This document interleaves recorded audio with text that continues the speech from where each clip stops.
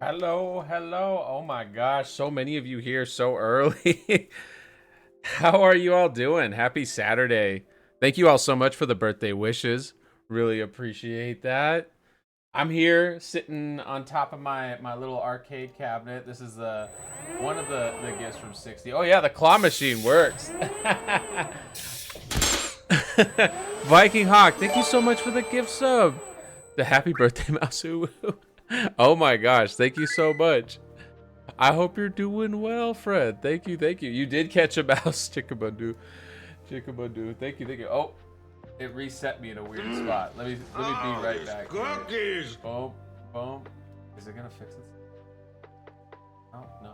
Okay, I might have to turn off the redeems real quick. It's all good. You get a sneak peek of what we're doing next. We're gonna be doing the FF tier list. Sorry, I don't know. I guess I need to still play with the programming a little bit on that. But this is our cool little arcade scene, and you can't actually see most of it because I'm so tiny. But 60, if you see the version from her perspective, you could see a bunch of awesome art and stuff. And no, you didn't break it. It's easy to fix. See, we're all good. Everything is good. I'm back sitting on top of this here joystick. I can kind of show off a little bit of the room. It's kind of tricky, right? Because I'm so tiny, and this is as far out as I can zoom out the camera. But there's other arcade cabinets. And let me see. Let me hide the Vignon stuff. There we go. Awesome stuff. You share the cake and cookie you got. They're massive compared to you. Hey, well, I appreciate the thought. Happy late birthday to you, Dispa. Thank you so much, everybody who's come in so far. I really appreciate you all. Thank you again for the gifts of Viking Hawk. Y'all don't need to do anything like that. I'm just very, very grateful to have you here. For real, like really, really grateful to have so many of you here for my birthday. Thank you, 60, especially my lovely wife. As I mentioned, she made this whole set, though Conquer Chimera, our wonderful friend, made some of the art assets, which you'll be able to see much more clearly on 60's perspective. Yes, it's a little mouse beta. Hey, welcome in, Kaz. How are you? It's great to see you. And thank you for the cookie, by the way, Taffer. Appreciate you, friend. And thank you for the cookie earlier too, Viking Hawk. I think I had to eat that one off screen. Cheese for me. Yeah, you know, my lovely wife spoiled me with 6 different kinds of cheesecake to try. You never liked Subway, so you haven't been in years. I've always actually liked it. I don't know, but 60 is not as much a fan. And honestly, there's just better options. But there's not another option for a foot-long cookie. I'll tell you that. So I think you had the winning play there for your B-Day. That is amazing. Yeah, you had a honeycomb cheesecake. That sounds great. Honeycomb cheesecake. I know, I'm being so spoiled, Mizu. I'm being so dang spoiled. So spoiled. And you all spoil me, but I have to say, my wonderful wife, she really is a professional at spoiling the mouse. She got me a game I really wanted. Actually, 2 games in one. It's the Suikoden 1 and 2 remaster. And oh my gosh, Cass, thank you for the 10 biddies, the giant emote. I love that one. Cheese. Well, you can throw big slices of cheese at me in the other scene. I don't know if it'll work on this scene. We're going to switch back to the other one in a little bit and do our tier list of Final Fantasies, but I did want to show off this just chatting scene. Wanted to, again, thank my lovely wife who made all of this possible. She made this model, right? Everything you see here, she made all this.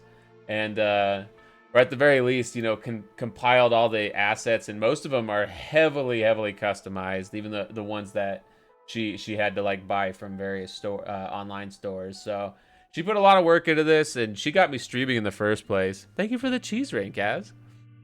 He tried a bit of the foot-long cookie, heated up with tiramisu ice cream and Bailey's on top. That sounds incredible.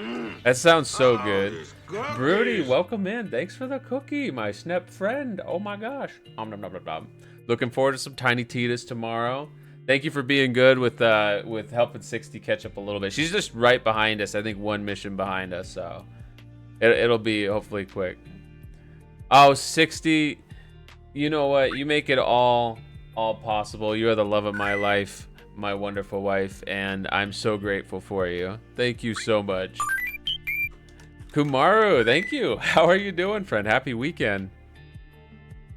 You didn't mind if we restarted the story? It's all good. Oh, yeah, well, you know, it was good for 60 to play some off-stream to make sure she wasn't gonna get uncomfortable playing it. Because that game, I could see how it could make anyone motion sick, let alone someone like 60 who's a little bit more sensitive on the first-person and VR stuff. I'm pretty sensitive on the VR stuff myself.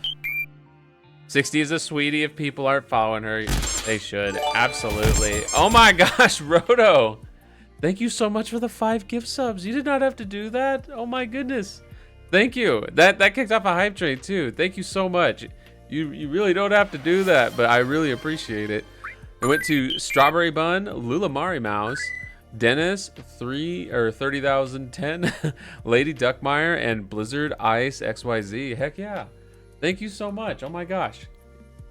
I hope you're doing well. Happy weekend. Happy weekend. Ooh, you have a cherry drop vodka to try too. That sounds amazing. I actually don't have any booze, surprisingly. I figured cheesecake was enough for indulgences for the stream, so I didn't get any booze. I'm working on a vitamin water, and I've been drinking a lot of water and trying to kind of set myself up for success. Oh my goodness. Roto, how's your weekend going, man? How are you all doing? How's everybody doing? I hope you're having a fantastic weekend. Again, thank you so much for being here. I'm really grateful. We're going to do a giveaway before we do the Final Fantasy tier list, actually. So let me switch back to the other scene here. Marbles on stream. I've never done a giveaway this way. Ooh, there's sound here too, right? Oh yeah, there is, totally. We'll roll with the sound. Sure, why not? Give it a shot. Try something different. There's a lot of options too for these maps, so we'll give everybody about 5 minutes. And yeah, you're right. And oh my gosh, 60. Wow, 10 gift subs. Thank you so much. You did not have to do that, my wonderful wife, but thank you very, very, very much. Wow.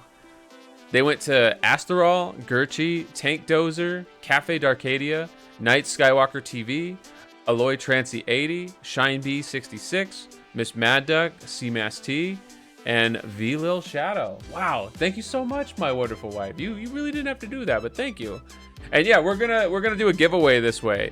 There is a category for that, but we're gonna kind of bop back to this back and forth, Broody, because I'm gonna do the giveaways through this instead of through Mix It Up, because I thought it would be fun. And thank you again, 60. You are amazing. Ad-free mouse for 10 more people. Thank you so much. And Roto, you're at National Guard drill this weekend. Tired and bored mostly. Oh, I hope it goes by fast for you. I appreciate you swinging on by while you're dealing with that. Wow. Well, happy to have you here. Oh, and thank you for the Maid Mouse, Dispa, and thank you for the Manderbill, Kamaru. Amarula cream liqueur. You find it so much better than Bailey's. It's a bit fruity, like strawberry cream. Savor hard candy with citrus. That sounds right up my alley. It is a Maid day. Doing a custom track. Try to figure out how to do marbles on stream for like an hour before your ADHD. Had you give up and go play Minecraft? Hey, fair enough. There's kind of a lot to this, and I just picked the standard race. And if y'all have any input, I'd be happy to pick whatever y'all want to do. But I like snow levels and stuff, and I saw there's a couple that jumped out to me. This Pixel Raceway one looked cool, and On Thin Ice. So thank you for the giant emote, Broody. Thank you. 10 biddies. Party Eevee. You literally got off and into your room when you popped in. Hey, well, I appreciate you again. Thank you again for the 5 gift subs. Let's see. Okay, so we're gonna go ahead and do this on a 5-minute timer. So I think it says retro day on yours. Oh, yeah. Well, you could do retro as much as you want, my lovely wife. Okay, we're gonna do a countdown. I think if I hit start, does that? Okay, now everybody can do play like this. Also, apparently there's no music here, so let me turn some FF Lo-Fi back on. Perfect. Yes, yes. Get in. Get your exclamation point play in. I'm not really familiar with the controls. Let's see.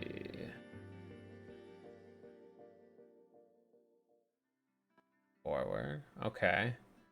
I know you can like switch to view who's in first and second place and stuff. So we're all in a snow globe right now, apparently. Snowy vibes. So whoever wins this race will get a $10 Steam gift card. So I will have my little thing up here. Track this. I'm gonna bug my wife to track it. No, I'm kidding. Kidding, 60. Don't worry. I got this. I got this. So whoever wins this, if we're not already friends on Steam, I'll send you a message on Discord or Twitch so that we can become friends on Steam. And we just need to be friends for 3 days before it'll let me send a $10 Steam gift card. Still got your mustard pointer on your marble? Hell yeah. It's just, a lot of you have played this before. I've participated in other people playing it. And hey, welcome in, Shironia. Welcome, welcome. Let me make sure you get a shouty too. Here we go. Here we go. I don't know why the auto shouty misses some people. I think there's just so many cool people in chat. The auto shouty bot gets a little overwhelmed. Sent you a pic of the Amarula to see if you can find it. It will curdle in soda. Your brother found that out. Yeah, you know, I'm not a big fan of the. I think they call those dirty sodas, right? Like when you put like cream in a soda with citrus and it curdles. Hey, thank you for the cookie, Kumaru. Nom nom nom nom. The idea of Marble Run tickles your brain something great. That, you know, I like it too, and I'm not sure there is much a way to like play, right? I think it's just like everything's pretty random. That's why I thought it would be good for doing a giveaway. And I've seen other people do a giveaway this way. Normally I would just use Mix It Up, but this was like visual and fun.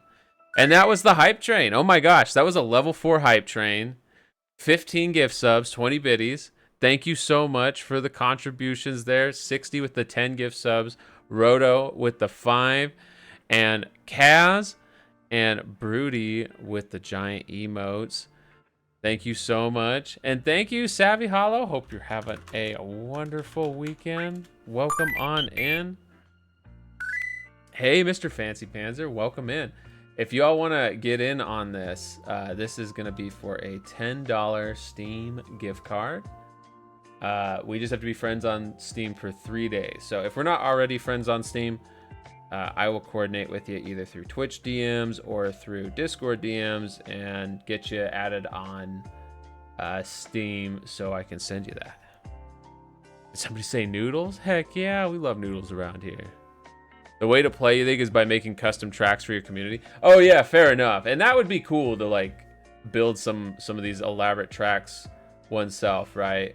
But I'm just excited to see the chaos, I guess, of this track. There's a lot of cool tracks, and these are just the standard ones. All right, let's see. 1 minute left if anybody else wants to join, and we'll do more of these too. So the plan for today is various Marbles on Stream giveaways sprinkled throughout all these plans, but we're gonna do a tier list of the Final Fantasy series, mostly the mainline games and like the larger side games and direct sequels like Tactics and stuff like that. So we'll do that, and I always love to hear everybody's input on that too. So I know we got a lot of Final Fantasy fans. I'm a tiny fan with a lot of fan mouse energy for that franchise, so I'm looking forward to talking about that. And we're gonna try out CrowdControl with Vampire Survivors, so y'all can mess with me. And then after that, 60 and I are gonna do our standard collab. We're gonna be doing some Grounded, I think is the plan. All right, here we go. The race is about to start. Everybody's going into the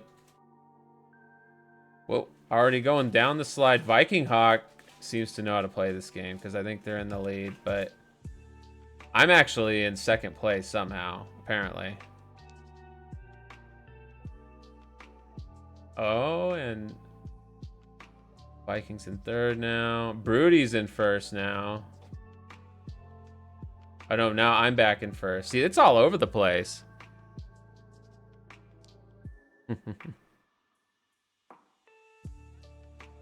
Yes, let's see it. Thank you for the Retro Mouse 60. I love this one. Wow. Let's go check on some of the other contestants here. Kumaru's catching up. Mizu's just behind the pack there. Shiro, I think you got stuck on something. That's just bad luck. That's just bad luck. The arena fell apart.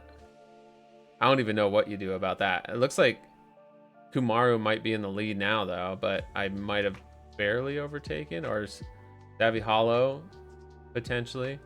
Ooh, that's satisfying. I like that snowflake Rube Goldberg machine contraption. Not even the top 10 list. Yeah, I don't know. You're back there, Roto. You're at number 7 here. You made it to the whatever the heck this thing is. Shout out to Rube Goldberg, right? 60. Go Marble, go. Yeah, you're right there. You're potentially fighting for first against Savvy Hollow here. I think you got it, Chikabodo. I think you're the winner. Wow, that was really close though. That was super close. You love marbles, so don't mind your lingo. We love a good patent. Hell yeah.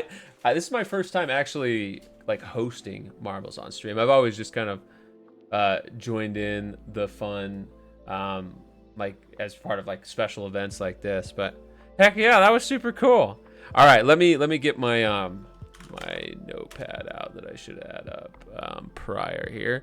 All right, so winner number 1 is Chick Amundo. Congratulations. I think we're already friends on Steam. If not, I'll send you a message on Discord with my Steam friend code and I will coordinate with you. And thank you so much, Shiro. Thank you everybody. Appreciate you. That's your MO with this game. Lead a lot of the race, poop the bed at the end. Yeah, I mean, it was really close. Right at the end there with Savvy Hollow and Mizu. They were like right there too. But yeah. Good stuff. Broody, I know you were there for a while too. You were really like ahead of the pack until that like one middle contraption. You were the only one that got yeeted off the course. Yeah, what the heck? I just realized that. DNF. I didn't know that could even happen. I thought it would just be like Mario Kart Lakitu, right? And pick up your marble and have you go back to wherever you dropped off. But all right, that was cool though. I do like marbles on stream. The physics can just yeet you. Yeah, you know, this game is cool. We'll do more of these.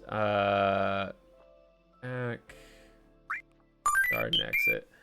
I think we just want to go back to the race menu for now. And we'll come back to that. Right? We'll come back to that.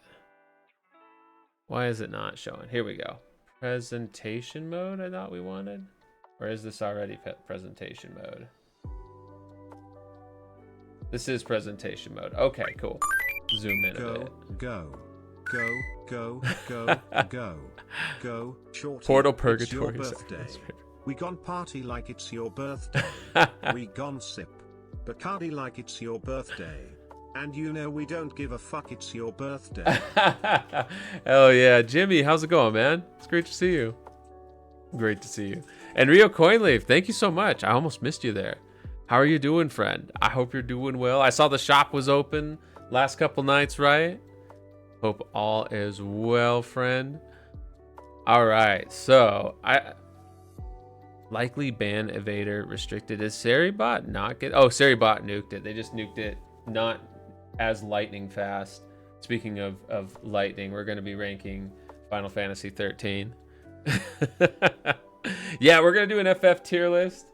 How's the music sound to you all, by the way? I've actually got this Final Fantasy lo-fi radio thing going right now. So hopefully it's you hear no music. Probably too quiet. Let me turn it up. I had it really quiet. How about now? Can you hear that now? Virtue Bro, the Mimic. Oh yeah, we gotta bring the Mimic back out. I actually brought the Mimic and the logo away for the Just Chatting screen, just to help build the immersion as we zipped around. All right, but we got him back. Thank you, 60. That's perfect. Thank you, Mizu. Thank you, thank you. You're sad your laundry is going on right now? Ah, laundry day, huh? Well, hope it goes by fast for you.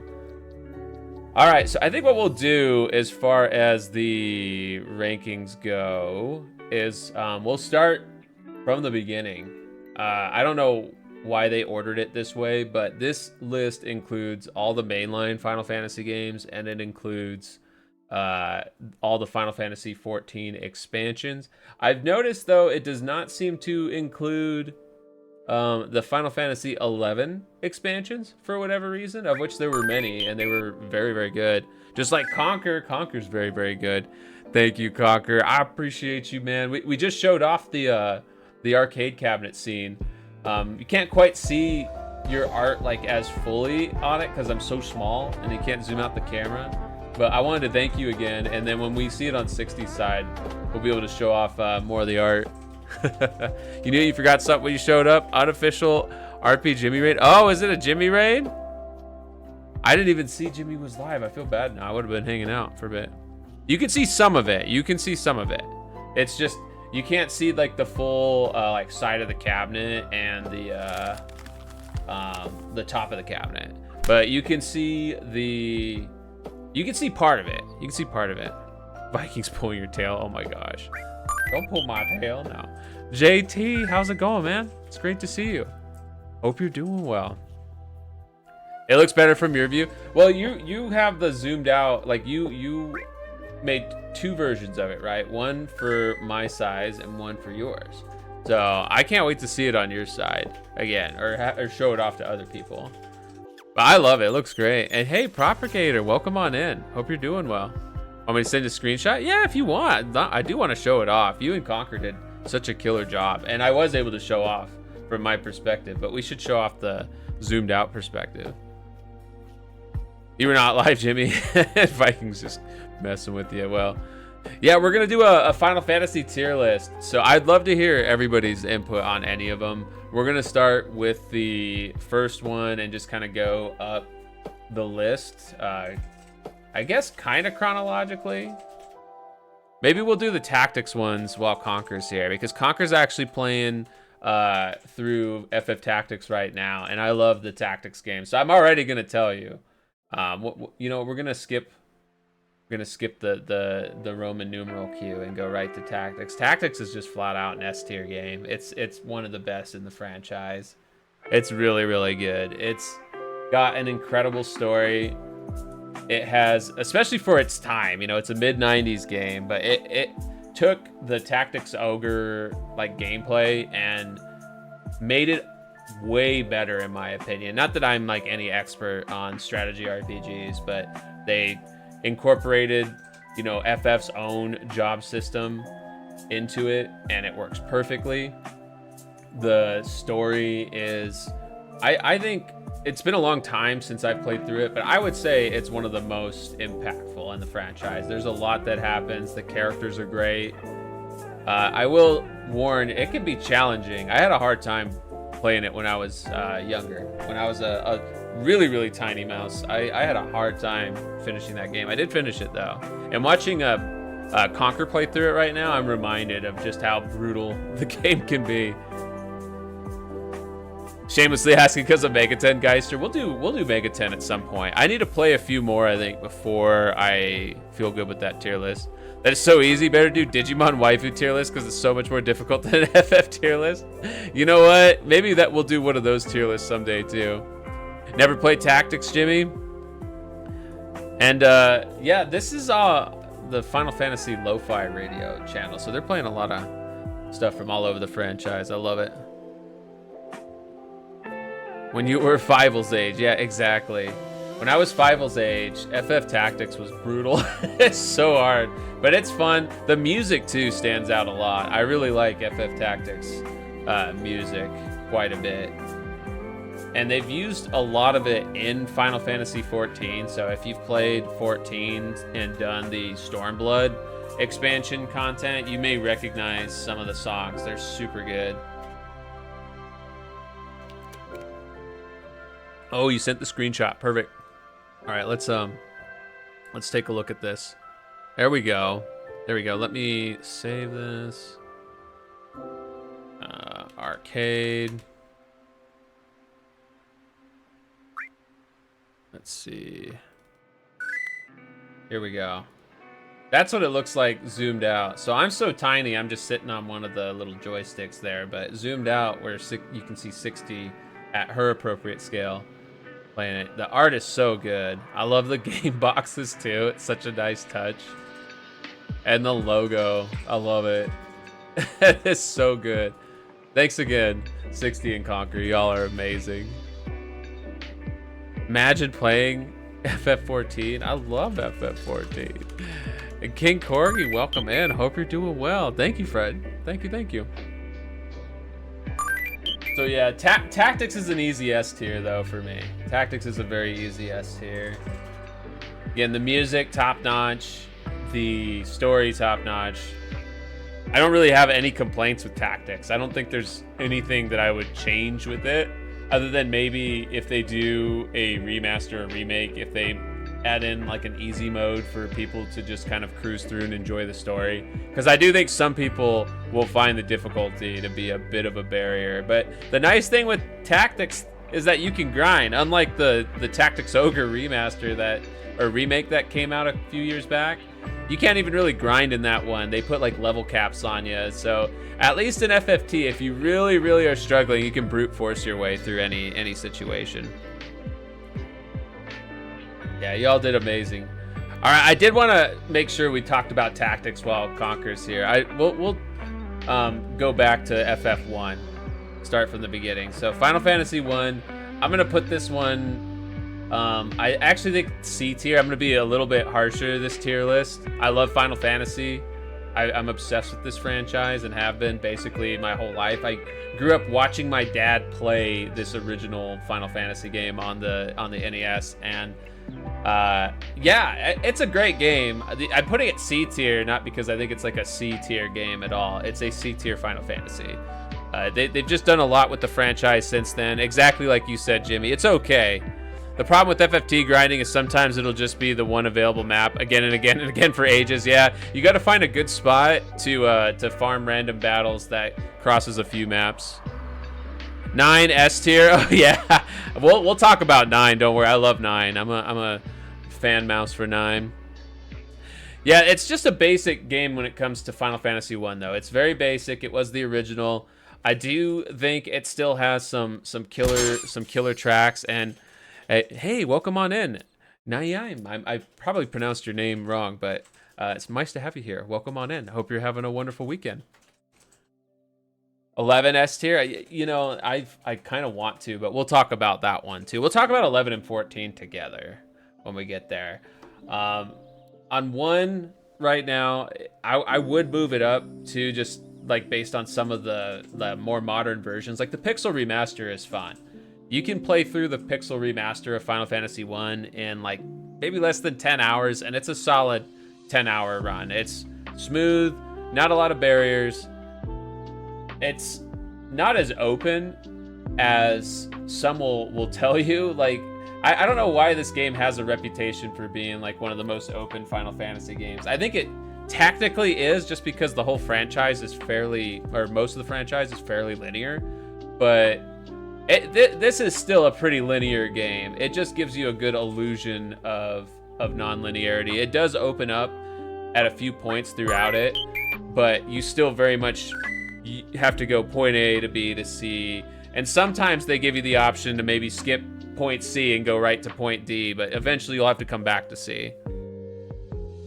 Thank you, Jareth. Hope you're doing well. 7, 10, 11, 12 are S tier. Oh yeah, we'll get to those ones for sure. You love the first FF on WonderSwan? Conquer, I remember seeing that in gaming magazines and really being envious that we never got the WonderSwan in the States.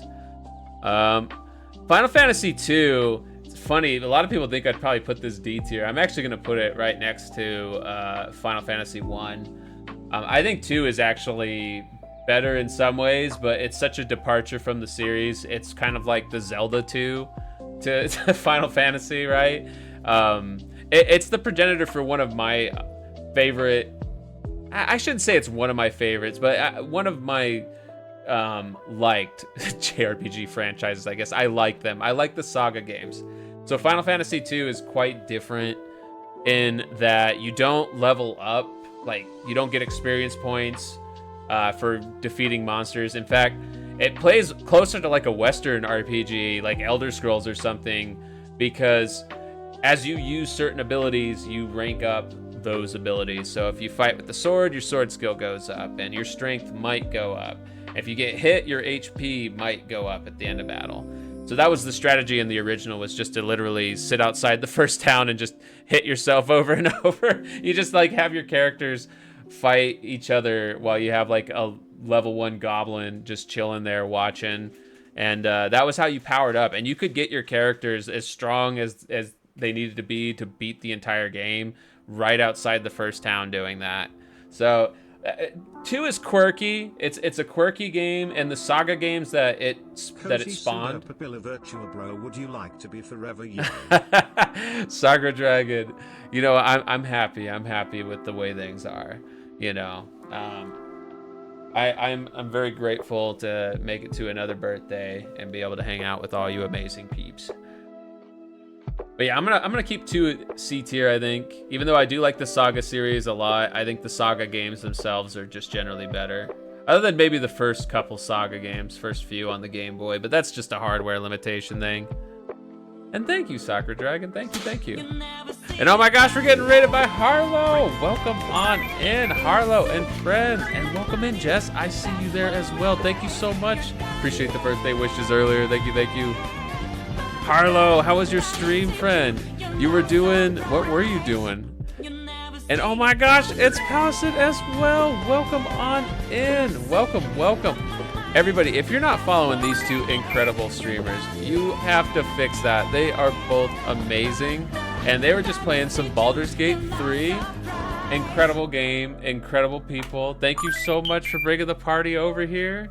Welcome on in. Oh my gosh. Hey, thank you so much. I appreciate that. Thank you for the birthday wishes and for bringing the party, the raid over here. For anybody new here, I'm just a little mouse. I'm 2 inches tall, and I like JRPGs a lot, so we're ranking Final Fantasy games. It's my birthday, but we're just kind of treating it as a chill vibes day. So happy to have y'all here. Harlow, oh my gosh, thank you for the 10 months. You didn't have to do that, but thank you so much. Thank you. Here, I gotta make sure I shout y'all out properly. Harlow and Palisade are both super awesome. They're variety streamers, but right now they've been playing through Baldur's Gate 3. So this is an amazing time to follow these amazing streamers. And Jess, take care. I appreciate you, friend. It's good to see you. Good luck with the parents. Have fun. And let's see, is it gonna let me give a good shouty to Palisade now? I should say too, if y'all do need to do the post-stream care, please feel free. We're gonna be live for a while. We actually have our plans to stream with 60 later still, and we will be doing more giveaways as well. We did one earlier, Chickamundo one. We're doing it through Marbles on Stream this time too, so a bit more intense than the usual mix it up, you know, exclamation point giveaway and move on. It's an actual race now. Oh well, I appreciate you, Pazza. Thank you so much again. You both are incredible. You're excited to figure out dinner. Oh yes, get some good noms. You both take great care of yourselves.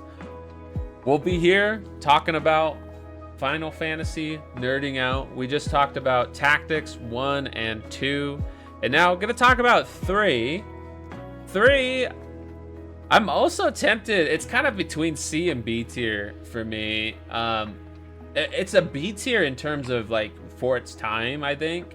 But I'm trying to treat this as more like, hey, if you're gonna jump into this franchise right now with the options to play it right now, where would you rank this? So with that in mind, I'm probably gonna put this in C tier as well. I do think it's a great game still.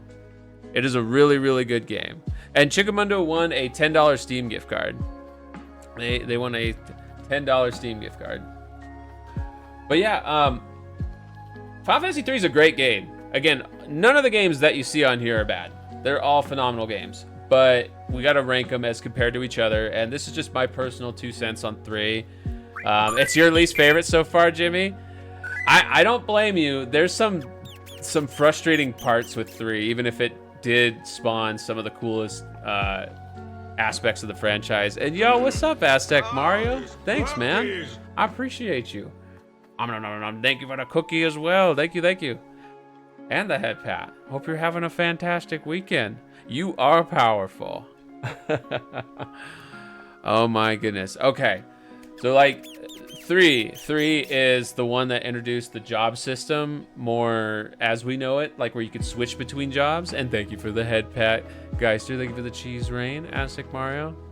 You hit the idea of a ship that can bounce 7 once. minutes is all the time I can spare. Yeah, Squeak. You know, thank you for that, Aztec Mario, Squeak. So 3 has a cool way of distributing the jobs in that like they don't give you everything at the start. You unlock it as you go through the story, Squeak. And it helps you to... Happy birthday, Aztec 5 Booty Shake. Thank you, Squeak. It helps you to kind of explore different party configurations and different jobs as you go through the game. But some big complaints I have with it is that when you get to the end of the game, there's really only 2 jobs that you want to utilize because they're just so broken. There's a really good physical job and a really good magic job. So all your characters end up being one or the other of those 2 jobs. So that's immediately like a design issue. But not considering that, it's a great ride all the way to the end, Squeak. And thank you for the steppy, Squeak. I like 3 too, Squeak. The final dungeon is extremely frustrating. If you aren't doing the Pixel Remaster version, I think that you have to basically do it all in one shot. And it's a long, huge final dungeon with like, I think around a dozen boss fights spread through it, Squeak. It's a lot. So 3 is very difficult. Even the Pixel Remaster version, while still being fairly easy compared to your average JRPG, all the Pixel Remasters are like super easy. But even considering that, it can be frustrating. There are certain bosses that you have to use certain job combos or they're very difficult. There's certain dungeons that you have to use different job combos. Again, not a bad game at all. I like it a lot. None of these are bad games, Squeak. But if I have to put some of these games in C tier, it's one of the ones that I'm going to put in C tier. May move it up to B tier. The job system was further fleshed out in 5, and we'll talk about 5 after we talk about 4. So 4... Happy Squeaking birthday. Oh. Hate to raid and fade. I'll be back later less than 3. Thank you, Harlow. I appreciate you, Fred. Thank you again, you and Palsip, for bringing the raid over here. Appreciate the raids. So 4, this will be our first like higher ranked one other than Tactics. I'm gonna put 4 in the A tier actually, Squeak, and I'm gonna tell you why. Some people may think, they may disagree with me on this, and there's a couple ways to play 4 in the same way that there are for 3. 3 and 4 both have 3D versions, and they're both fine. The Pixel Remaster versions are probably still what I'd recommend you play, just because they're easier and more accessible, Squeak. But 4, I think, is where Final Fantasy became what we see it as today. Like, it was the start of the emphasis on story, on characters, on drama, and really embracing the more linear JRPG formula. 4 is a smooth ride beginning to end. I don't really think there's any part of it that is frustrating. especially of the Pixel Remaster version. The first version that I played heavily was the PlayStation 1 hard mode version, so I did have some frustrations with it at the time. I didn't have the Super Nintendo version of this growing up, but I did rent it, and yeah, it was a lot easier. The Super Nintendo version is really easy, and I believe that's pretty accessible to play as well. But if you're gonna play a version, probably just play the Pixel Remaster, Squeak. And thank you, Nibble Anna, for the lurk. I appreciate you, friend. Hope you're having a fantastic weekend, Squeak. Story-wise, you like the beginning, then it faded out for you, Squeak. You know, it has a very bombastic beginning, and I do think it's fairly well paced, but some would maybe view the story as going a bit off the rails at the end, Squeak. But I feel like that's also emblematic for the franchise, Squeak. I think that this franchise, like, from here going forward, the story frequently goes off the rails a bit near the end. And I think that's not necessarily a bad thing. I mean, part of what makes a JRPG in my opinion is that, like, that power level ascension, right? So when you get to the point at the end of the game where you're fighting, you know, gods and stuff, you expect it to get a little wild. Exactly, Conker. It's just FF in general, Squeak. So 5, phenomenal game. I do really like 5 a lot. I think I'm also going to put that one as an A tier one, Squeak. I feel like it's just a better 3, Squeak. It almost replaces 3 in many ways, Squeak. The job system is much better balanced, in my opinion, that when you get to the end of the game, there's so many different setups and configurations you can do, because you can actually take abilities from other jobs you've mastered and use them on your like current selected job. So there's all sorts of different strategies and ways you can play this game. People for a long time now, like over 20 years now, they've been doing something called 4-job fiesta, where it's kind of like a rando, I believe, and it picks 4 jobs for you and makes you try to finish the game with those. And it's a challenge. It's a real challenge, because the game's intended to be played with that huge job system and being able to be flexible for different boss fights. You could bring like a samurai who can throw money to do a ton of damage, but also has the capability to cast white magic, because he mastered white mage, right? It's cool stuff, Squeak. You're still playing through it, Squeak. Well, I hope you enjoy it. I do think the story's a little weaker in 5, Squeak, but the gameplay makes up for it. And something I didn't really talk about with 2, 3, 4, and 5 as much that I should really mention. The music is all fantastic in all these games, Squeak, but especially I think 4 stands out as having one of my favorite of the SNES soundtracks. Hoping your summer work schedule won't bite too much into your FF6 stream. Still your favorite FF by a very small gap. Yeah, let's talk about 6, actually. This was my favorite FF for a long time. I used to consider this like my favorite game of all time for a long time, Squeak. I'm tempted to keep it S tier. I'm trying to be like a little bit more objective, and I'm considering dropping it to A tier, because I'm going to be honest with you. This game is a masterpiece in so many ways, but I do think mechanically it has some major issues, and it's hard for me to overlook that. I think I will, though, and I think I will keep it S tier, because everything else it does is phenomenal. So 6, and I agree, Conker. 5 has a great beginning, too. 5 is pretty well paced for the most part. Hey, Sir Eclipse, welcome on in. Hope you're doing well. Hope you're having a fantastic weekend. Welcome, welcome. Little Kitty, Big City, hell yeah. I still need to play that one. We're ranking FFs, and it's tough because there's so many good ones. One of the best villains in the series is in Final Fantasy VI. I definitely agree. And I'm doing great. I'm doing really good. Having a good time talking about good games with amazing people here. The 6 has one of my favorite stories in the franchise. I like the whole structure of the game, and I don't want to say too much since Jimmy hasn't played it, and others I'm sure are eventually going to play it and haven't played it, but there's a really cool mid-game twist, so to speak, that I don't think I've seen anything like that done since or done before.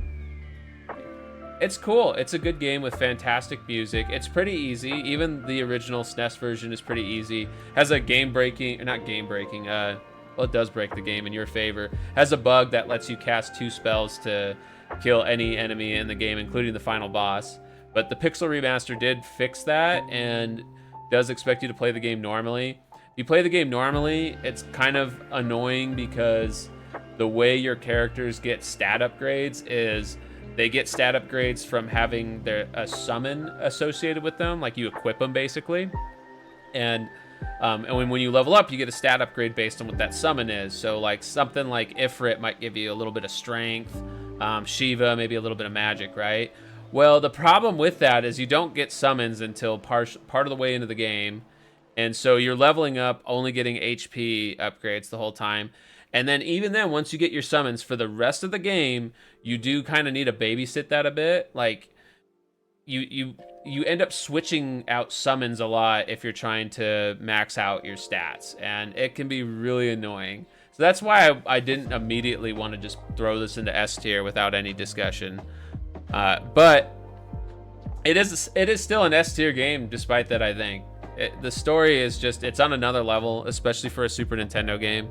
Like Viking Hawk said, the villain, absolute maniac, great theme, very, very memorable laugh.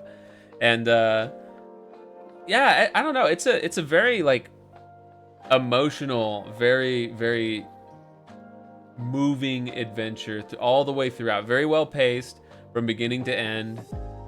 There's not really a point where it slows down or loses the player's interest. I think it's just a solid ride beginning to end.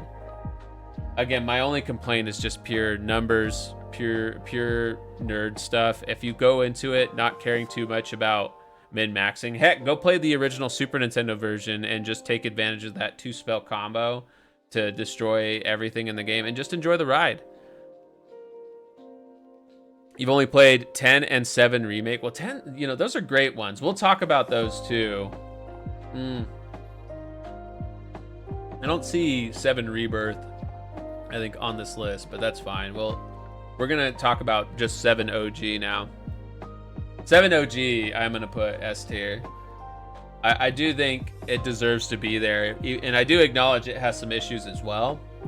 But I don't think the issues are nearly as glaring as 6's in terms of mechanical issues. And it's an iconic entry, right? Like it's what I think made JRPGs become mainstream in the 90s. I remember liking JRPGs before FF7, but I don't remember like everybody talking about JRPGs in the way that they did, in the 90s until 7. Mumbina, welcome in. Hope you're doing well. You think FF4 should be S tier? It is really good. I kind of had to go back and forth with that, Mumbina.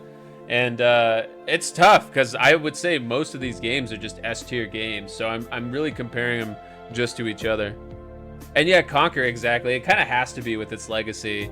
And I do think it's a solid RPG. Even now, you can play many versions of FF7, of the OG one. If you get the Steam version, you can get mods to add voice acting, replace the character models. But if you just play the classic way, it's a really fun ride still. It's not very challenging. It's a good intro JRPG, I think. There's where your tiny gap comes to play. Doesn't get beat by any other FF game on your list outside of 6. 7 got so many non-RPG gamers into the genre. It really did. A lot of it was like the marketing, right? For those who are old enough to remember that, who were there for that, the marketing was pretty insane for this game. And they showed off all the CGI cutscenes, of course, so people looked at those and thought, wow, those graphics are mind-blowing. FF7 is D tier.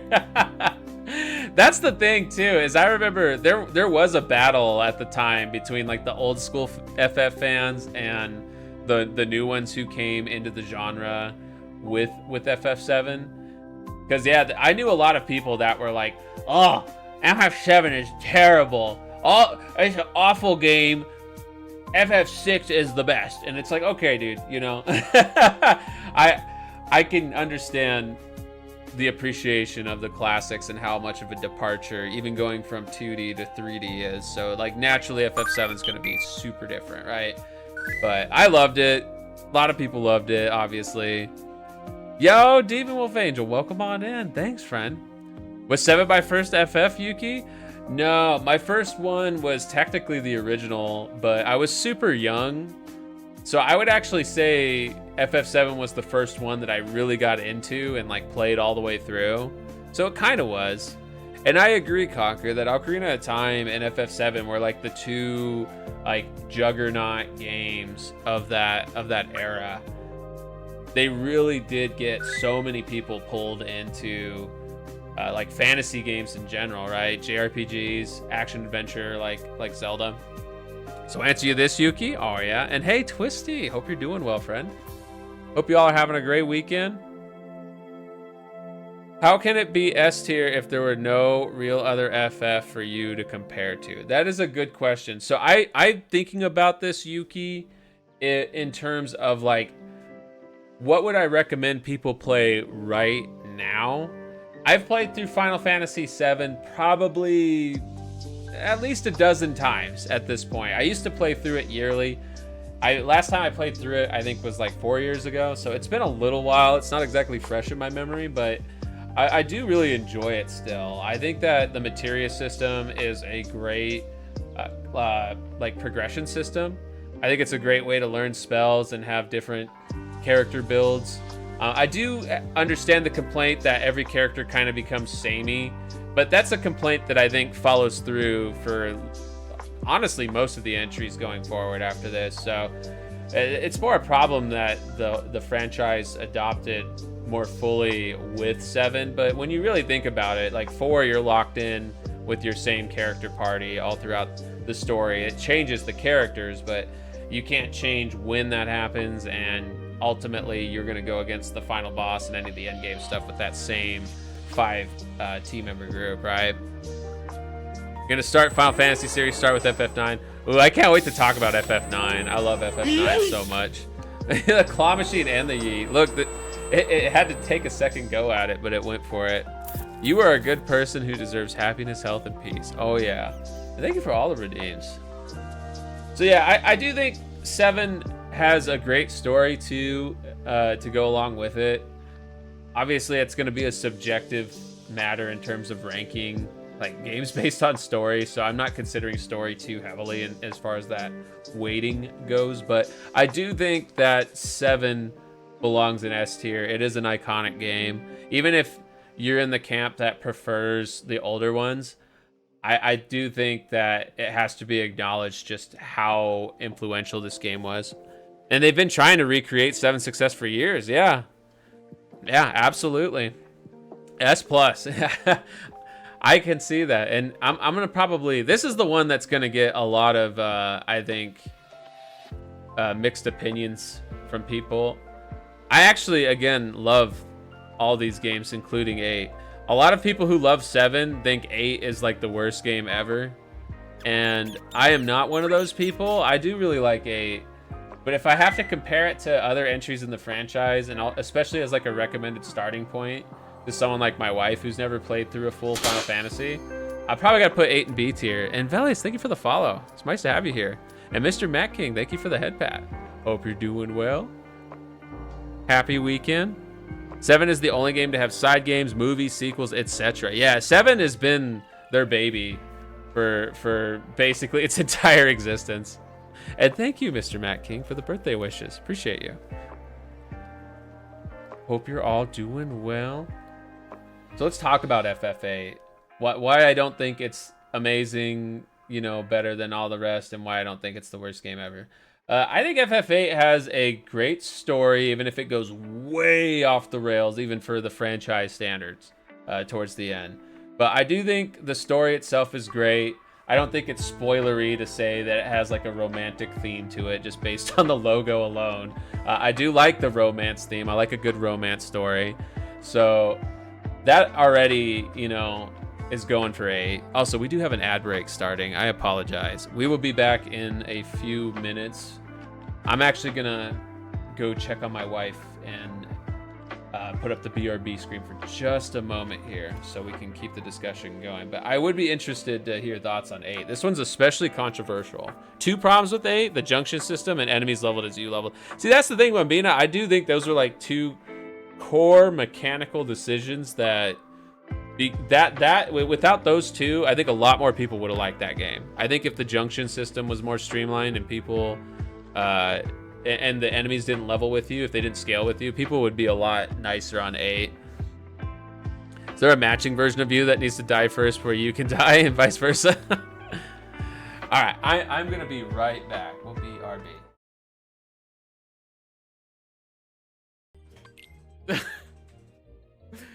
Get to the gummy ship now.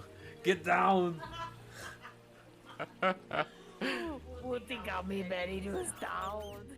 Get bored by your wife now. Thank you, Gavin. I appreciate it.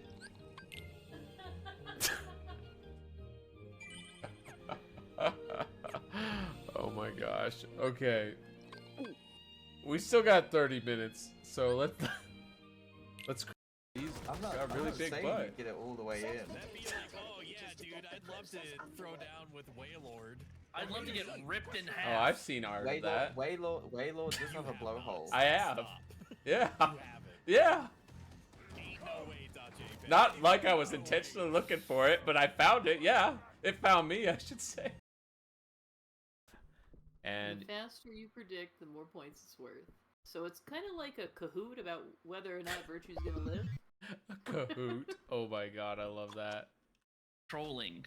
Yeah, And then that's how you join the giveaway. Yeah, get him. Trolling. Oh, I'm glitched out. My body is missing. Good one. Look at you and your fancy shirt.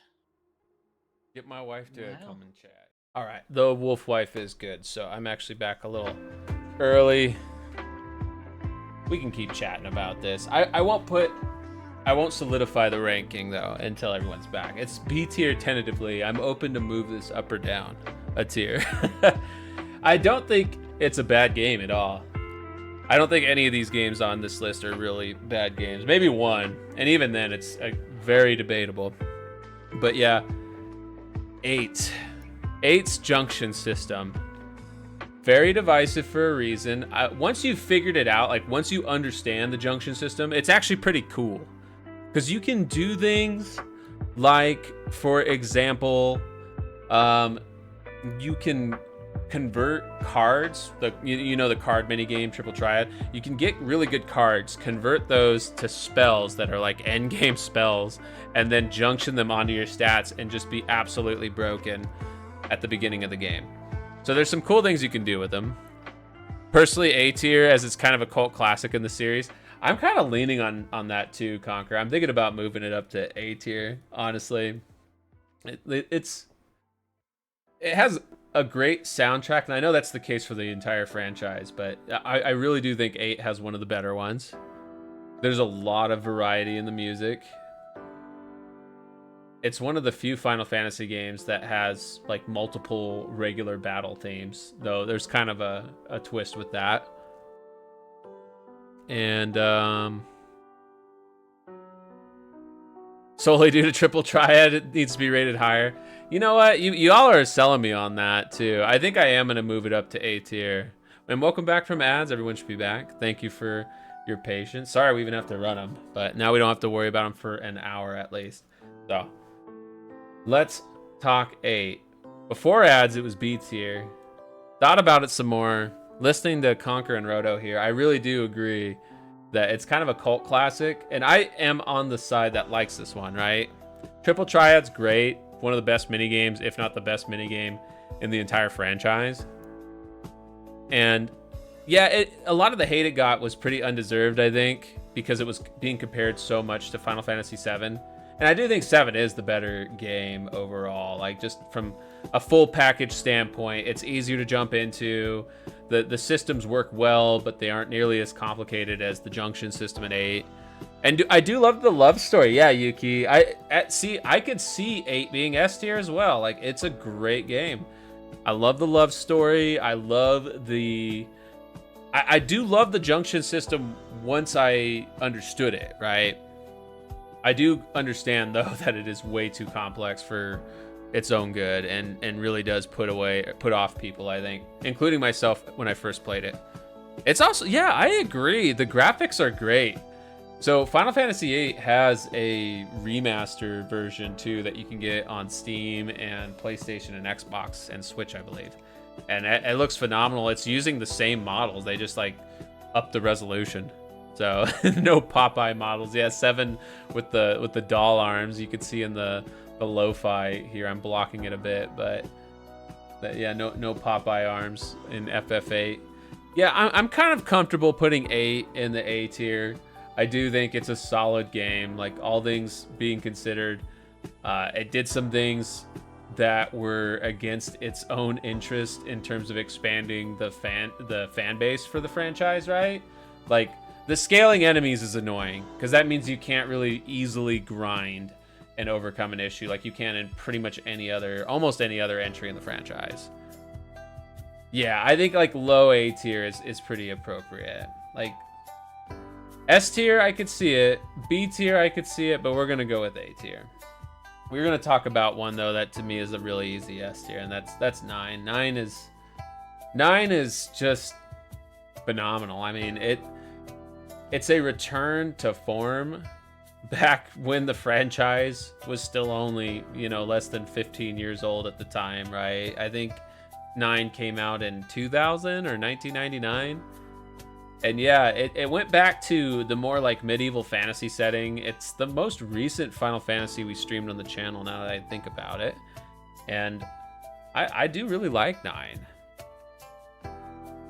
Yeah, you loved it when you watched me play it. It's got so much going for it. A lot of people missed this one because it came out at a weird time. It came out at the end of the PlayStation's life cycle. I want to say Final Fantasy IX came out. I remember renting it, and then remember the PS2 came out like right at the same time, either like within the same few months, at least in North America.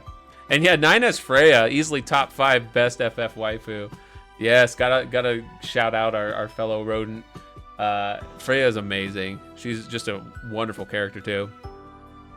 And yeah, Yuki, you're right about FF8. Yeah, that was how I powered through it originally, was just with the Guardian Forces. But I love that about 8, that you can approach it in different ways. 9 doesn't have nearly as much customization as 8, but I do like 9's system still. You learn abilities from items. It's a lot more straightforward. It's kind of like the Materia system, but more comprehensive, I guess, because it includes more than just like spells and just like stat modifiers. Thank you for the head pat, Mambina. Damn right, 9 is S tier. Any other place than insult. FF9 came out at the beginning of the year. FF10 came out the same year along with the PS2, so it didn't get the love. Yep, that's so true. FF9, you only played it a few years ago and loved it.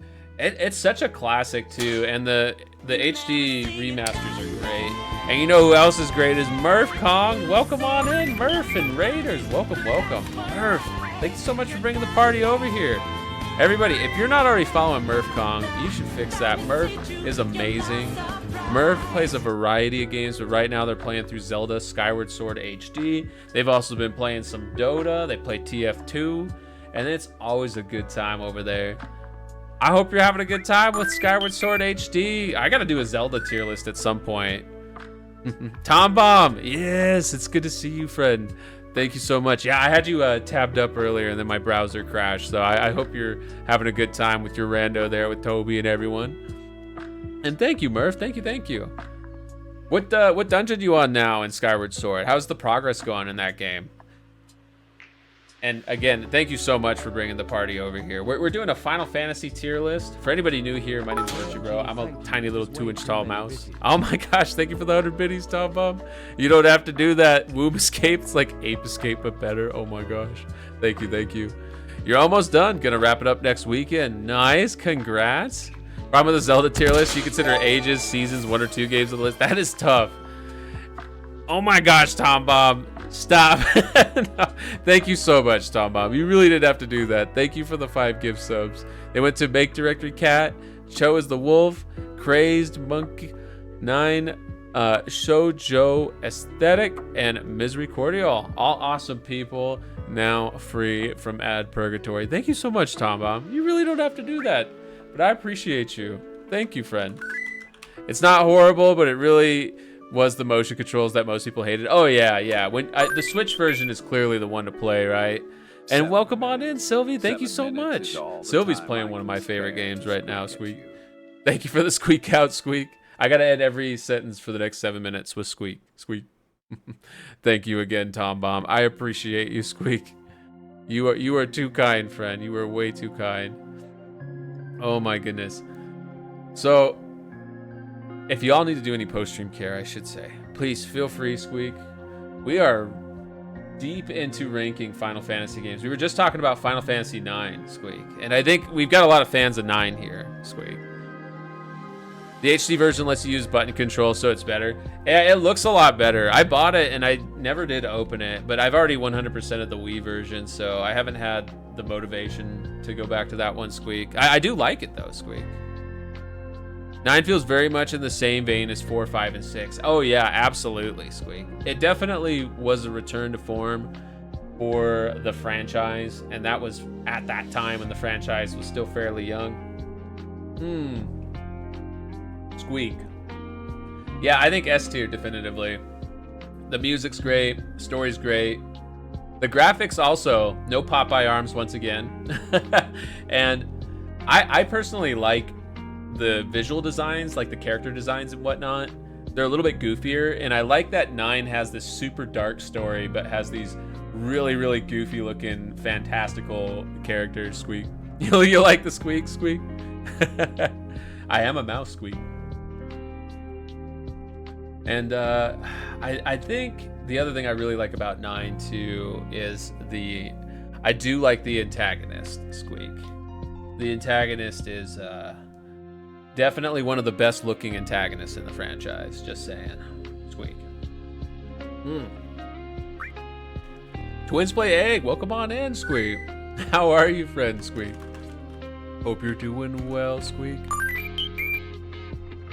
All right, so 10. I think, and this is what I was worried about, is that the S tier is going to get filled up because I'm just such a fan mouse for this franchise, Squeak. But 10 to me is an easy S tier, Squeak. 10 was kind of a rebirth at the time for the franchise. You know, you had new composers getting involved. You had new talent all across the board. New console going to the PlayStation 2, Squeak. Yeah, we got a lot of fans of FF10 here, I think, Squeak. I did stream this back when I was a flesh tuber, and I have done the Platinum Trophy, the 100% run. I've played a lot of FF10. I love this one, Squeak. I've watched a lot of people play this one, Squeak. It's just a great game. I love the world. Once again, talking about character designs, 10 has some of the most unique and interesting world and character designs that I've seen in gaming. I don't think anything has really come close to recreating it. It's kind of like this cool fusion of, like, you know, there's like hints of sci-fi, but it's got like this almost like tropical kind of like island theme all throughout it. It's really, really cool. Squeak. Got the most important factor for a lot of these FFs. Number of belts in each FF, Squeak. Yuki, Squeak. You're not wrong, Squeak. I feel like the belts got a little out of control in 10, Squeak, because the main character has a pant leg made of belts, right, Squeak? He's just... He leaned into it, and you know what? Why not, Squeak? Why not? Belts are pretty cool, Squeak. Blitzball, Squeak. Yeah, Blitzball's a little divisive. I'm actually on the like fan of Blitzball camp. I do like Blitzball, Squeak. I don't think it should be mandatory to play it, like that one part in the game they kind of force you to. It frustrates a lot of people, and I think gives a bad impression of the minigame as a whole, Squeak. But if you go through and you do the recruitment and you play through it like an RPG, it's kind of like its own RPG within an RPG, Squeak. Honestly, the most frustrating thing with 10 is some of the challenges to get ultimate weapons, like the lightning dodging minigame is the absolute worst. That's like 25-ish minutes or so of just pure concentration, no mistakes allowed, Squeak. You want to be a blitzball when I grow up, Squeak. I know the FF characters have so many belts, Squeak. That's a Nomura design feature, right, Squeak? One thing I really liked about 10 as well is the story and the presentation of said story, Squeak. So at the time, this was a big deal. This was like the first fully voice acted or mostly voice acted RPG, Squeak, or JRPG at least, Squeak. I'm sure there were others, but in terms of big names, big franchises, this was the first. And it blew people away at the time, and I think it's still pretty good to this day. If you go and play it now, there's definitely some cringy scenes and some questionable voice acting, but the vast majority of it, like 98% of it, is either good to inoffensive, which, if considering this being the first stab at that, like they did a wonderful job. There is no voice acting in any of the other FFs prior, right? So then they effed it up in 10-2. Yeah, we're gonna talk about 10-2 now, Squeak. So 10-2, I'm tempted, right? A lot of people say just throw it in D tier, Squeak. I don't think it's as bad as people give it, you know, crap for, Squeak. I don't think it's as good as any of the mainline FFs though, Squeak. I don't think it's as good as 1, 2, or 3, but I don't know if it's quite D tier, Squeak. There's a lot of good things about 10-2. There's a lot of reasons you could argue it's B tier. I know some people that it's like one of their favorites and they would put it S tier, Squeak. So 10-2 is thematically a huge departure from 10. So for one, 10 did something kind of interesting. It went back to a turn-based battle system instead of the active turn-based system of 4 through 9. And they did a good job with the turn-based system. For whatever reason, 10-2 went back to the ATB system. And it also incorporated the job system from 3 and 5 and tactics into it. So 10-2, instead of jobs, they were called dress spheres, Squeak. And I think the dress sphere system is phenomenal, Squeak. It's a really good rendition of the job system, Squeak. The problems with 10-2 is, I would say the music is pretty lacking. A lot of it's very repetitive. There's not as many tracks. And I think the theming in general is just kind of off for the franchise. It's a little too goofy, a little too lighthearted. I don't know. It's not a bad game, though. It's not a bad game. Hey, No Flare, welcome in. And oh my gosh, we're getting raided by Aratana Yui. Welcome, welcome, welcome. Oh my goodness. Everybody, if you're not following this amazing zombie VTuber, they are incredible. Go give them a follow. They were just playing some... What were you just playing? Hunt Showdown, 1896. Heck yeah. Oh my gosh. Welcome on in. Thank you so much for bringing the party over here. Everybody, if you're not following that amazing zombie, please do so. Oh, thank you for the birthday wishes. Maeve Morel, welcome on in. Welcome, welcome. Hope you all are having a fantastic weekend. We're doing a Final Fantasy tier list right now. I'm celebrating my birthday, womb escape day, as Tom Bomb says. Thank you for the hydrate redeem. And yeah, just talking about FF, really nerding out on this franchise that has been so special to me, basically as long as I can remember. So yeah, oh, and thank you, Bonsai, thank you.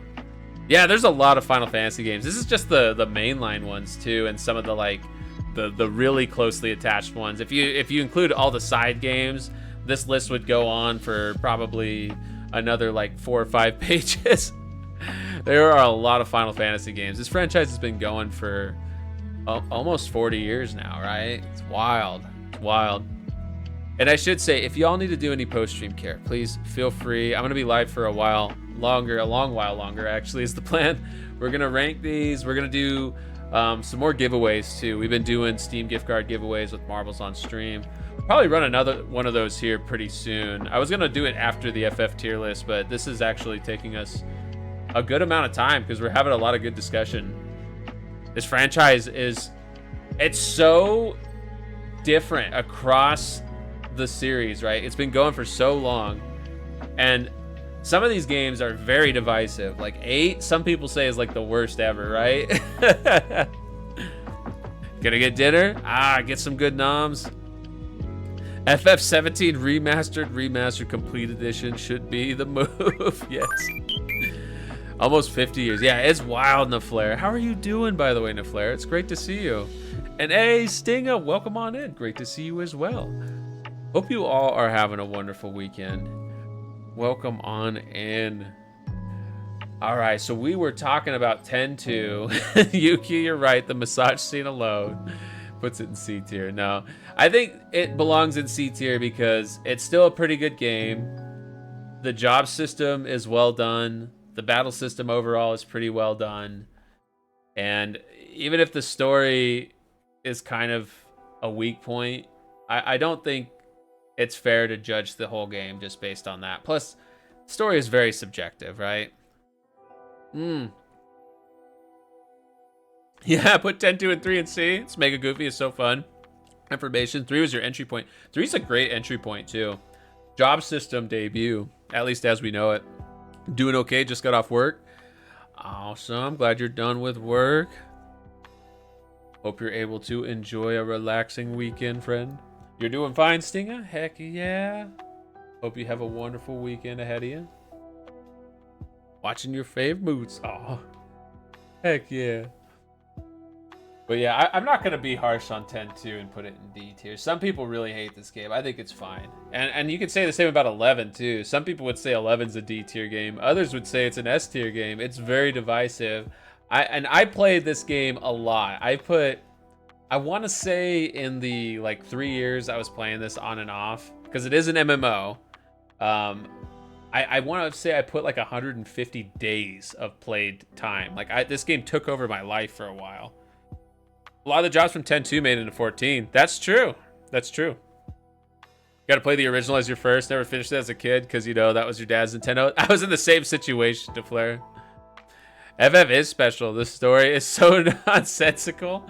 Yeah. Honestly, most of your old expos was from... Oh, the Spoony one. Yeah, yeah. He did a lot of reviews of these. His FF8 review back in the day was pretty wild. But yeah, 11 being an MMO like 14. 11 is closer to EverQuest and like that kind of MMO RPG experience. It's very old school. I liked it a lot at the time. It was a real time sink. But one thing that was cool about it, besides being a very good FF in terms of its story and music and presentation, is that the combat system was designed around multiplayer gameplay. So, for example, let's say you would be in a group with a Dark Knight, a Bard, a Red Mage, a White Mage, a Black Mage, and a Dragoon. The Dark Knight and Dragoon could chain together their weapon skills. They would have to time it. And then the Black Mage, Red Mage, and I think even the Bard too, they could magic burst off of the chained effect based on what it was. There was a whole like table to follow and everything. It was wild. Like you really had to cooperate to succeed in 11, to the point where you couldn't even level up solo with any job except for the Beastmaster job, basically. When I was playing, you had to be in a group to level up after like the first like intro levels. So was FF not a multiplayer game originally? Precisely, yeah. It actually originally was just a turn-based Famicom or NES, Nintendo Entertainment System RPG. Yours was FF13. FF13, we're going to talk about that one soon. That one's another divisive one. You put 7 as an A tier. Yeah, we talked about that. Like, there's a lot of opinions on 7 versus 6. And yeah, they're all great. That's the thing. All these games are fantastic. It's just trying to, like, differentiate between them at a very, very minute level. And I will say that I'm kind of going at this with the idea of it being like, all right, to someone who hasn't played Final Fantasy, how should they go into this franchise? Like, what are some good entry points? And like, these are all good entry points in my opinion, right? S tier, all good entry points. A tier, they're all fine entry points. 11 and 8 being a little bit more risky, but still great games. Great games for the fans, you could say. Entire Paprika, welcome on in. Happy weekend. They really branched out for it to last this long. Oh yeah, the game's really changed too. Wait till we talk about, is 16 on here? If not, I'm gonna put it on here. I love 16. Yeah, it's on here, good. 16 is completely different. It's basically a Devil May Cry style game. They took a lot of liberties with this franchise as they continued to evolve it. They wanted to keep it fresh for sure. For the longevity, like you said, absolutely. And yeah, the NES, it had some multiplayer, right? But just the 2-player, and I think there might have been an expansion slot for some games or something, right? But I don't remember that in North America. That might have just been a Japan thing. Japan got a lot of cool stuff like that. Oh yeah, we put 9 in S tier for sure. That's one of my faves. 16 instant S. Yeah, I love 16. We'll talk about that one too. I do think that there's some good argument for that one to be S tier. Absolutely. But talking about like going back to 11, it's a solid Final Fantasy game, but it's also pretty inaccessible. So actually, I think I am going to move it down to B tier because I do think it's a pretty inaccessible game. I don't know if I would recommend anybody start with 11, but if you are a fan of the franchise, there are ways to play 11, including the official, like I believe 11 is still going, like the servers are still up. So you can check it out. It is more solo friendly now too, but it's also a 22-year-old game.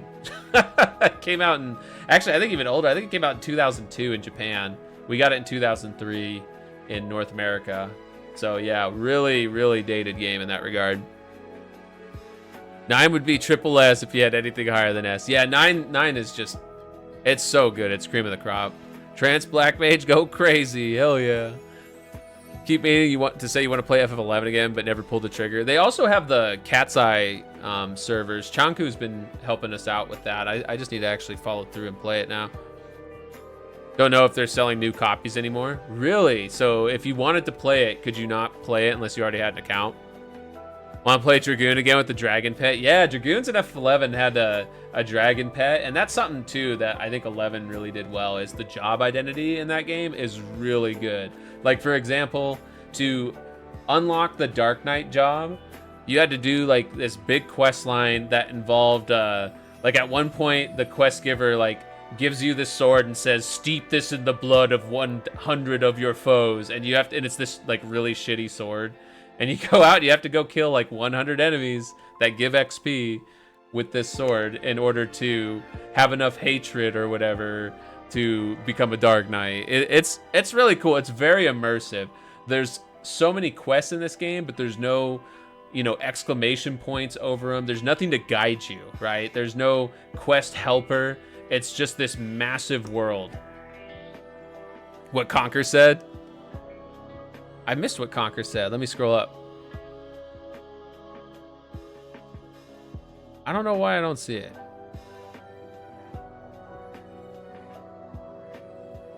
Conker has a lot of good opinions on this franchise though, so I'll have to keep an eye out for that.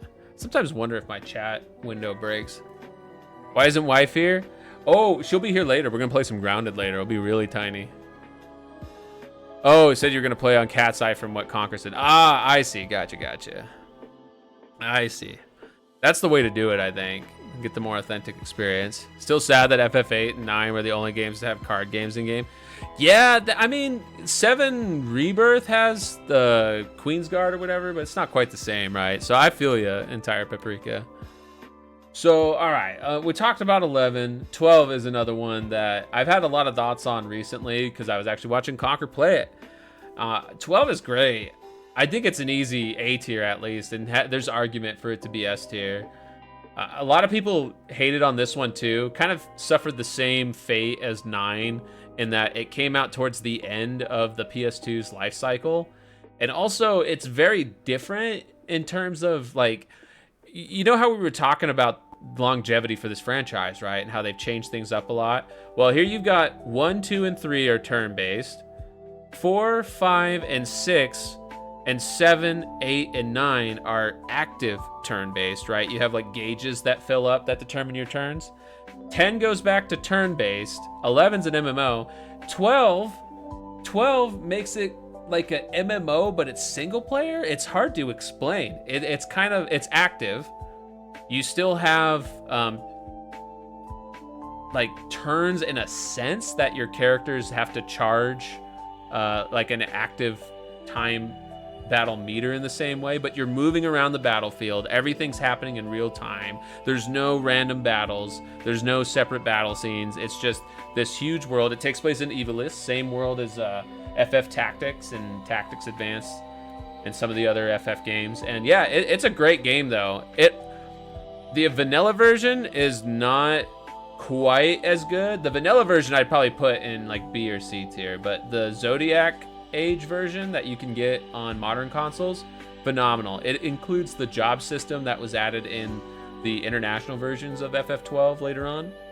And I think that was the main issue that game had before, is the original character progression system just was not that solid. There wasn't a lot really to it, but the job system added a lot. You haven't played it, Jimmy? It's worth playing for sure, and very accessible. You can still buy 11 on Steam at least. No idea whether it's still available on PS or Xbox servers. Interesting. Well, I would be interested to try out the modern version too, but I think Cat's Eye is the way to go to replicate the experience I had. Weird things you've seen other streamers play it. It seems boring, meaning FF12.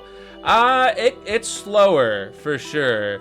It's also, and I mean that in many ways, like the combat's a little slower. You actually can automate a lot of it with what's called the Gambit system. It's kind of like a rudimentary build your own AI system. It's pretty cool actually.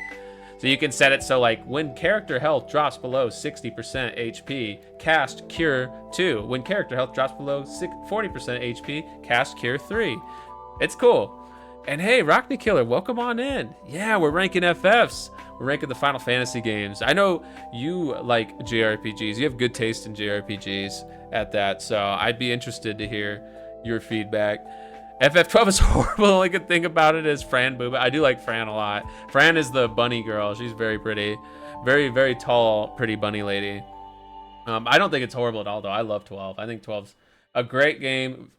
Awesome music. I would say closest to Tactics in terms of music. Like, these two soundtracks are very similar to me, and both some of the best in the whole entire franchise. Bonsai's got to take off. Hey, no worries. Take care. Appreciate you, friend. Have a wonderful weekend.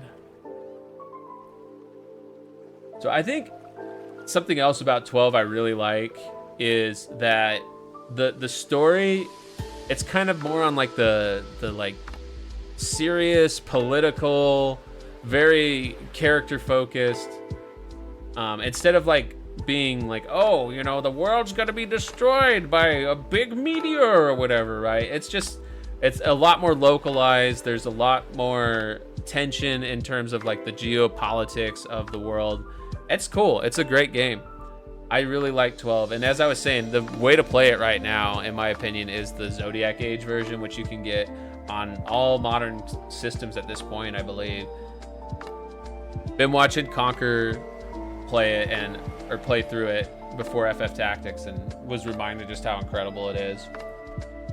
So here's one I won't be able to rank though, actually, because I don't know if I played it at all. Revenant Wings, 12 Revenant Wings was actually a DS game, and it plays like an RTS, so it plays closer to like StarCraft or like Warcraft 2 or something like that. Since I haven't played it enough to really have an opinion on it, I'm not even sure I've played it because it's been so long. I have a copy of it, but I can't remember if I ever even booted it up myself or if I just watched other like people play it at the time. So I'm not going to comment on Revenant Wings, but we will definitely talk about the next entry, which I played quite a bit of, and that's FF13, which is another one that a lot of people are like, oh, this is the worst one in the entire franchise. A lot of people hate 13. When I first played it, I loved it. I was like, yeah, this is one of the best in the franchise. I really enjoyed 13 when I first played it. You played Revenant Wings? It was pretty cool. I heard good things about it. I heard it was really, really good. It looked fun, and if I did play it, I have like an overall positive association with it. So one of these days, I'll double back to that one. But being on DS makes it a little tricky. FF13 has one of your favorite battle themes. Is it the standard battle theme? The like one that plays throughout most of the game when you do a normal battle encounter? Because I love that theme too. Great battle theme. I think 13 is not a bad game at all. Like I said, I actually thought it was one of my favorites when I first played through it. I remember I wrote a really detailed review on GameFAQs a long time ago for 13, really defending it. I gave it a 10 out of 10. I was, really trying to bat back against the criticism against it, because the criticism against this game is fair, But I also feel like it's kind of unfair how people only criticize 13 for this and not many of the others in the franchise. It's more of a tower defense game. Revenant Wings, yeah, it looked more like a RTS or something. But tower defense and RTS kind of go hand in hand, very similar genres. Blinded by Light, yeah, that's the name of the battle theme. That's the normal battle theme. It's a great battle theme. So 13 has great music. Masashi Hamazu being the composer. Nobuo Uematsu is the one for most of the franchise, but Hamazu came in for 10, 13, and I think he's involved in some other ones too. And yeah, 13 is a great game if you go into it recognizing it is going to be a very, very linear, almost movie-like experience. It does not hide it at all. You hate Shiva in FF13. Do you hate her design, or do you just hate her for the combat fight? 13 was also hard, in my opinion. I think some of the reasons people were salty on it is because some of the boss fights were brutal and not really that fair. But a lot of people criticize this game. There's a meme, and I don't want to reference it because the creator is not necessarily the best person, but he criticizes it as being like, look, the game's playing itself. The game plays itself. It has an auto battle feature, and it's very linear. You're basically going down straight corridors for, I would say, the first 60% of the game. And occasionally you can branch off to like a small side path where you'll find like a treasure, but then you go right back to the main corridor, and it's corridor simulator. You know, a lot of people didn't like that about it. For me, it was the prettiest corridor in the world at the time. It's still a very pretty game. It's a very movie-like experience, and I think that's kind of what this franchise is anyways, is it's more story-focused and movie-like. So the auto battle criticism, I think, is a little unfair too, because it's a hard game. Thank you, Murphcon. I will have some more of this vitamin water right now.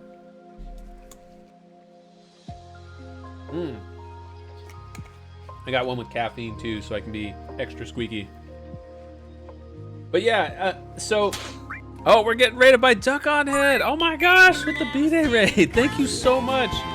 Everybody, if you're not already following Duck on Head, you got to fix that. Duck on Head is incredible, and thank you for the follow. Hi, KDN, welcome on in. Nice to have you here.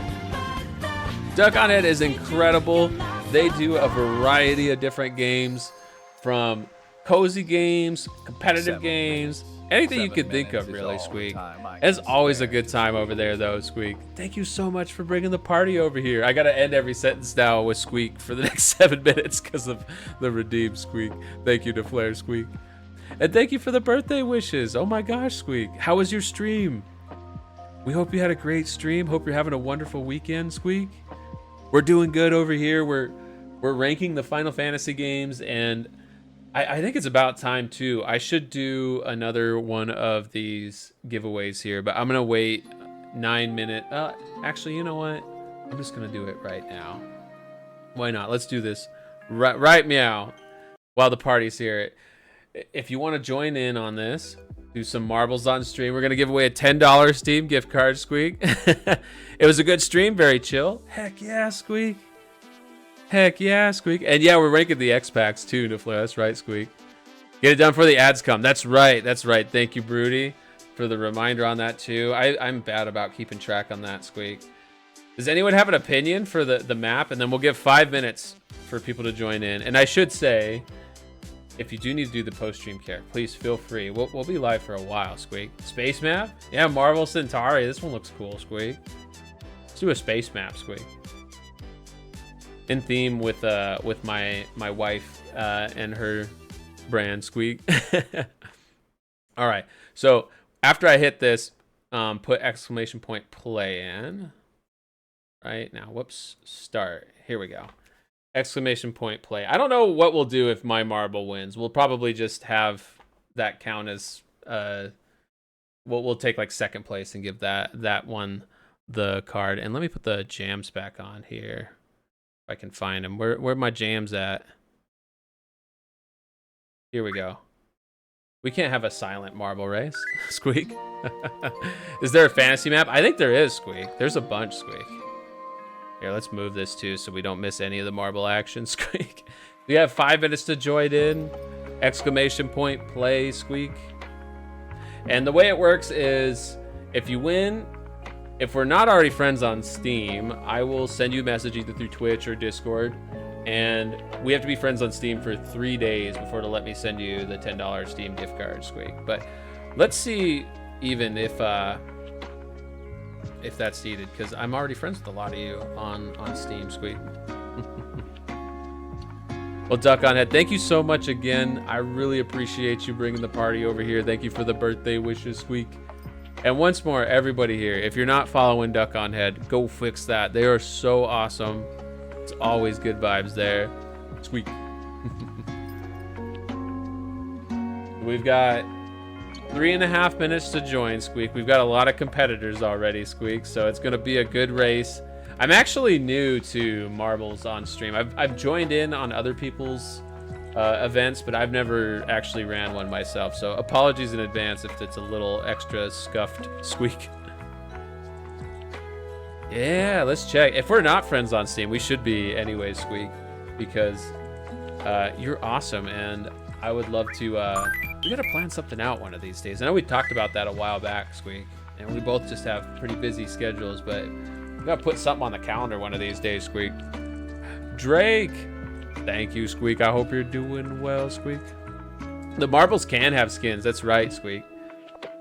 I think you have to, like, download the game and actually sync up yourself, like your account and whatnot, and then it'll let you pick between different skins. And there's like a bunch of different effects and stuff too, like trails, Squeak. Steam code. Oh, perfect. Thank you. Let me. Oh, excellent, Squeak. Let me add you right now, Squeak. If we're not already friends. Friends in chat. Add friend. Oh, here we go. Okay. Enter a friend code. Boom. Just sent you an invite. Squeak. Hey, hi-fi. How's it going, Squeak? Hope you're doing well, Squeak. If you notice on the right, it says subscribers. There are ways to give subscribers the option to use other skins. Oh, I see, Squeak. I don't think I've unlocked anything in this game, though, Squeak. Like, my marble doesn't have any skins or anything yet, Squeak. Thank you for the giant emote, Squeak. There are a lot of options, though, from what I saw in the store, Squeak. So you can pay cash money for skins. This is free otherwise, though, Squeak. Nando, how's it going? Happy Toonami Saturday, Squeak. And you're finally home, Jimmy? Heck yeah, Squeak. I'm glad you're done with laundry. Don't have to worry about traffic or anything, Squeak. Should do a mouse skin. I looked for one just briefly, Squeak, just to see, because I thought it would be funny if you could put like a little mouse tail on the marble, Squeak. Also, this looks like it's gonna be a wild track. It's so huge, Squeak. Feeling extra tiny, Squeak. Lazarus Marathon, heck yeah, Squeak. Nemo's doing good, excellent, Squeak. Someone using a van as a skin, another as a computer case skin. The computer case skin sounds awesome, Squeak. Drake, thank you for the 3-stream streak, Squeak.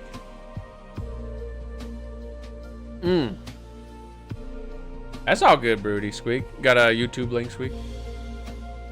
There's marbles on the stream app. Once connected with your Twitch account, you can customize the marble within the app there. If you're in stream and just type play without a number after it, it will be your customized marble. Ah, thank you, Broody. Thank you, Squeak. And Jimmy, I think we all understand, Squeak. I miss so many highs, I'm sure, bopping between streams, Squeak. All right, it's about to start, though. Here we go. 10 seconds, Squeak. Last chance. Exclamation point play. If you want to jump in, we've got... I can almost count this high. At least 10 competitors, I think, Squeak. Here we go. Here we go. Murph Kong technically in the lead right now, Squeak. Uh-oh. Did we have some fall already, Squeak? Murph's way ahead of the pack, Squeak. Look at that. Oh my gosh, Squeak.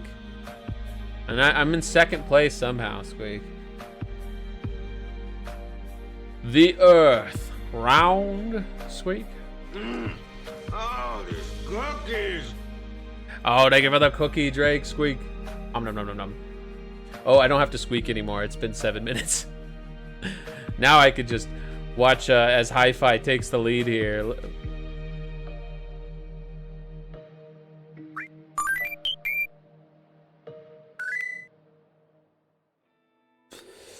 Chaku, thank you, thank you. How are you?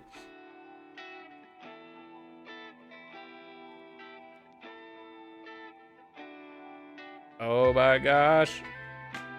Pretty intense. I love your profile pic art. Y'all have a lot of awesome profile pics, actually. Well, there's me at number 3. Got Savvy Hollow back here. We got Broody catching up. Here we go. Vadi Rabbit, thank you so much. How are you doing? Vert Hugh. That's right, Vert Hugh. All right, let's see who's in first place. I'm in first place. Really? I can't win, so whoever's second place will end up getting the victory. Jimmy, you're really close. You're third place, right behind the flare. Boost. Is that a thing? This game is way more advanced than I recognized. I didn't realize there were so many options. Oh, it's still going. This is a long track. Wow. This is a really long track. Duck on Head is catching up. I think Duck on Head's gonna sneak in and take the win at the end. That's where I'm putting my money. It's just a meme. Well, you got me. D-Boost. Hey, Ducks with Quackington. Thank you so much. How's it going? Welcome on in. Oh, let's see. Is it really me that far ahead? But we still have a long ways to go. Oh, there goes Broody. Wow, Broody just zipped ahead.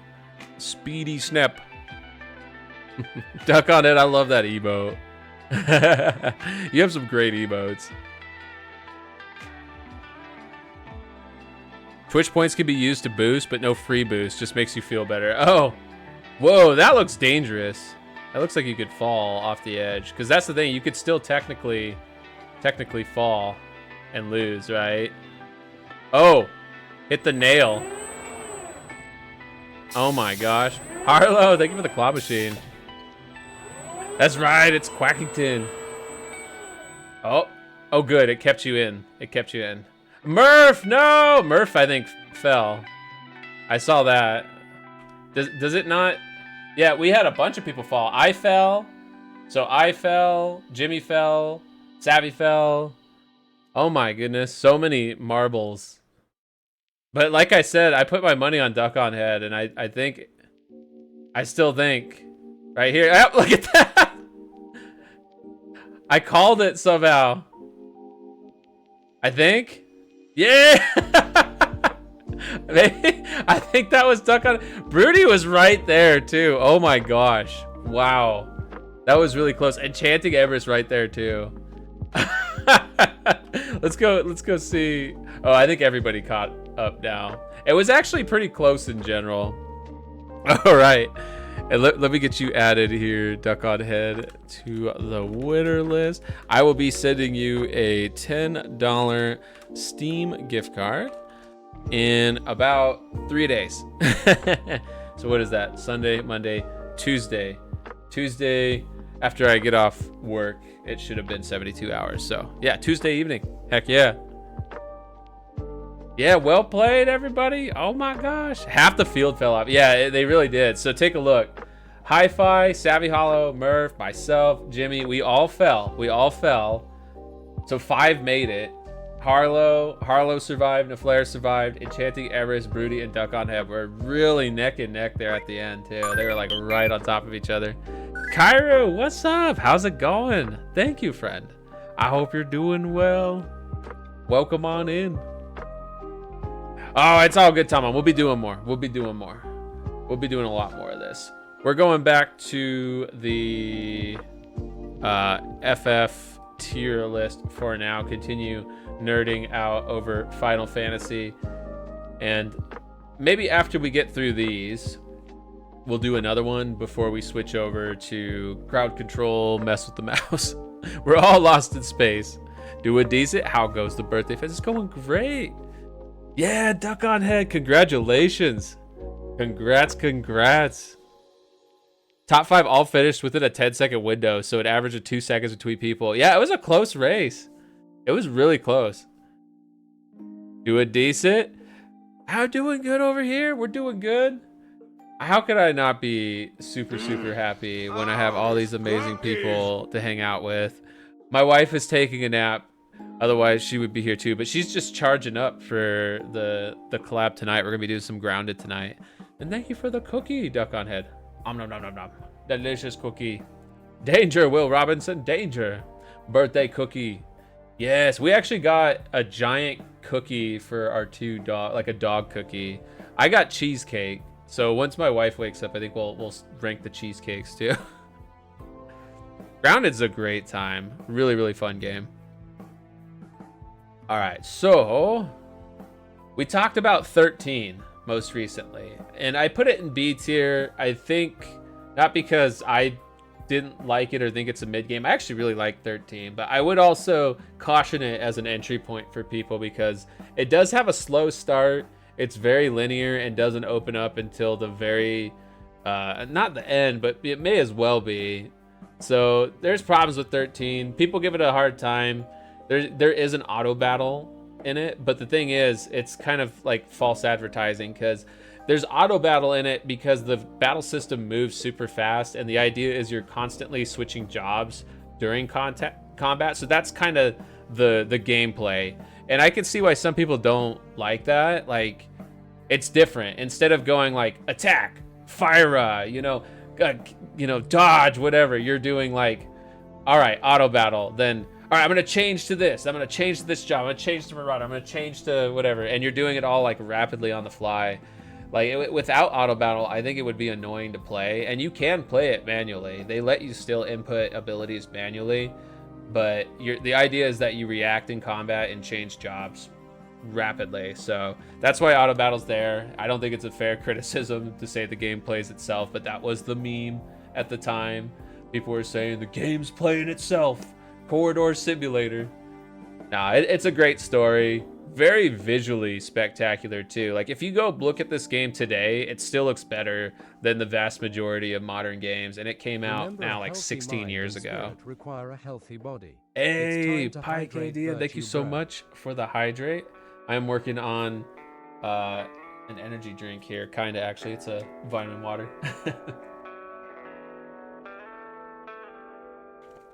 Still need to play Grounded fully once. 16, I haven't finished it yet, but we might finish it tonight. We made a lot of progress. We streamed it last year and got pretty far, but we decided to stop streaming it because there were just like other games that were more active for 60. Because 60 is really good with the base building, but she was worried that was like not like good for a stream, so we started playing that one more off stream. But I think it will be fun tonight because we've got a lot to show off, and we're going to try to focus on progressing the story. What is Grounded? Grounded is a survival game where you're shrunk to like the size of like an ant, and you're in the backyard. It's kind of like Honey, I Shrunk the Kids. And the goal is to like survive and try to find... There is like a story where the goal is to find a way to get back to normal size. But yeah, well said. It's Honey, I Shrunk the Kids. The video game. It's really fun. You love it, Saviolo? It's a solid game. Like, even if you aren't into the tiny theme, like, I love being tiny. That's kind of one of my it's not just a branding thing. I love the fantasy of being like really small, and Grounded is probably the best game I've played in terms of like being really small, but it's also just like a phenomenal game in and of itself. How much more tiny can I get though? You know, I'm a little bit bigger than an ant at this size, 2 inches tall right now. I think in Grounded, you're shrunk to like a ½ inch tall. It's a game that has grown up real nicely. Oh yeah, absolutely. It's very pretty. It's a very pretty game. So speaking of pretty games, talking about 13 again, being a very pretty game. I think 13 too is also a pretty game, and a pretty good game at that. It kind of has the opposite issue from 13, though. It's like almost too non-linear and kind of aimless at times. I still really like it, but it's like the developers took the feedback from 13 and they took it like too late. Like they were already working on 13.2 well before 13 was released, I'm sure, right? Just thinking about development cycles. And so when they got all this feedback, people going, yeah, the game's super linear. It's like they took what they had and just like shattered it into a bunch of pieces and then tried to like put some time travel dimension hopping storyline in place to give you a way to experience those content nuggets in a different order. It's not necessarily bad though. It's fine. I do like it still. F tier? No, there is one I'm gonna put in D tier here soon. And we'll talk about that. I still don't think it's a bad game either. It's just, you know, a D tier Final Fantasy in my opinion. But yeah, I would put 13.2 right next to 13. I think it's better in some ways and worse in others. I do like the more non-linear approach, but it becomes aimless at times. Also, the game is focused on 2 characters, and what they did is they took the combat system from 13 and they kind of layered in like a Pokemon style system for the 3rd character slot. So you spend most of the game like managing these 2 characters and then a monster, or it might even be 1 character and 2 monsters and switching between those. It's been a while. Either way, it's cool though. It's like another thing to collect. And there was some cool DLC for this game too, from what I remember. Yeah, it's a solid game. I do recommend everyone eventually play it. Do play 13 first. And if you liked 13 and you want more of that universe, 13.2 is great. If you like that combat system, 13.2 takes it and improves it in many ways. Now, the game that took everything from this and like made it worse, and it's like they listened to the feedback and were like, oh, you didn't like that? Well, see if we can make you really not like this. Lightning Returns FF13. I don't know why it's cut off there. It shouldn't be LR12. It's Lightning Returns 13. It's the logo's messed up there. Hey, Froky. Hey, thank you. It is actually my birthday too. Welcome on in, man. I hope you've been well. Good to see you. Hey, Nano Pinky. Welcome on in. Hope you've been well. It's great to see you. Let me get you a shouty. I don't know why the bot's taking a nap. The game made you so mad you never played 13 too? Well, that was one thing I didn't talk about much with 13, is 13 is frustratingly hard at times, which is so funny for a game whose reputation is the game's playing itself, but at the same time, when people talk about it, they're like, you remember that one boss fight? I died on it like 20 times. It's so frustrating. And it's like, okay, so the game's playing itself, but it's also impossibly hard at times. And really, the thing is, the game's not playing itself. It is a challenging game. 13 is challenging. 13.2 is much more forgiving. I remember 13.2 not being nearly as challenging.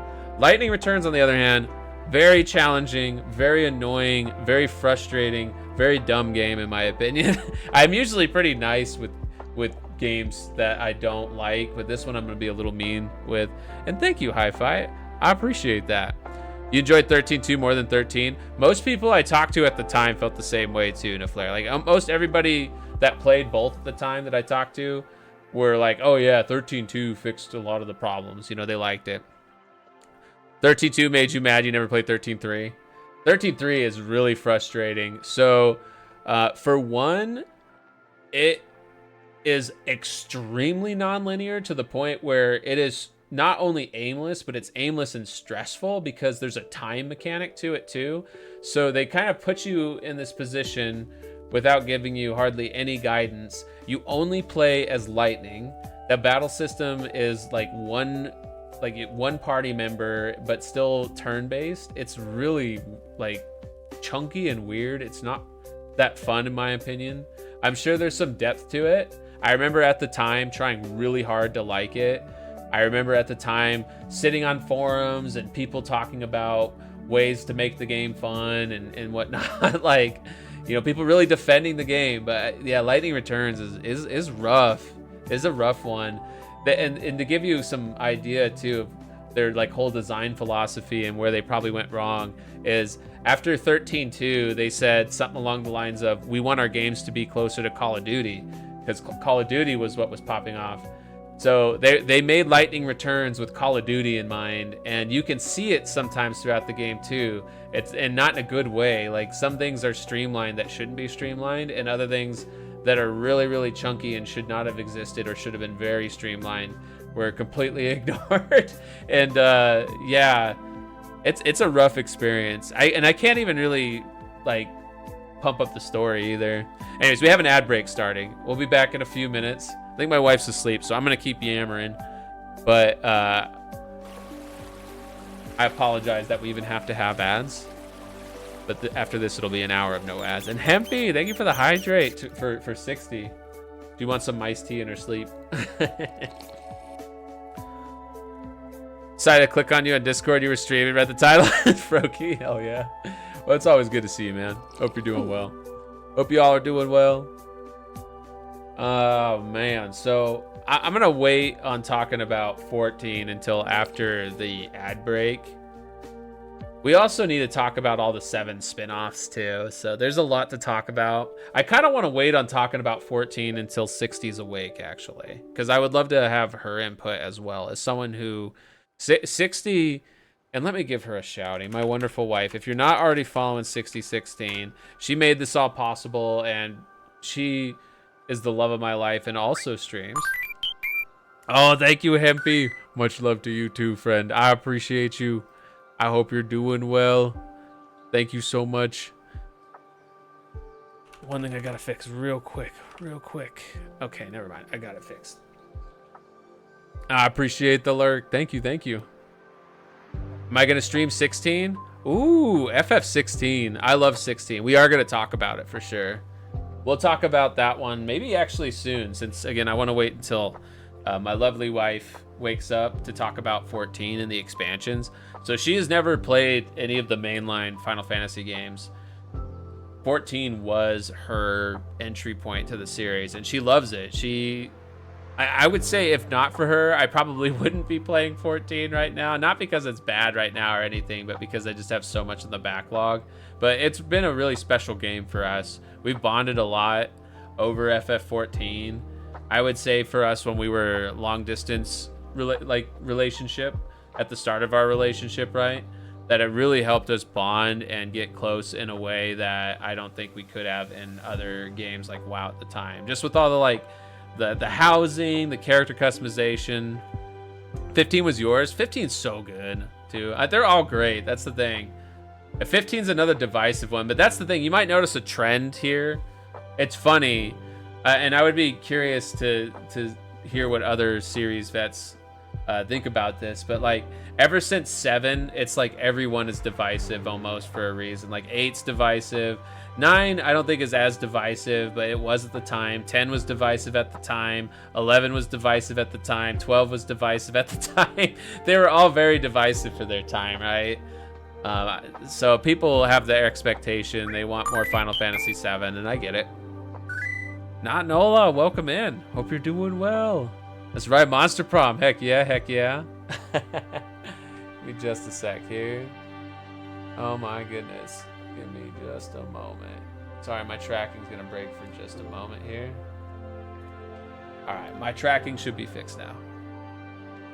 And everybody should be coming back from ads here in a few seconds. So we can start talking about, if we're gonna wait on 14, why don't we skip ahead and talk about 15 actually? I really like 15. I do think that I need to play the Royal version to really truly experience it. The vanilla version, I think, fits in B tier. So, okay, everybody should be back for sure now. Welcome back. Thank you for dealing with the ads, and sorry again that we even have to run them, but 1 hour of no ads, and now we can talk about 15. So I like 15. It was very divisive at the time. Boy band the game, boys road trip. I don't know. There's a lot it does right. For one, the music from the composer of Kingdom Hearts music, which a lot of people love Kingdom Hearts for a good reason. And if you love Kingdom Hearts, I think 15 is actually a pretty good entry point. There's a lot of similarities. Mama Patat, how's it going? Hope you're doing well. It's great to see you. Oh my gosh, thank you for the head pat, the bop, the claw machine. Hope you're having a wonderful weekend. Thank you for the birthday wishes. Oh my goodness. All the redeems. Heck yeah, heck yeah. Oh yeah, I could have full screen this the whole time, make it look even nicer. We'll do that. All right. I'm sure you all were interested in seeing my favorites bar, but this looks a little bit more professional. For coffee, yes, for coffee. We do love sentient coffee around here. Big shouty to awesome peeps. So 15. One thing I really like about 15, I will say already, is there are some huge bosses in it, right? Some big boss fights. If you like to feel tiny like me, 15's a great one. Hey, Rinrin, how's it going? Great to see you. Hope you're doing well. We're going to talk about 14 when my wife wakes up from her nap, because she's going to have a lot of input, I think, on 14 and all the expansions. We're going to talk about all the expansions. Oh, I'm having a great B-Day. Thank you. It's been an awesome day. It's been really, really awesome. We're doing good. I get to nerd out with awesome people over awesome games. I hope you're enjoying Claire Obscure Expedition 33, by the way. That game's phenomenal. Phenomenal. Yeah, yeah. We're going to talk about all of them. Oh, and thank you. Thank you for the birthday wishes. So we're talking about 15 right now. 15... So when it first came out, it was very kind of like received as a mid game, which for a Final Fantasy game, you don't want that, right? Like Final Fantasy should never be mid. So I think it was received a little bit lukewarm at the time, but they added a lot of DLC that fleshed it out from what I understand. I've never played the DLC. I liked the vanilla version, but it did seem like the second half of the game was half-baked, which was weird because this game was in development for so long. So I don't know what happened, but assuming the DLC fixes the second half, I'm comfortable putting this in B tier because I think that there's a lot of cool things this game does do. For one, the open world style. Well, the world I don't think was that interesting to explore, especially not compared to 16, which we'll talk about in a bit. It still was pretty awesome, like just to have that much space to run around in that time too when it came out, 2016. You're about to stream it for the first time today? Oh, dude, hell yeah! I hope you like it, Rinrin. I hope you like it. It's so good. The intro is just, oh my gosh, like blew me away. It kind of made me, well, it did make me tear up. It made me emotional. To say that it's so good. You're gonna love it. Oh, and also I gotta shout out that developer. They actually hooked me up with the key, and they had no stipulations either. They didn't say like, you know, oh, don't talk about other games or something like that. Usually when you get a key for a game from a dev, they have all these like requirements if you're gonna stream it, and they want you to stream it, right? And these guys were like, nope, just stream it. They're very confident in their product. The only thing you remember from 15 is that they let you wear Gordon Freeman's outfit from Half-Life. Yeah, there were all sorts of goofy outfits for sure in 15. 15. So one thing like it had going for it kind of thematically that was different was it was supposed to be like a reflection of the modern current real world. Like the main city at the beginning of the game that you leave, it looks like kind of almost like a New York City or something. It's just this big, massive city, right? And there's architecture and cities like that spread across the game, and you know, car mechanic shops. And one thing I really remember from this game that was very distinct was the food visuals. So they had camping and cooking and fishing as all like main parts of the game, like major mini games, I want to say. And the food looked phenomenal. Do you like the direction of the new FF games, or do you prefer them being turn-based? It's a great question. I want to bounce that back to you. I'm curious what you think, and for everybody in chat. And my thoughts on that, I'm good with them doing what they've been doing and are still doing, which is they do try different things with each entry, and I want them to keep trying different things. So I don't know if I want another Devil May Cry style game like 16, and we'll talk about 16 now, but I do want more new ideas in the franchise. So 16, I actually really like this one. Jimmy, what is that emote? I like that. So Final Fantasy 16 is more of a straight up action game. I mean, it's still an RPG. It's very FF flavored. If you took Devil May Cry and you replaced everything with Final Fantasy theming stuff and then made it very dark, Game of Thrones inspired, that's Final Fantasy 16 for you. And I think it's a great game. I'm pretty comfortable putting it A tier. I don't know if I would say it's one of the best Final Fantasies. When I first played it, I felt that way, but when I had time to digest it, right, there's certain things that 16 is missing that like 10, 9, 7, 6, and Tactics have. A car. That's the car. Yeah, FF15 is all about the car. 16 is all about Clive.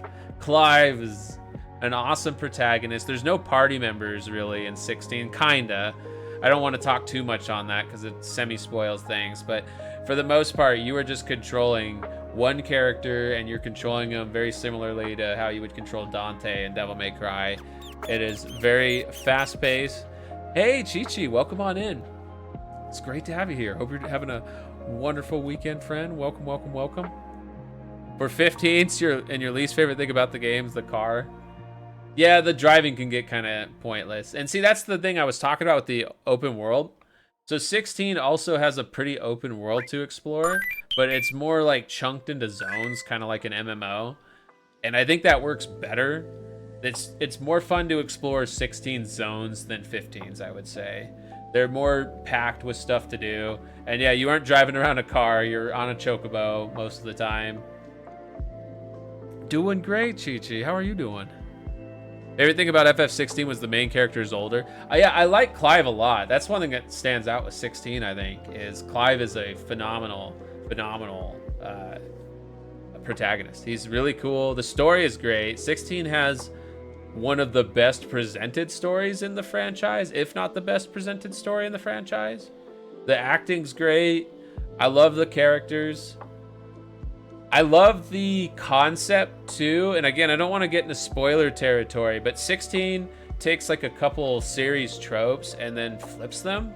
And I love that. I love that 16 is brave in many ways. Brave in that it departed completely from the RPG gameplay in favor of action gameplay. And brave in terms of it took some story mechanics or story traditions and flipped them. It's a change of pace you'd like to see more often? Oh yeah, me too. And yeah, it is my birthday, Chi-Chi. We're doing low-key birthday celebration stuff. We've been doing some giveaways. We are doing some crowd control. And then later going to be playing some Grounded with 60. So we're right now talking about Final Fantasy games. We're ranking them. It's really hard, really hard for me to start narrowing down some of these side ones. We're still going to wait on the FF14 ones until 60's awake. So there's a whole lot to talk about with 14. There's 1.0, A Realm Reborn, Endwalker, Heaven's Word, Shubby, Stubby, and Dawn Trail. We could talk about the After Years, For the After Years, and some of the other direct sequels. So For the After Years is actually going to be another D tier one, I think, one of the few on here. We're starting to get some sort of shape here with the tier list. I'm usually just stacking everything up top. 60's always giving me a hard time about that. She's like, you like everything. Everything can't be S tier. But we're going to put After Years on D tier. So For After Years is a direct sequel to Final Fantasy IV. I have not technically finished it, but I finished some of the episodes. It was released on the Wii originally in episodic form. And I don't know, it's a chunky game. It's not balanced well from a difficulty standpoint. And they did release like a fully stitched together version of all the episodes on the PSP. And I want to say the 3D version too. There's like a 3D version of this on Steam you can get. I don't know why you would subject yourself to that. There is no pixel remaster of it. This one's not really worth your time unless you're obsessed with Final Fantasy IV. And if you are, then by all means, try it out. I could not stick with it to finish it. It's one of the only games. It's the only game on this list so far that I haven't finished. Every other game I have finished multiple times, or at least once. Not the After Years. And thank you for the birthday wishes and the head pass. Thank you, thank you. Where's Chocobo Mystery Dungeon, everybody? That should be on there too. Those are actually fun games. So talking about some of the other spin-offs and direct sequels. So Tactics Advance. We'll talk about Tactics Advance first. I actually think this one's really good. I think it's between A or B tier. Some people like it more than Tactics, and it's quite different. It's almost a little silly that they called it a tactics game, even though it does play like a strategy RPG. Tactics is this serious, you know, dark plot, dark world, very kind of Game of Thrones vibe, if you want to call it that, for a modern comparison. Whereas Tactics Advance is it's silly. The game starts off with you in a snowball fight, and it's teaching you the battle system through a strategy RPG snowball fight, and then you get isekai to Evilis. But this Evilis is not nearly as dark as Tactics or even 12s. This Evilis has bunny girls. This is where the Vieira debuted. It's got all sorts of silly, fun fantasy races. It's just generally a more colorful game, and while it does play pretty close to Tactics with the job system and the combat, I kind of find it a little, like, annoying that they added in a mechanic almost just for the sake of it. So they added in a mechanic called the judge system, which we'd later see the judges in FF12 as characters. But the judges were these really cool looking characters, but they weren't very cool on the battlefield. What they would do is they'd lay down the law. They would have like a different rule or condition you'd have to follow every fight, or you'd get punished. And so sometimes it was like really hard too. It'd be like, don't heal. And it's like, oh, okay, so we just gotta like speed run, destroy these guys before they destroy us. It was ways to try to make you try different tactics and not just brute force the game like you could technically do with Tactics. But I don't know. I wasn't as big a fan of it. Still a big fan of this game though. It's more fleshed out in terms of job diversity. I don't think it's a bigger game, but it's a massive game for a Game Boy Advance game. I sunk many hours into this. I have a lot of fond memories holding my little tiny mouse-sized Game Boy Advance SP, playing a lot of Tactics Advance. Not so much with its sequel, Tactics Advance 2. Not a bad game, and it's one of the other few ones. I've not finished this one either. I finished Tactics Advance multiple times. I have not finished Tactics Advance 2 once. I just found it very much kind of the same, but not interesting. I don't know. Maybe I just played it at the wrong time, but it's very similar to Tactics Advance. It was on the DS, and I don't know. The story was not that interesting to me. It didn't really suck me in, and it just felt like more of the same of Tactics Advance, which I'd played a massive amount of already. So I don't know. I guess I would probably lean on putting this one on B tier still, because it's mechanically a solid game. It just doesn't do much to stand out. I love that emote, Kaz. So this one is actually not a tactics game, even though it's got the T there. This is Type 0. I almost instinctively wanted to put this in D tier. I think this one's kind of rough, like 10-2. I don't think it's quite D tier though. I think it's more of a C tier one. So Type 0 was originally going to be part of the Final Fantasy 13 universe. And when 13 didn't go so well, both on a development and a reception side, they started to kind of disassociate some of the other projects away from that name and branding, and Type 0 was one of them. Honestly, for the better though, because it really does not feel anything like 13 or its direct sequels. So Type 0, you play as a group of military academy students, if I remember correctly. And I did finish this one. The story I found fairly forgettable. I don't really remember anything about it, but I remember it being a very like brown game. You know how like Gears of War and like a lot of the modern games from the 2010s on, it's just like The landscapes are so realistic looking. They look very like shades of brown and gray. That's what I remember from Type 0. It just looks kind of too real for its own good. It was originally a PSP game too, but they've made a like full console HD version that works great. You can play it on Xbox Series S and X, I think. You can play it on the Xbox One, Steam, PS4, PS5, etc.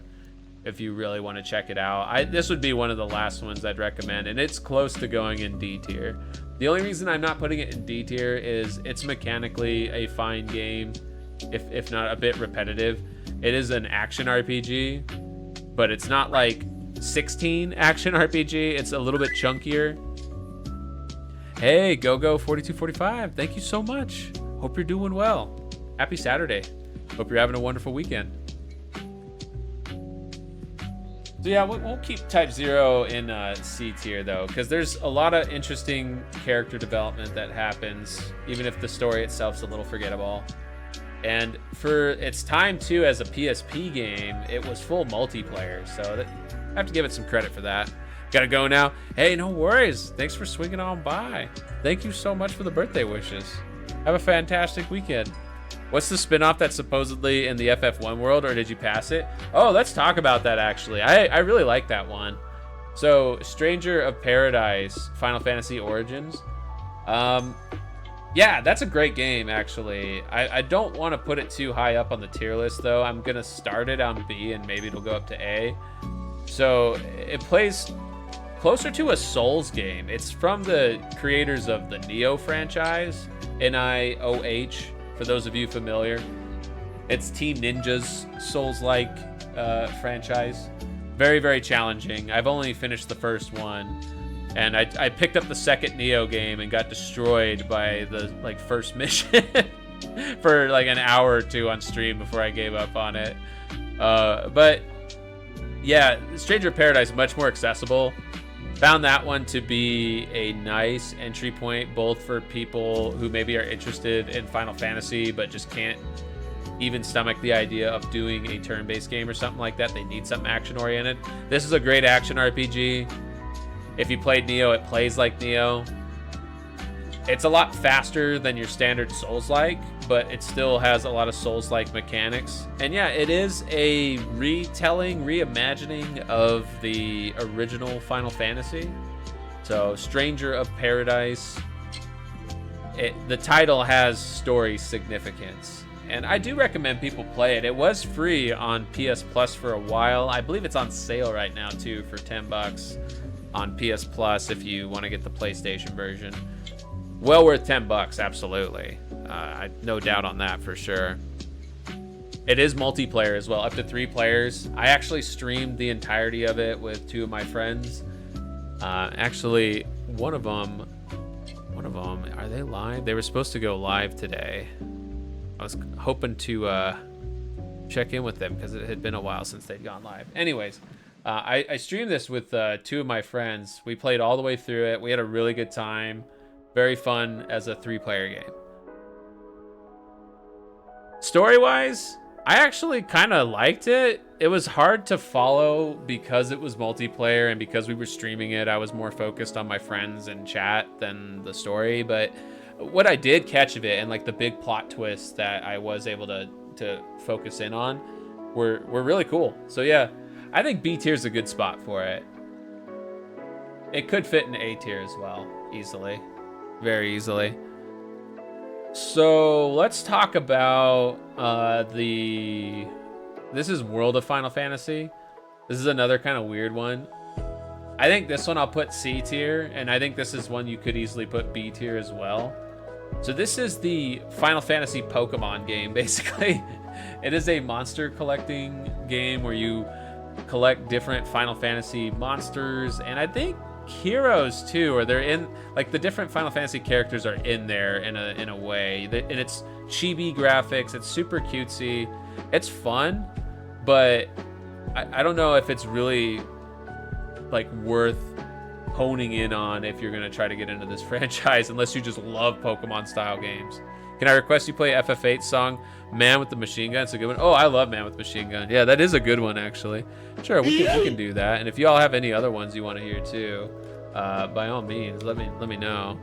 Let's do this. Here, play that. Let me pull it up in another window here. Man with the Machine Gun is the alternate battle theme from Final Fantasy VIII. I won't say when it plays because that kind of spoils it, but it's such a good song. One of my favorite battle themes. Is it going? Why is it not going? Because this is muted, unmuted. I do not know why this is not going. Huh. What about I didn't mute this, did I? Oh, that's what I did wrong. I swear to God, I know how to control a computer. There we go. Man with the Machine Gun. How's that? Hey, Obese Rodent, welcome on in. How are you? It's good to see you. You just returned home from your hospital stay. Oh my gosh. How are you feeling now? I'm glad you're home, and I'm sorry that you're in the hospital. They ran a line to your heart stuff. Oh my God, that must have been scary, man. I'm sorry you went through that. I hope you're able to take it easy now. Hope you're able to rest and relax. Feel like you can do deadlifts. Hey, Vampy Buns, thank you so much. How are you doing? Hope you're having a great weekend. Thank you for the birthday wishes. Yeah, this battle theme is great, though. I love it. So we were going to talk about World of Final Fantasy, though. And you're not causing problems, don't worry. I wanted to play some more songs from this franchise, too. Since that's one of my favorite things about this franchise is the music. I love the music. So World of Final Fantasy, part of the reason it goes in C tier is I don't like the music in that one as much. It's not bad, but again, the whole game is kind of cutesy. So a lot of the music are cutesy renditions of past Final Fantasies. So if you're a fan of the series already, I do think World of Final Fantasy is worth playing. But if you're going to try to get into this series, unless you just absolutely love monster collecting games, you probably should check out any other one. Senior with the Machine Gun. Yeah, we love this song. It is from Final Fantasy VIII. So, let's see. Let's talk about, because again, waiting on 14 until my wife wakes up from her nap. Let's talk about 7 Remake and Rebirth, which I'm going to put in the same spot, even though I think Rebirth is better. I actually really like 7 Remake and Rebirth a lot. This is going to be probably my controversial opinion for this tier list, but I would say they're S tier games, especially as a combined experience. But Rebirth is an S tier game, and Remake is probably an A tier game. Combined S tier experience. I loved what they did with the world of Rebirth. They recreated my childhood memories in full 4K HDR. I like the battle system of Remake and Rebirth. I think it's an interesting fusion of turn-based mechanics while still being very, very fast and action-packed and real-time in the end. It's still definitively a real-time battle system. But yeah, I do think 7 Remake and Rebirth belong at the top. I don't know if it's as good as the original, or 9, or 10, or 6 or Tactics, but it belongs up there with them, in my opinion. Are there problems? Yeah, especially with Remake. The scope of Remake is really limited. It just takes place entirely in Midgar. But they did a great job making Midgar feel really alive. And also with Rebirth, I wasn't sure how they would do it because it's just such a massive world to recreate. But with Rebirth, they did the same thing. They were able to recreate the world of the original and capture the scope of just how huge it was, or how huge it felt, at least at the time. It's much bigger. Remake and Rebirth are bigger games than the original, even though it's still not a finished story. We're still expecting what is it called? I forget what the last one's going to be called, but there is going to be a part 3 to finish off the remake, rebirth, FF7 trilogy. 3 parts, just as the original PlayStation game was 3 discs. So, a Final Fantasy VII game that I also really like, but it's hard for me to justify putting it above B tier, is Crisis Core. So, Crisis Core, the current remake version of it that you can get right now, I forget what it's called. They have such goofy names, it's hard to keep track of them all. But it's worth playing. It's a good game. Solid B tier. The story is really good. It's just a small in scope game. It was originally a PSP game. And while it was a solid game for PSP, and it worked well as a portable game with its mission-based format, it's just not that great of an action RPG, and that's ultimately what it is, even if the story is wonderful.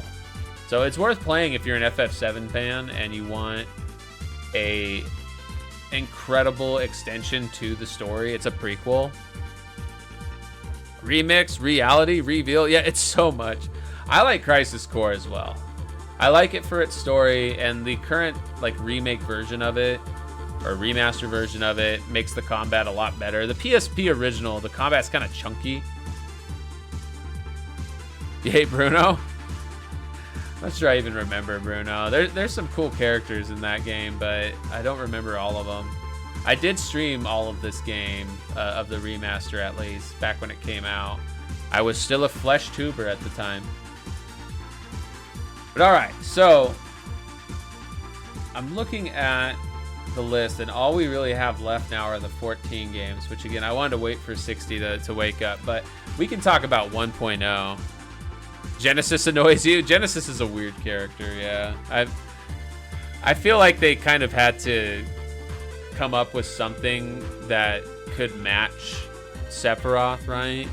But not be Sephiroth, and I'm not sure they hit the mark there. He's cool enough to hang out with Sephiroth, maybe, but not as cool as Sephiroth. So, we can talk about FF14 1.0 while we wait for 60 to wake up. That one is easy D tier. I'm sorry to be negative about this one, but I think most people were at the time. This game was known as Square Enix's like biggest financial disaster, other than maybe the movie. Yeah. 1.0 of FF14 was much closer to FF11, but there were a lot of choices that it made that were kind of bizarre. So, for example, they had the job system in, but they didn't call them jobs. I forget what they called them. I think, yeah, Disciples of War. They still have the language in the current game, but the jobs didn't have names to match the actual jobs. That instead of monk, it was pugilist. Instead of warrior, it was marauder. And now, eventually, and those of you who play FF14, you recognize, oh yeah, marauder. That's what turns into warrior. Well, originally, with 1.0, there was no warrior. There was marauder. You played as marauder. And some interesting design quirks with the game. Beyond it being just a bad game in terms of like the world was boring, it was super copy paste, massive zones, but completely soulless and empty. But some of the main issues that 14 had were purely just them shooting themselves in the foot for reasons I can't figure out. For example, you could not really grind unlimitedly in the game. Like if you were, like, say, wanting to level pugilist, you'd start leveling pugilist, you put on some fist weapons, you go out, you punch things, you get in a group and you punch things with friends or with random people. And eventually, over time, after like an hour or two of punching things, I feel like that was the rate back then, it wasn't long, you would start to get tired, essentially, and you would get less and less XP per kill until you would get almost no XP. And you could go and work on another job. You could go, okay, I'm going to go work on Gladiator instead. But yeah, it was just really frustrating because you'd be having a good time just leveling your class that you want to play, and then the game tells you, no, you need to take a break and go play something else. It was also just mindless grinding for the most part in that game. There were quests through the leave system that the game currently has today, but that was it. The game kind of centered around the leave system. There was a main scenario quest, but it was very limited. There wasn't too much you could do with it. The user interface was very janky. There was no market board. Instead, what you would do is you would have your retainer sell your items for you in like a retainer zone, and everybody would share this zone, right? So you would have hundreds of retainers all sitting on top of each other and no way to search for the item that you wanted to buy. You just had to go and look at every retainer's wares, basically. They were trying to go for realism, right? They were trying to go for like, oh, this is an actual like big market place, that like a bazaar that you have to peruse. Here, we're gonna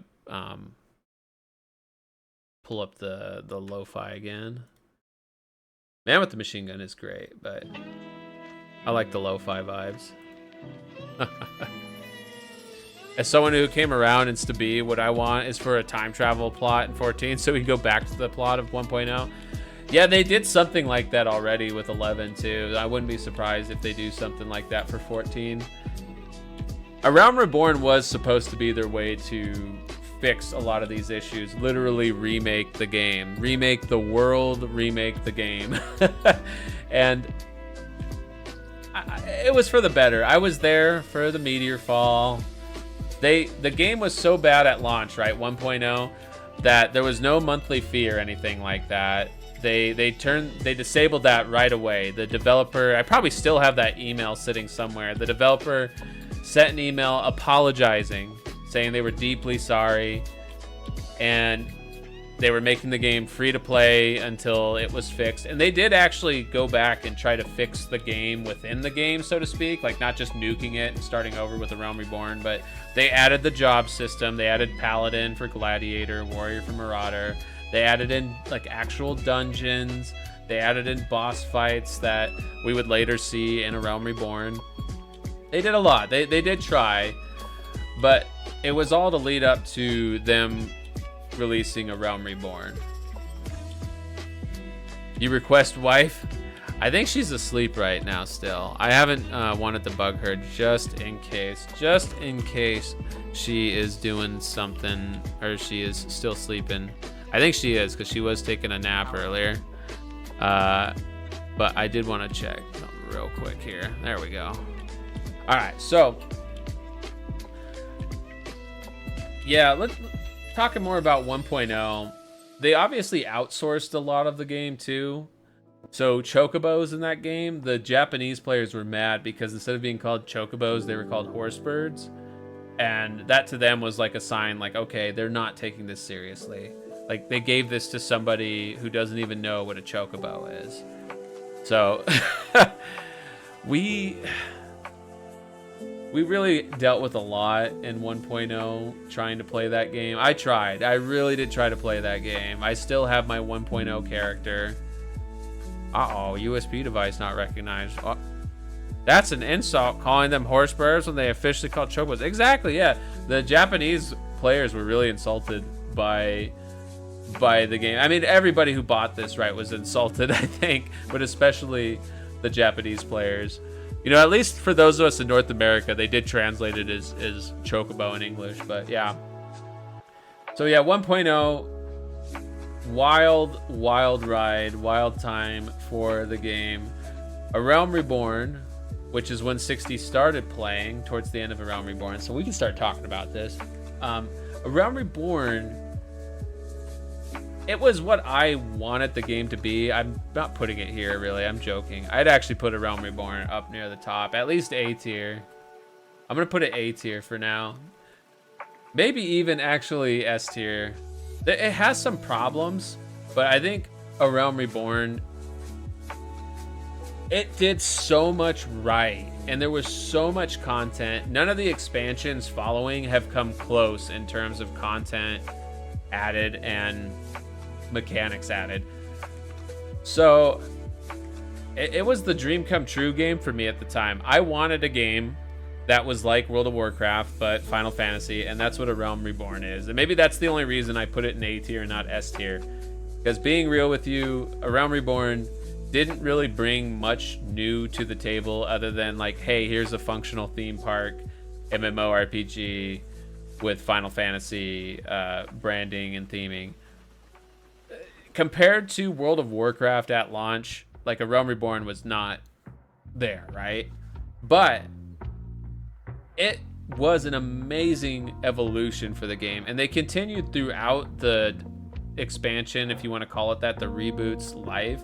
They continued to add so many mechanics, from Gold Saucer, I want to say even the pet battling stuff for Million. A lot of the stuff people don't even pay attention to now. That was all added in A Realm Reborn. They kind of slowed down after Heaven's Word with the content distribution for whatever reason. They found their formula that worked. A Realm Reborn was a little bit more adventurous. They didn't have the formula quite figured out, but they were on the cusp of it. And I think for that, it's actually kind of a better experience. And I hope someday they do a classic FF14 and let you go back to experience some of the different eras. I don't think it would be as interesting to go back to maybe like Stabi or something like that, because the game hasn't changed that much from Stormblood on. But maybe to A Realm Reborn. The game's changed enough since then. Honestly, for the better in many regards. For the better in most regards, to be honest with you. A Realm Reborn, it's a special game, I think, for the franchise. The story, too, for being an MMORPG, is on another level, and that's something that continues to get better and better as the franchise, or as the expansions come out. And yeah, I think we can talk a little bit more about 14, Heaven's Word. This is when 60 really started to get into it. So I'll ask her opinion when she does wake up. But Heaven's Word is when I think the story really started to get really amazing. Say 14 is probably the best MMO on the market. Yeah, I agree. I think 14 is the best theme park MMO on the market. There's so many different kinds of MMOs, right? You know, 14 is not going to be for everybody, but I think it's probably one of the most inclusive ones. In the same way that WoW was and still is one of the most inclusive MMOs, 14 was and is, and probably will continue to be. ESO and WoW both fell off for you. Yeah, I haven't played WoW in a while, and I haven't played ESO since the beta a long time ago, but I do have some friends that stream it, and I like watching them play ESO, but it's different to like watch someone play through the fun content than to actually play the game and have to unlock that fun content, right? So completely understand. I do want to check out ESO at some point too, but that will probably happen at a much later date. We just don't have the time. Not right now, at least.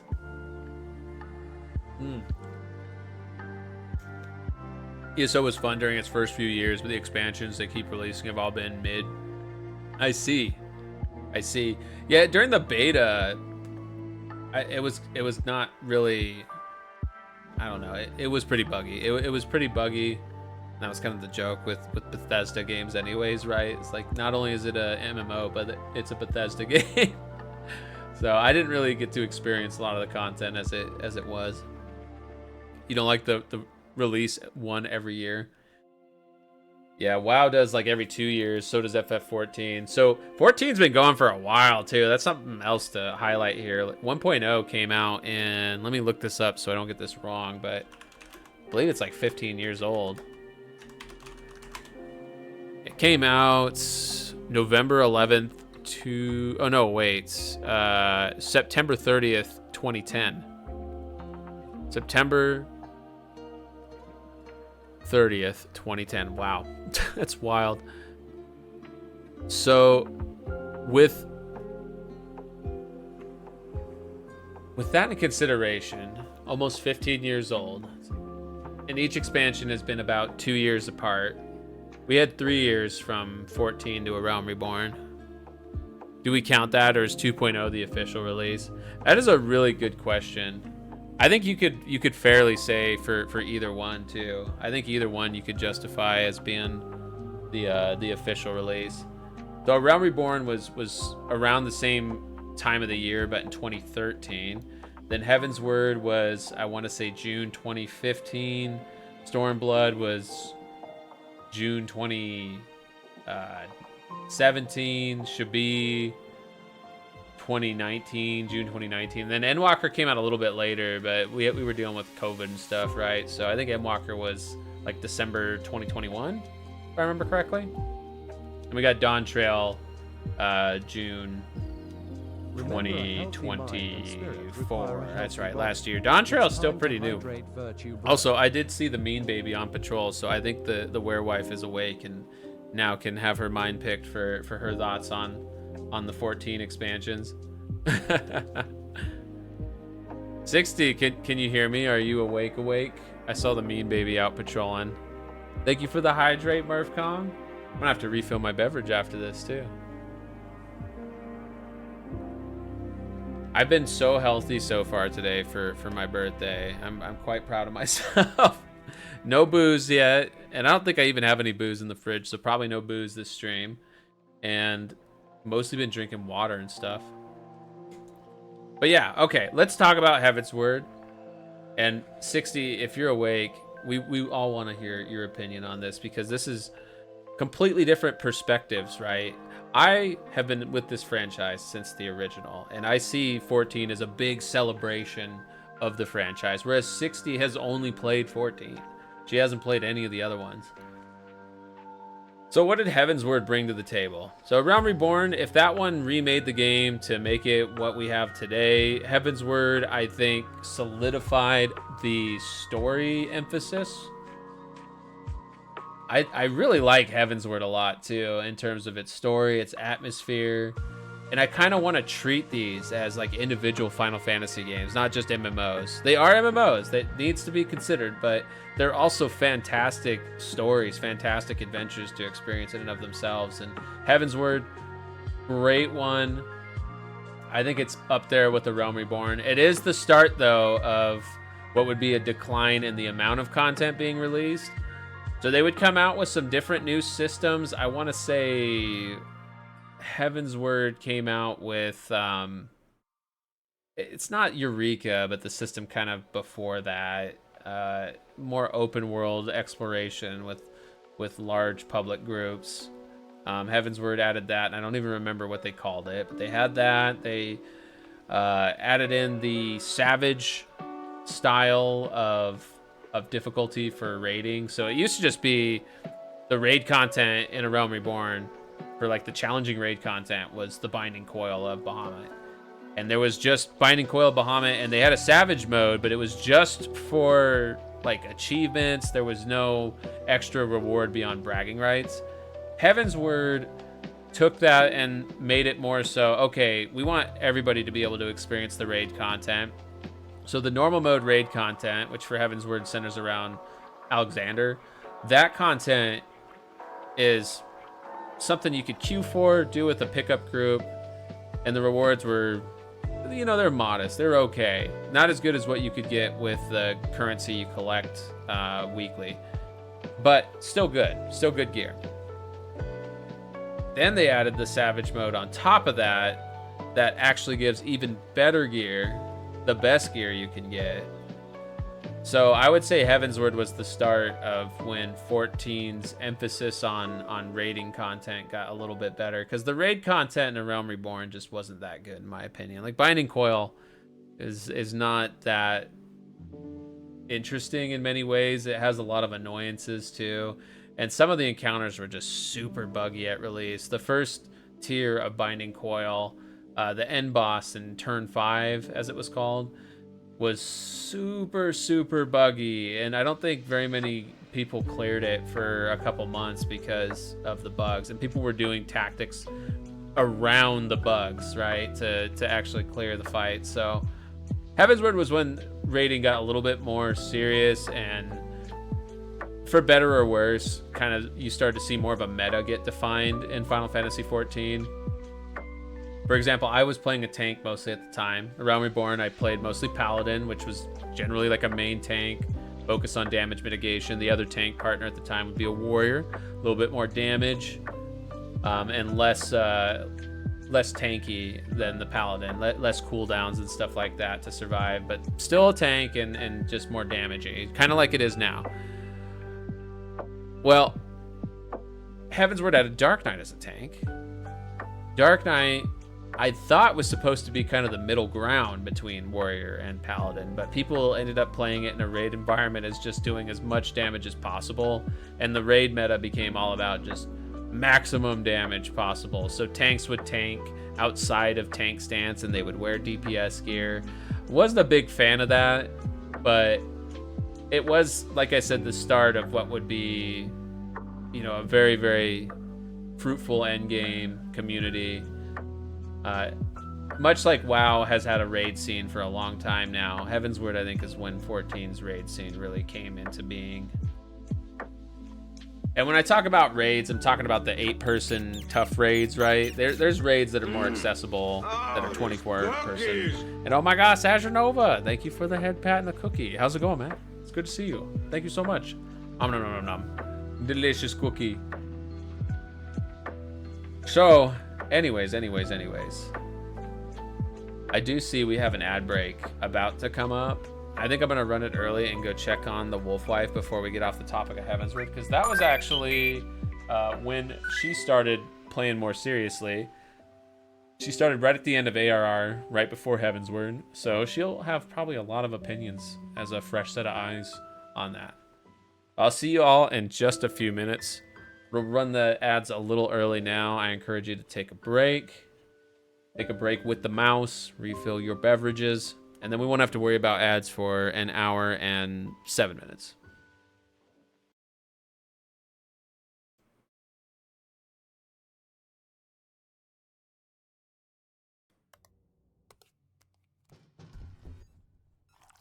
I reported it, but it's probably not quick enough. Dang it. It was under the camera, but it, gosh, that's tough. We just weren't cycling the cameras fast enough, I think, because it was already right under the camera when I cycled there.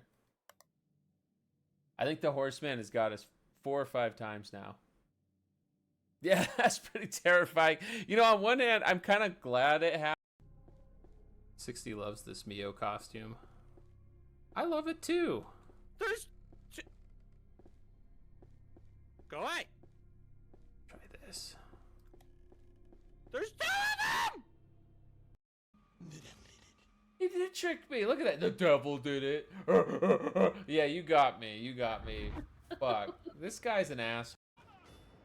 You went to executor? Executor, right? Yeah. Either or. But there's like... And like a Geodude would be impossible to bang. No, well then he could fist you. What in the fuck? I'm not really interested in any Pokemon. My poor chat is my poor chat's ears. Oh my god. Like mostly I want to be the one like doing the thing. I want to be the very best that no one ever was. Because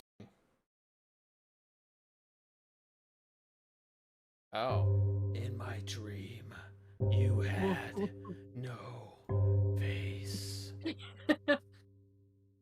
In my dream, you had no butt. How you gonna show me that butt? What a nightmare. trolling. Yeah, And that's how you join the giveaway. Get him. Trolling. Oh, I'm glitched out. My body is missing. Good one. Look at you and your fancy shirt.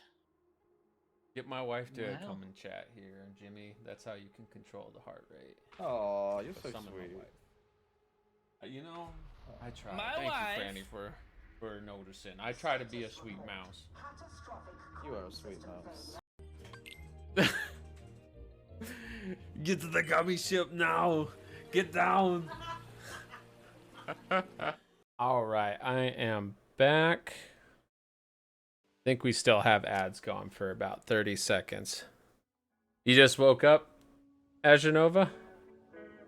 Well, I hope you rested well. I slept in pretty hard today myself, so I hope you were able to as well. And the wolf wife is still resting. The mean baby was on patrol because it was puppy dinner time. So I took care of the puppies, made sure they got dinner, and I think the wolf wife was gonna go back to rest. So, but I did tell her, as I was feeding the dogs, I did tell her we were doing this if she wanted to come give her input, but I think she gonna rest. She's a tired wolf. She'll be joining us later too for some Grounded, maybe some other games too. Anyways, so let's keep talking 14. Let's finish this tier list. It's actually looking pretty evenly distributed for a mouse tier list. It's usually so weighted at the top, and it still is top weighted. Heaven's Word, I like the theme of the expansion. I liked what they added. I am gonna put Stabi a little lower. And Roto, I hope this doesn't bug you. I know a lot of people like their first expansion or when they came into the game, but Stabi, I'll talk about. It's still a great expansion. I just think did a couple things not as good as the start of a few things that they do not as good later on. What's up, Bandy? How are you? At a pub? No worries. Hey, appreciate you, friend. Let me send some good vibes your way. Be safe, have fun. All right, so yeah, Stabi, Stormblood. Why I put it B tier instead of A tier? I think Stormblood, for one, it had a messy launch, so that memory is hard for me to not consider, right? It was not the worst launch ever, but there's a reason Raban Extreme became a meme. It was a little buggy. I remember being part of the one suffering. I waited hours and I played it on a midnight launch kind of thing. But we did it. We got it done. Went through the expansion. I do like that Stormblood had like more kind of geopolitics going on, like fleshed out the world more. Heaven's Word was isolated to its own little spot on the map, right? Stormblood kind of branches out a bit. You go to like more parts of the world around Eorzea, the world of FF14, right? And yeah, I personally like that about Stabi. The reason I'm putting it B tier instead of A tier is this was the start of the patch cycles where you would only get one dungeon. This was the start of them getting a little lazy, I think. And also, I just found the theming and story to not be as much my cup of tea. I never really have been as into the like Eastern mythology stuff as much as Western mythology. I've gotten more into it as I've gotten older, but I don't know. Stabi just didn't click with me as much. The things that it did add were not nearly as interesting in my opinion. Like they added swimming. That was one of the big mechanics that they were hyping up, like, oh, you'll be able to swim in this expansion. And then they add it, right? And there's no underwater combat. The swimming is very limited to a few areas. There were things that could have done better. I will say, so like Heaven's Word added Palace of the Dead, which was the deep dungeon, the first one. That was really fun. Or maybe that was a Realm Reborn. Either way, it was around that time period. Stabi added its own with Heaven on High. And Heaven on High is pretty cool. I do like Heaven on High a lot, what I have done of it. So there's some really awesome things about Stabi, but the main reason I'm going to put it B tier and keep it there is actually going to be Eureka. I think Eureka is possibly, especially as it was released, was just some of the worst content that they've done. It was supposed to be a callback to Final Fantasy XI. It was supposed to be a much more like traditional MMO experience. You would lose experience points when you die. You could even level down, I believe. You could in FF11. I believe you can in Eureka. And I just found it to be really annoying, like really overly punishing. It didn't feel flexible because the areas in which you were set to explore were just cram-packed with enemies that would destroy you if they caught you alone. So you had to roam around in a group. And what it essentially became was a glorified form of fate farming, which fates in Final Fantasy XIV are like these cute little open world events that give you a nice little balloon of XP. They're nice, inoffensive. People will hop in groups and just kind of zip around the map, you know, farming them. Eureka was like that, but just annoying, because if you fell off from the pack, you could get killed by a random mob. If you didn't get rezzed, you lost a bunch of XP. Getting to the pack of players was sometimes just a nightmare in and of itself. It was pretty frequent for people to do like to be a good Samaritan and mount up and pick people up and give them rides, because you could mount up after a certain progression point in Eureka, but until then you were on foot, and being on foot with these enemies that would destroy you in a handful of seconds, just too old school, too crazy, too I don't know, too much of a good thing of old school MMO vibes with Eureka.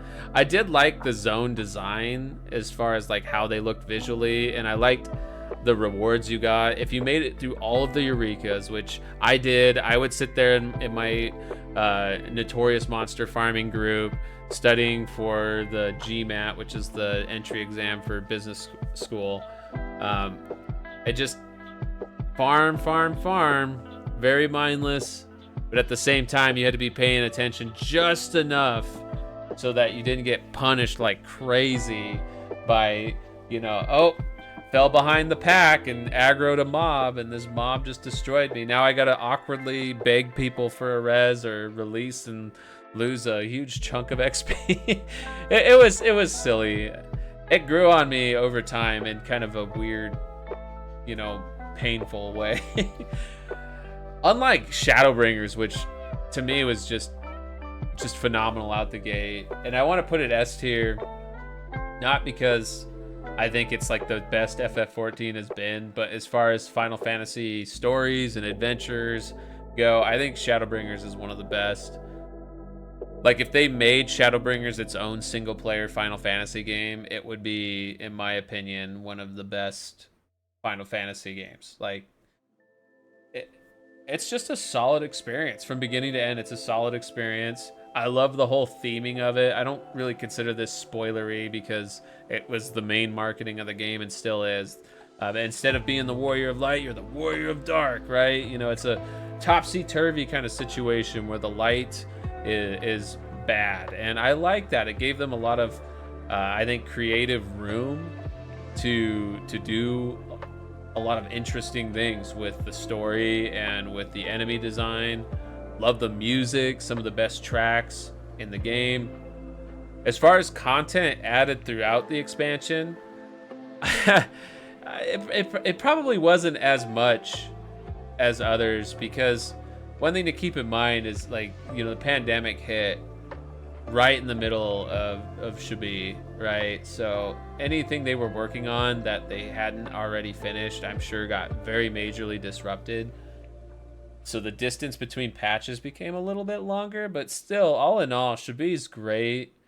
Awesome raids. They're themed after past Final Fantasy games, of course, but a lot of theming after Final Fantasy VIII, which is just not something you see much of. Ooh, I love this track that's playing now on the lo-fi. It is from Shadowbringers, actually, from this expansion. What a fitting track to play as we talk about Shadowbringers. Absolutely incredible story. Love the zones. I love, gosh, some of the things I love about it I can't talk about because it spoils it, and we have people in this community that are working through the expansions right now. I'm excited for what they think of it. Oh, thank you, Motto. How you doing? It's great to see you. Hope you're having a fantastic day and a wonderful weekend. So yeah, should be Shadowbringers. Phenomenal expansion. Love the design, the story. I think they also streamlined a lot of the jobs too. I think the jobs became a little bit more homogenized this expansion, but the balance improved for it. So I don't know, just solid. Your Face is an amazing story. You're a karaoke god. You're amazing. Oh my goodness. So Endwalker, I feel like, is kind of a riff off of Shabi. I think it's up there with it. Like, hard for me to distinguish between the two. Endwalker closes the grand story really that happens over from like 1.0 all the way through A Realm Reborn, through Heaven's Word, Shabi. Endwalker was supposed to be the one to like tie it all off, right? Endwalker. And they did a great job. One of the best stories in gaming, in my opinion. As far as the content goes, maybe a little on the lazy side again. They'd started getting lazy since Stabi, since Stormblood. But all in all, the content that is there is very high quality. Great soundtrack again. The last zone of that expansion, the soundtrack and how they present it there is one of the most moving gaming experiences I've ever had. It's just on another level. It's something else for sure. I don't normally watch all the cutscenes these days because I just don't have a lot of time. But I did watch all of Endwalker's. I actually streamed the entire story and tried to voice act the parts that weren't voice acted and stuff. That was back when I was a flesh tuber. And it was well worth going through that way. I did not do that with Dawn Trail. 60 and I blitzed Dawn Trail, and I think we didn't have nearly as good a time with it. And I probably got to put Dawn Trail... Actually, I think I got to put Dawn Trail C tier. I do think it is the most disappointing expansion so far, even a little bit below Stormblood. I don't think it's a bad game at all or bad expansion, but coming off the heels of Endwalker, which put a bow on what was an amazing story, there was a lot that they had to live up to, and they just didn't. They didn't quite hit it there. They were close. I think they were pretty dang close, but they didn't quite get it, in my opinion. So some of the main issues, some criticisms I hear from a lot of people that's completely fair, is the emphasis on the story for an NPC, a non-playable character, for someone that's not you instead of you. You're kind of more of a side character in this story. I don't think that's that big of a deal personally, but because of that, you could tell they were a little restricted on the scope of the story, and it does suffer a bit for that, I think. There's just not as much going on. It's not as interesting. I will say I did skip most of the cutscenes, but I did go back later and watch a lot of them and watch story summaries just to make fill in the gaps that I missed. And yeah, again, not a bad game at all, but I do think it's probably the most uninspired expansion so far. It just doesn't bring much to the table. I didn't talk about something really important with all these expansion releases, and that's the jobs that came out. So with The Realm Reborn, they released the Scholar and Summoner jobs right out the gate, and then the Ninja job later on. With Heaven's Word, they released Machinist, Astrologian, and Dark Knight, all really popular jobs to this day, I would say. Stormblood, Samurai, very popular one, and Red Mage, which is my main. But as you notice, only 2 jobs this time. Then we get to Shabi, right? And with Shabi, we got the Gunbreaker job, and I'm trying to remember the other job we got. What else did we get in Shabi? It was another DPS, I want to say. But Gunbreaker being another tank job, a welcome addition. People liked it a lot. People still like Gunbreaker a lot. I like it. It moves really fast compared to the other tanks. I'm trying to remember, what was the other job that came out in Shabi? I don't think it was a healer, because we got Sage in the next expansion after that, Endwalker. I think it was another DPS. Probably, oh, Dancer. That's right, we got Dancer. And Dancer was great too, right? Dancer, maybe not as popular, but it's a series classic going back to, I think even Final Fantasy III has the Dancer job. If not, I'm sure 5 does. So yeah, all these expansions added different jobs, right? Endwalker added some as well. Added Sage, which really cool. A lot of people love Sage. Healer with pew pew lasers. Dawn Trail added some cool ones with the Pictomancer, the Painter DPS, Caster DPS, and Viper, which is another melee DPS dual wield swords. Do you do 3? Did I do a 3rd marble run already? No, but we're about to, actually. We're just about to. We are finishing off the rankings here. I think this is the list. I think this is it. I think we put Dawn Trail at the bottom. Not because it's bad, but compared to the other ones, it's just not quite there. And then, yeah, Shabi and Endwalker stand out to me as the best in 14. At least as far as like story and overall RPG gameplay goes. But yeah, let's do another marble run. Let's do another giveaway. I am excited to move to the next thing after this too. After this, we're gonna mess around with CrowdControl. So let's go here. Let's see. Which map do we want to do this time? We talked about a fantasy map, maybe. Jimmy mentioned a fantasy map. You agree on Endwalker, Tom Bomb? Tom Bomb, I hope the rest of your stream went well, friend. Let's see, what's a fantasy one? Here's another ice one. I like the ice ones. Haunted Hills, cool. Love is in the Air. Maybe that will get 60 to fully wake up. No. It's time to hydrate. Let's see. It went so-so. Tension headaches lately are not kind. I am so sorry. Tension headaches are the worst. I hope you feel better. You drinking some water, relaxing. Let's see. Fantasy. Looking for anything that looks super fantastic. Twisted Toothpick. Okay. Kind of like that. Waterfall. This one looks nice. I want kind of a longer one too. Maybe the Gauntlet. Maybe the Temple of Steve. The Dojo. There's a lot of options here. Space Chase.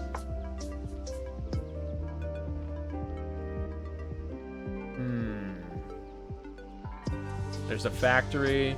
Marble Adventure. That's only 10 seconds though. Unless somebody glitched that or something. I'm looking at the top times here. The Temple of Steve. Y'all want to do the Temple of Steve? Maybe we'll summon Select Start Steven. Love that guy. All right, let's do this one. Here, let's do Temple of Steve. Jimmy wanted a fantasy one. Yeah. I didn't really see a lot of fantasy ones. Temple of Steve's kind of in that spectrum, right? And then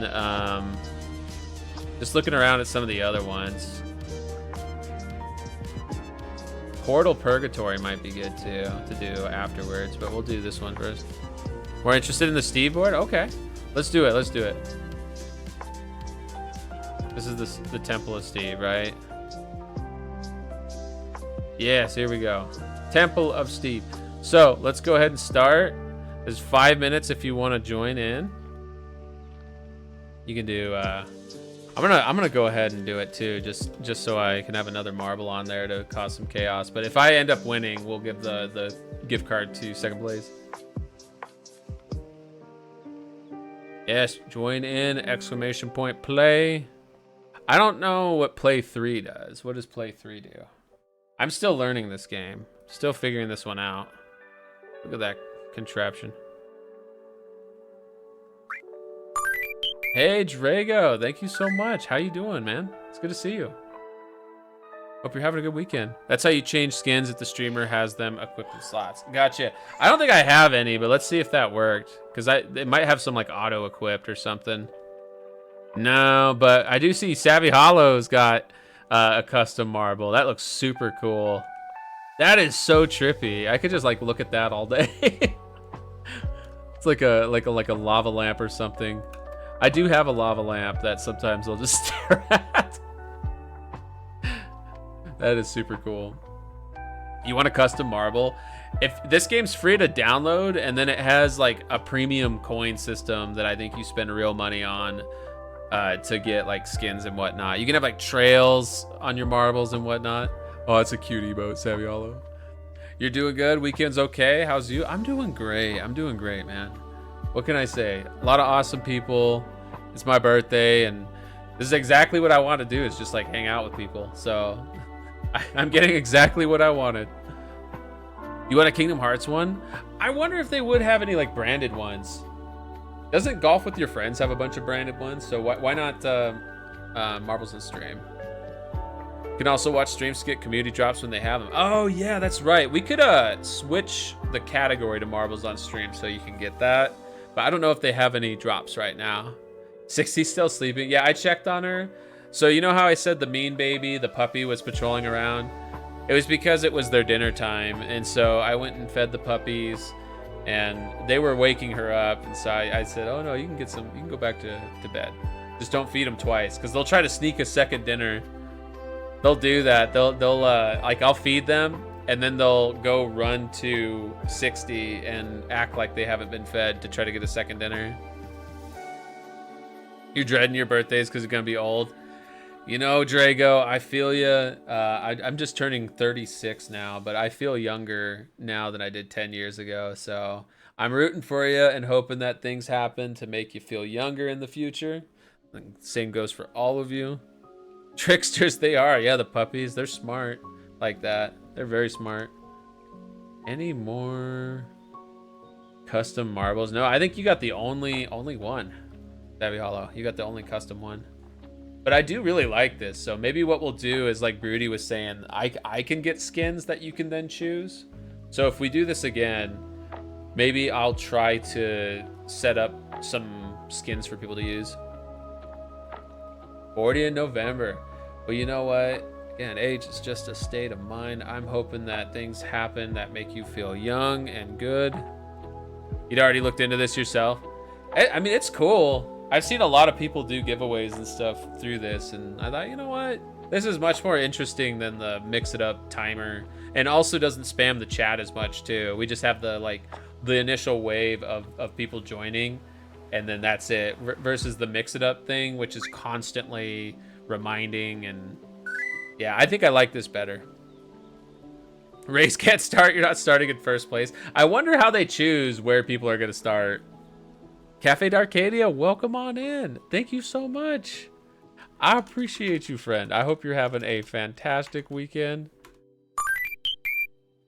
It's been a good one. It has been a good one so far. If you want to get in on this and possibly win a $10 Steam gift card, !play. We got 2 winners so far today. We got Chickamundo and Duck on Head. Very, very excited for them. And we'll have another winner to join here soon. You're 1 trophy away from the plat on Monster Hunter Wilds. Oh my gosh, that must be a crazy plat to get too. Does Bandy have that one already? Bandy does, right? I feel like I remember you were playing with him when he was close to getting it. It looks like a tough plat to get. Nice work. There's a way to guarantee it even start position for fairness. That'd be great. Yeah. That's one thing maybe they should change, is like have all the marbles like line up in the same spot. But all right, here we go. The race is on, and it says Broody is in first, but Murph Kong and Tom Bomb are right. Oh, Tom Bomb's in first now. There they go. Let me move this out of the way so we can see more of the action. I'm glad it's been a good weekend. Excellent. Down the funnel. Whoa, I'm getting a little dizzy watching that. Kudmaru in the lead. You're stuck on FF5. You don't know what classes to work on. How far are you in FF5? I'm happy to help you with that one. It's been a while since. Well, it hasn't been that long since I played it. I think it's been like 6 months or so. 7 months maybe. Boy, oh boy. The price of freedom is steep. The price of freedom is steep. All right. Well, let's see who's in first. Murph Kong was in first, but Cafe d'Arcadia just took the lead. Comeback win? Now, like, you never know, actually. It seems like a lot of comeback wins happen in this. Got almost everything ready for your own birthday soon. So, Noi, there's another Babe birthday run makes you happy? Heck yeah. When's your birthday again? You're on the other land, and the ship is being attacked. How is the Steve based? Maybe the guy's name was Steve that made it. I'm not sure. It just looks more like a temple. It's cool. If it was Steve who made this, I would say Steve did a great job. The 21st. Happy early birthday. That's so close. 11 days away. Comeback wins that were caused by people yeeting. Yeah, that's true too. A lot of people get yeeted right at the end of some of these. The Cafe Arcadia is still in the lead. Let's go check farther back. Murph catching up. Drago as well. I don't know. Anything could happen. Is that moving or? Okay, here we go. Oh yeah, see, this is the real deciding point. Are you gonna land in the finish line? So it wasn't as simple as being in the lead. You had to land at the right time. Like Murph here, Murph Kong, I don't know. It's gonna be close. A lot of people. Cafe Arcadia won. Congratulations, Cafe Arcadia. But we still have others that are coming in hot, whereas at least five fell off. 6 fell off at least. Oh my goodness. It's a bloodbath. It's a marble bloodbath. Rudy, you survived at the end though. Comeback wins that were caused by people eating is the name of the game here. Congratulations, Cafe Darkadia. You have won a $10 Steam gift card. And I'm not sure if we're already friends on Steam. We have to be friends for 3 days before it'll let me send any Steam gift card. So if we're not friends, let me know. I'll send you my friend code. I think we're in the same Discord server, so I should be able to message you on Discord. Now let's look at the rest of the final results. Just see. Wow, hardly anyone actually made it. This map was actually pretty sneaky because the like yeet point was right at the end. You killed me? Unforgivable.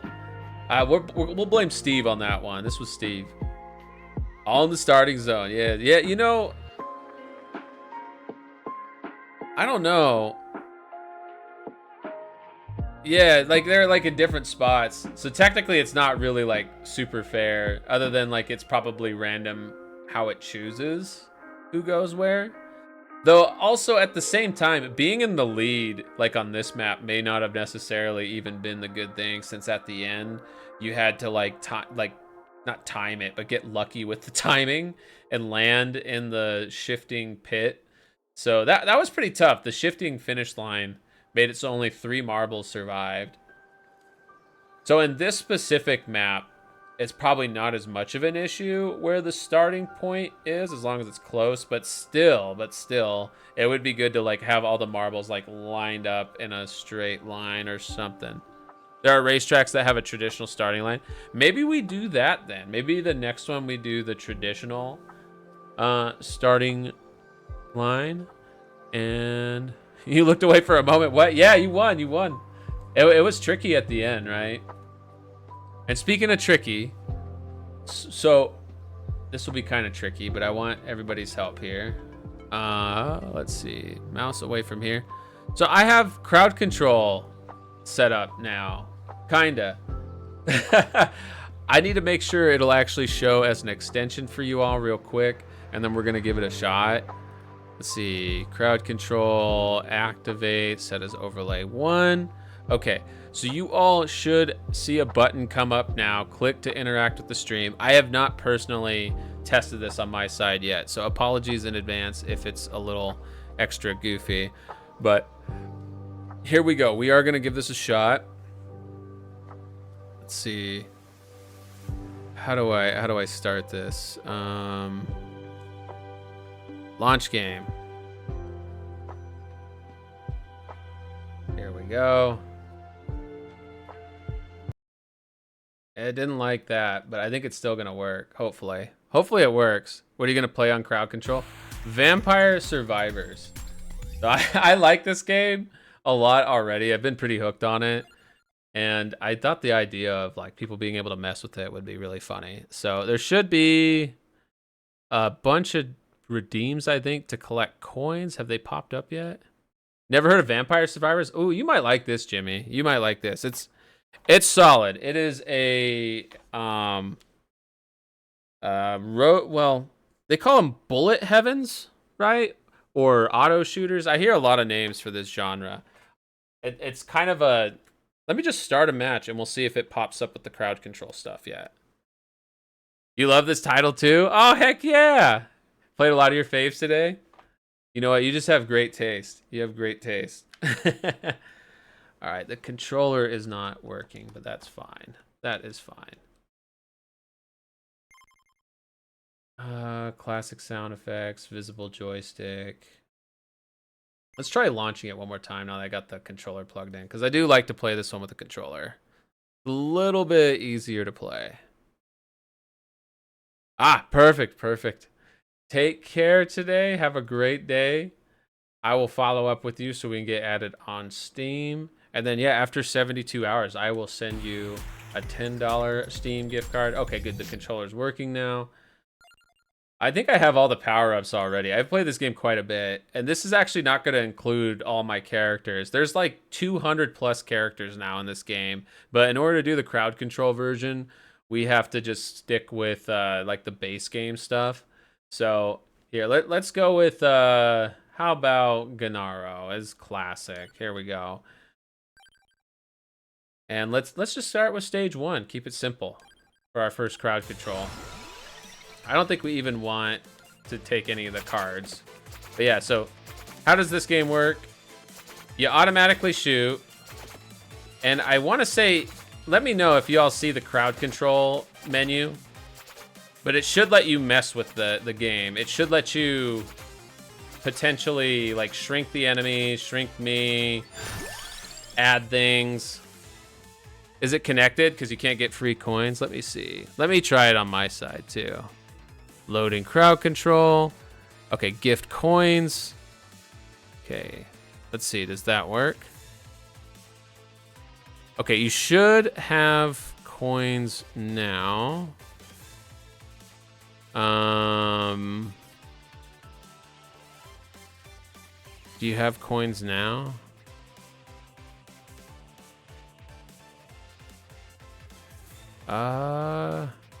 There should be channel point rewards too. Let me try this here. Start session. Oh, I had to hit a button here. There we go. Okay, now it should work. Sorry, I forgot to hit one button. Now you should see the option to do a bunch of different random things, and you should be able to get free coins with there should be either redeem. Also, you can use your channel points too to do tiny player, giant enemies, tiny enemies. Being small is an advantage. You got it. Perfect, perfect. And then, yeah, you should be able to get 50 coins for free. Yeah, you get 50 coins for free on the in-extension app. So there we go. All right. Back to this. Back to the craziness. So, I like Lightning Ring, actually.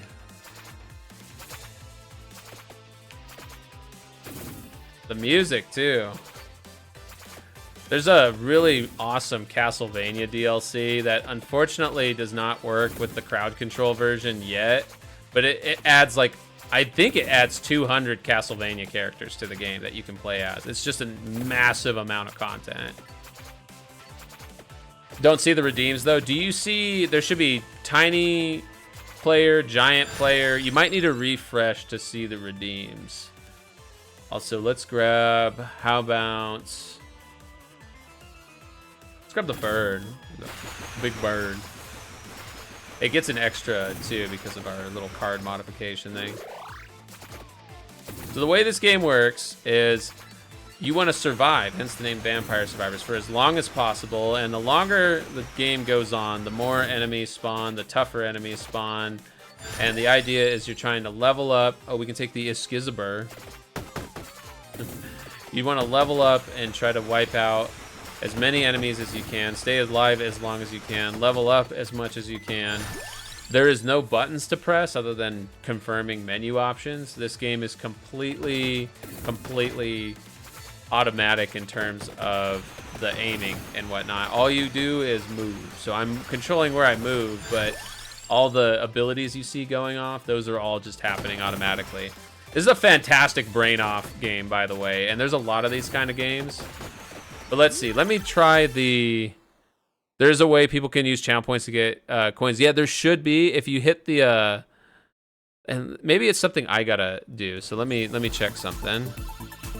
In the meantime, let me do tiny player and make sure that works. Let's just make sure it's actually connected. It was working for me last night, but... Whoops. Attract orb. Sure. It did not. Oh yeah, there it goes. Tiny player. So now I'm really small. And you can make me really big instead, if you wanted to. But let me check something real quick while we have this up. Let's see. Lobby setup. Click to share your interact link. So here, if you hit this, mess with me on CrowdControl here. So I'm gonna pin this for now. For the next about 40 minutes. So you can click that link and that should let you directly mess with it. And let's see the integrations. Just seeing if there's a way I can set it up so you get more coins. You should be able to just get 50 coins for free.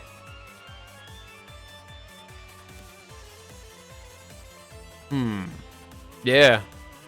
You've seen it in others. Yeah, I feel like I've seen it too. It might be a premium thing too. It might be something that you can only do if you're like a partner or premium. So let me look at the effects manager. Twitch events, channel rewards. Just free coins.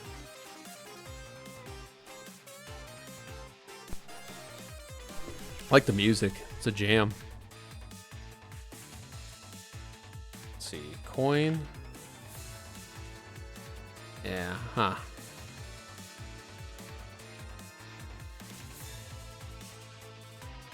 Yeah, I think... I don't know why that doesn't show. It's possible that I need to be like a pro member or something, because they do have like a paid version, but we're just trying out the free ones. You got the free 50 coins already though? All right. Well, for now, if you use that link, I set everything to be really cheap. So everything should cost like 1 to 10 points. So everybody will get a chance to, if they want to mess with the mouse. Thank you for helping me test this stuff, by the way. Appreciate it, yeah. You'll never know when you do something. It shows it in the queue still, but hey, heck yeah. Ooh, let's take this. Ate the sparrow.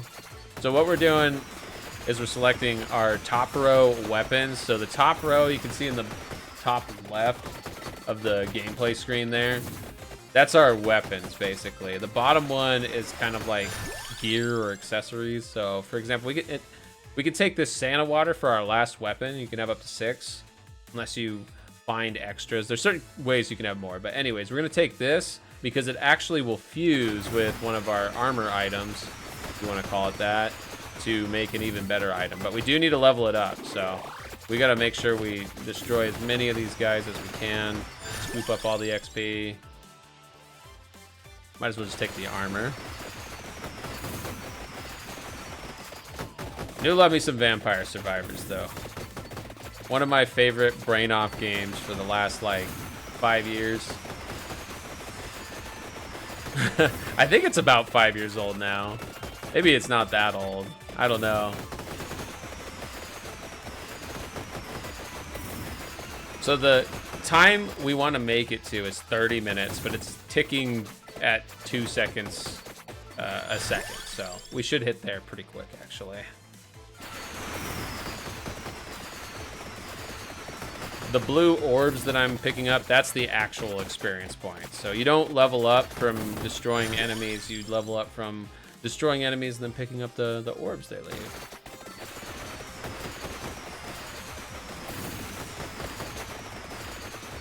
And it starts to get pretty nuts. As you can see, it's already a little crazy. One thing we could really use, if we can find it, are if we can get the random upgrade to get the duplicator, it'll make it so everything we're doing will duplicate itself, and you can level it up so it does it twice, and then that's when you really start to see stuff get out of control on the screen. You can take the crown and get some more XP, level up even faster. Keep leveling up the Eskizabur.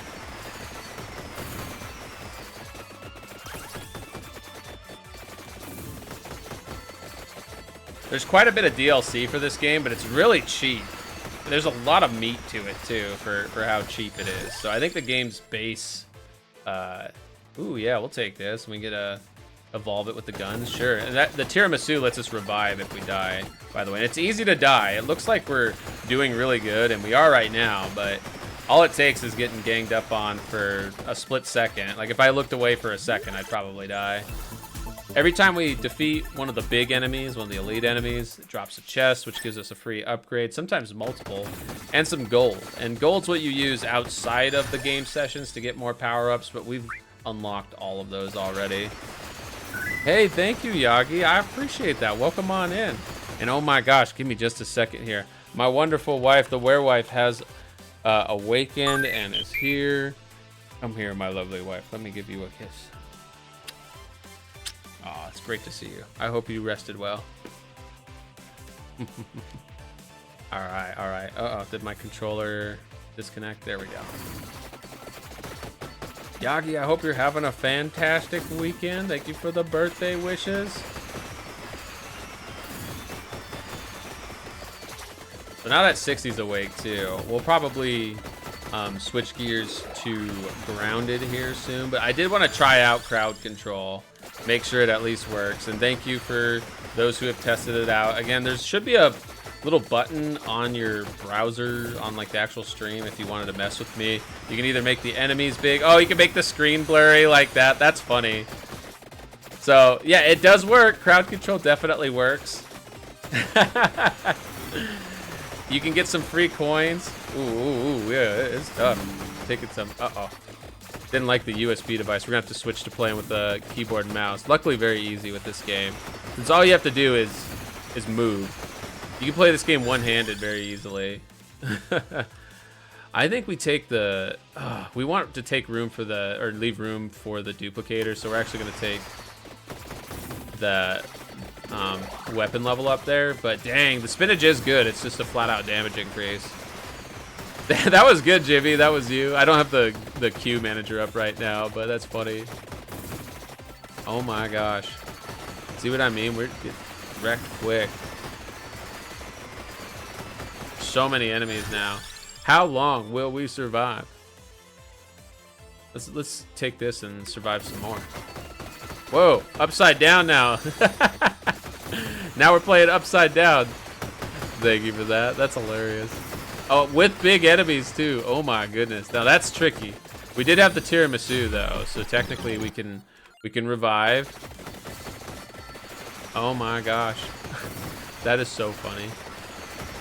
Look how huge these enemies are. I think it makes them easier to deal with, honestly though. I think they're a little bit easier when they're big, because they're easier to hit, bigger targets. But there's so many of them right now. Oh my gosh. That was pretty intense right there at the end. What were the effects that were going on too? I gotta see this. Let's see the queue manager. We got multiple people that added it. We had fast enemies, flip the game, Kunmaru, and giant enemies. Awesome, awesome. Okay, let's do some more. Let's do another run. Let's do more control the mouse while the wife gets ready, and then we'll switch gears to grounded. And that game is really fun. I know some people were asking about it. I'm excited to show it off. You get to be really small and survive. It's a beautiful game too, a very pretty game. Why don't we use Keitha this time? Gets a bow and arrow. And let's do the inlaid library stage. Oh, whoa. Oh my goodness, they're already blowing us up. This is a very pretty game. Grounded is so good. Let's see. Why don't we take the King Bible? I like that one. Oh, we're tiny now. I like to be tiny. And take the garlic too. Be tiny and have garlic breath. Oh my gosh, Roto, thank you so much for the 500 biddies. Oh my goodness, you got a lot of coins too with that. Thank you so much, Roto. Cute kill player. Oh, that did work. I do still have some revives though. That is funny, Roto. Oh my gosh. Red Avenger, welcome on in. Hope you're having a happy Catterday.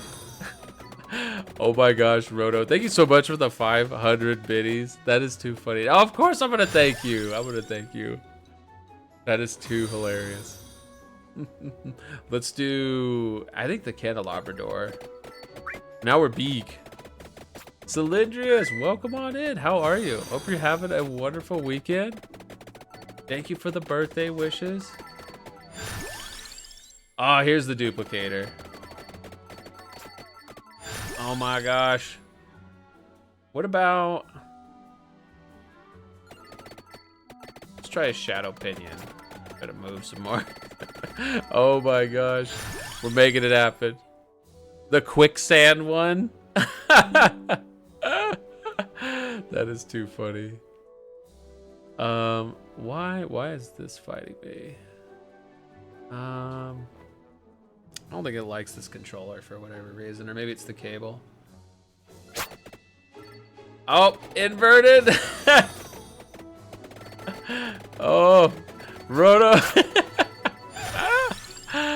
That is too funny. Ooh, let's take the upgraded duplicator. How long can we last like this? We're slow now too. That's probably the tougher one. King Bible again. I'm doing great. How are you doing? Give you access to crowd control is never a good idea. What are you talking about? We love a little chaos. Let's see. Here we go. Even bigger area here. Whoa! What is that? That is the shake. That's a shake and the flip. We're making some Dairy Queen blizzards in here. Where I give it a lot of cookies. 60 hooked me up with a lot of cheesecake, actually. Just keep swimming. Yes, yes. Sometimes that's all you can do, right? Just keep on swimming. Whoa! That is crazy, the shake. That is too funny. I tried to make everything cheap, too, but some of them I left in at just their default values, and I'm sorry if they're kind of spendy as a result, but I hope you're getting your money's worth. I have inverted controls, which is pretty funny already. Oh yeah, take more XP. And it's blurry, and it's zoomed in. Oh, we found a treasure though. Place a Afrita. Aria Valentine, welcome in. Aria Valentine, I hope you're doing well. Oh. Oh, here we go. Let's do more flash arrow. I don't even know what's going on anymore. We're like going everywhere. I've got a flipped screen, flipped controls, blurry screen. Let's take the ebony wing. Need some more AoE. Cheesecake, you Mickey Mouse? I try to be. That's goals right there. You love the shaking command, it is pretty funny. We take the axe, it'll evolve with the candelabra door, why don't we? Oh, the enemies stop now. Kunmaru freezing them. Crowd control is pretty cool. We'll have to do this more. I do want it to be more cheap slash free though. That was my only thing, is I was hoping I could find a way to make it mostly free for people. I don't know how to do the like free points with channel points thing, but I did set the size related ones as channel point redeems at least. So I think you can use 100 channel points to make me or the enemies bigger or smaller. Let's go with the crown again, more XP. The shake. Aria Valentine, hope you're doing well. Let me get you a shouty too. Always good to have you here, friend. You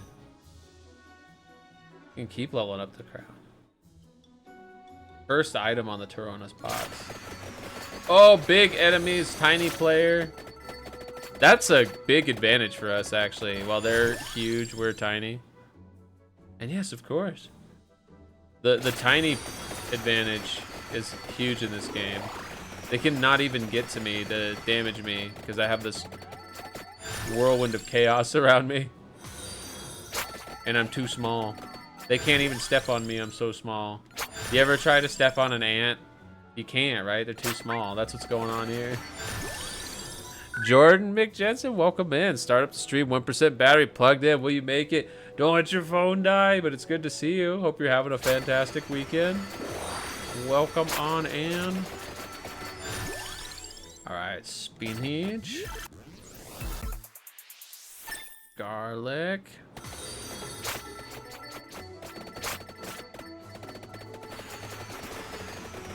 The garlic gives us so much protection, especially with the King Bibles just floating around.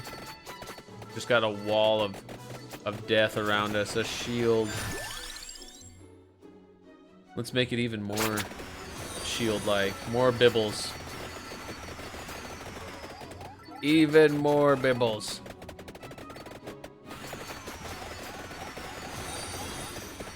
What is this down here? I don't know what this is. I don't know if it's a weapon. I kind of want to get my 6th slot before I grab that on the armor slots. Maybe we do the attract orb and then grab that. Academy badge will provide bonus amount for revivals in exchange for growth. Okay. Okay. Interesting. Is it okay if you ask a question about your mix-it-up bot you're battling to get reset up? Oh yeah, absolutely. I am happy to answer questions. 60 is definitely more knowledgeable than me on the topic, but I know quite a bit of mix-it-up. I've been using it for a few years now, since before I switched to VTubing. Used to use it when I was a flesh tuber. And I'm using it right meow. Hey, Franny, how's it going? Thank you so much. I appreciate you, friend. I hope you're doing well. Hope you're having a wonderful weekend.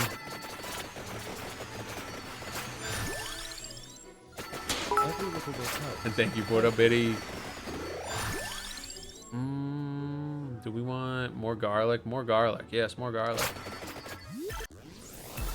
Don't spend it all in one place. I appreciate you, buddy.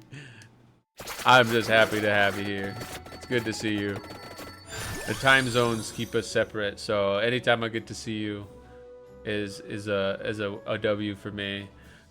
Let's grab the attract orb again, because these enemies get super fast. They're fast enemies. Oh my gosh. Let's do more candle. No. Now we're upside down. It's all good though. I don't think much can hurt us now. Probably have to redeem kill the player at this point. Even then we have revives. Oh my gosh, it's a double raid. We're getting raided by Ultimo and my Mouse Pro Janjo. Welcome on in, everybody. If you aren't following these incredible streamers, please fix that. They are both amazing. Welcome, welcome, welcome. How was your stream? How was Split Fiction? I was sneaky lurking for a little bit. I'm trying to avoid spoilers on that one. It looks really fun though. And thank you so much for the birthday wishes. Welcome on in. Again, everybody here, if you're not already following Ultimo, if you're not already following JanJoel19, you should fix that. They are both incredible variety streamers, non-stop positive vibes. And Janjo is a fellow mouse. That's right, he's got a Nezumimi form. Always appreciate the fellow rodents and friends of rodents. Thank you so much for bringing the party over here. I'm glad it's been really fun. Heck yeah. Heck yeah. It looks good. It looks awesome. Just like you all are awesome. And for anybody new here, my name's Virtue Bro. I'm a tiny little 2-inch tall mouse guy. I'm usually streaming with my big, bad, beautiful wolf wife, who's actually going to be joining us here soon for some Grounded. But in the meantime, I'm doing some birthday celebration stuff. We're trying out CrowdControl, so you can mess with me in this game now. And I set it up for some other games too, but I think we're going to end up probably switching to Grounded after this. So yeah, if you want to mess with the mouse, now's the time. And let me see, will it let me do a good shout yet? No, it's going to make me wait. Again, everybody here, go follow these incredible streamers. If y'all need to do any post-stream care, please feel free. Take good care of yourselves. I'm going to be live for a while longer. As I mentioned, soon the Wolf Wife will be joining me for some Grounded. We are also celebrating Micro May this year, celebrating all things tiny. Don't forget to collect your free coins. Yeah, you get free coins for crowd control. And I wish I could just make everything free, but we made the size ones free at least. So you can make the enemies bigger or smaller, and same with me with just channel points instead of having to spend money bits on the crowd control coins. Yes, it's going great. Thank you, Janjo. 500 biddies to kill you, though. It was funny.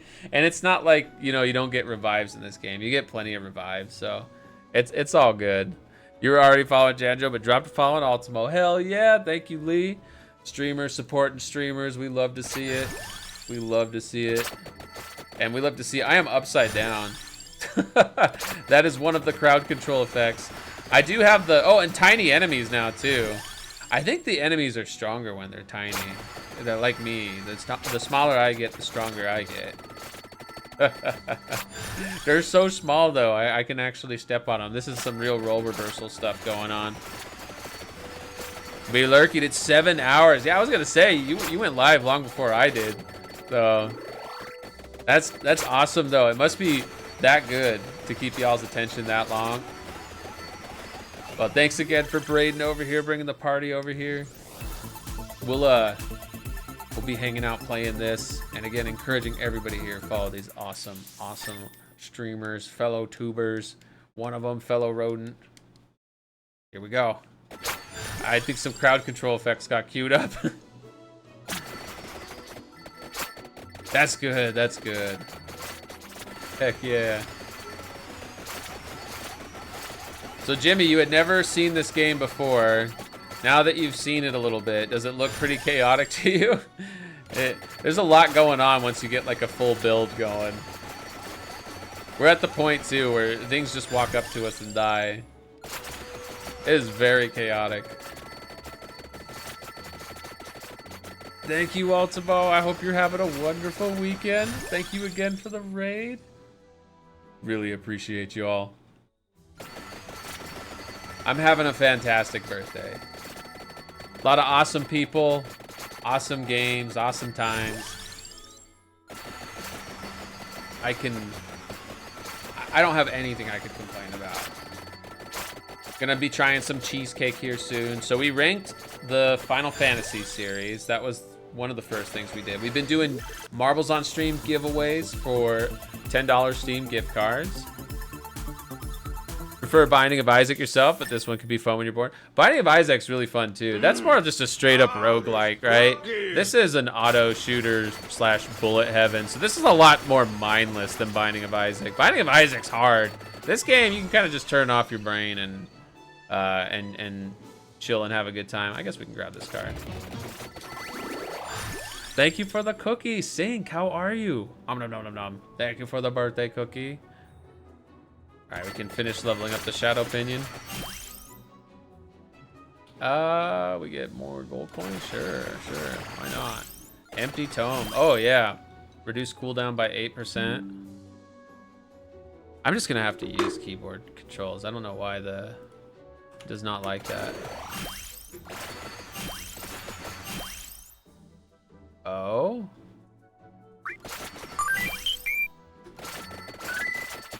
Oh, we're at clock with Lancet. Okay. Look at all this going on. Yeah, Sink, it's my birthday. How are you doing? Oh my gosh. Ate spicy food. Tattered Clouds, welcome in. Oh my goodness. These guys destroyed me real quick there. What were those guys? Was that... That might have been the item I picked up. I don't even know if that was an effect from anybody. Yeah, that wasn't even an effect. That was like the cursed item or whatever. It's brutal. That was a boss. That boss like one-shot me.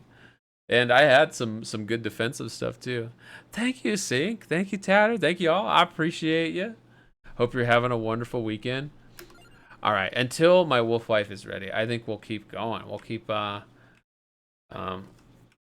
checking out what's this? I've never even tried this one. Z Asunta. Let's do another different level. The dairy plant, the secret cow level. Is this the secret cow level? Whoa. I did not mean to grab that fast, but all right. How about we take the cross this time? Take a mixture of classic Castlevania weapons. You're so caught up with work. Ah, hope work's going by fast for you. Ooh, let's take the guns too, because why not? We get an upgraded version of it too, I think, with the tarot card we grabbed. More damage, always good.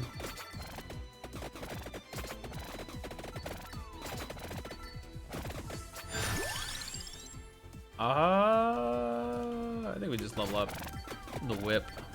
Very fast whip.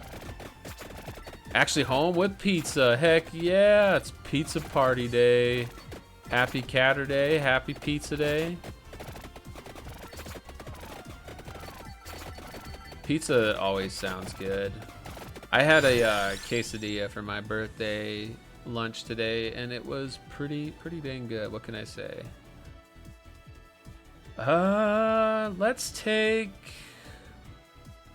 No, let's just level up the cross. None of those are that great for what we got going on.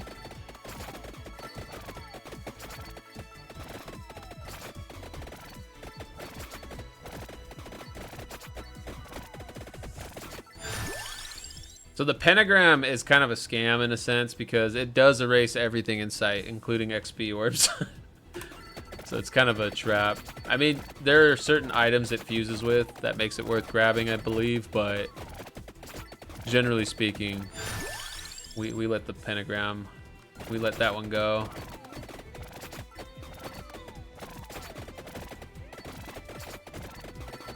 Go back and scoop up some of this XP here. We'll take the empty tome though, let's cool down. Gotta go fast. I play a lot of these games as brain off games. This one is definitely one of my favorites. It's one of the originals too. I don't think there was really anything like this before it came out. I'm sure there was, but this was the first bullet heaven that I remember getting popular. Or auto shooter. I've heard a few different names for this genre. Maybe we take dual wield whips. Nah, let's get something defensive here. Auto shooter is the most accurate. Yeah, I like auto shooter, though there are some games that are like in this genre that technically don't automatically shoot, but they're still very similar. Like Goobies, for example, is one that you technically have to hold the fire button down, but it still plays almost identically. That's one reason why I can see kind of the room for bullet heaven, but at the same time, in order to understand what bullet heaven means, you need to understand what a bullet hell is, right? And not everybody knows what a bullet hell is, so we'll take that, especially with crowd control going, get those extra revives.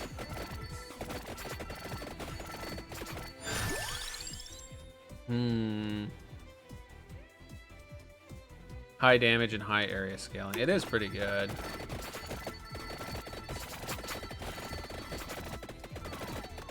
Also, I do see we have an ad break coming up here in a couple minutes, so I will pause to go check on the wolf wife and see when she wants to switch over to grounded. Oh, blurry screen. So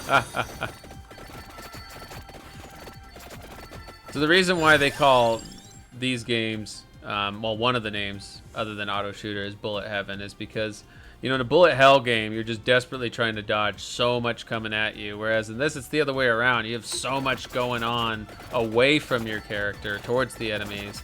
And the challenge is just not to get swarmed by all the enemies. 60 still waking up. Oh, she's been doing some other things too. She's been bopping about. Her and I both have pretty messed up sleep schedules right now. Currently catching up with side quests and woo-wah. Heck yeah. Woo-wah always looks fun to me. How about we do more of this? Hush and Binding of Isaac, for example.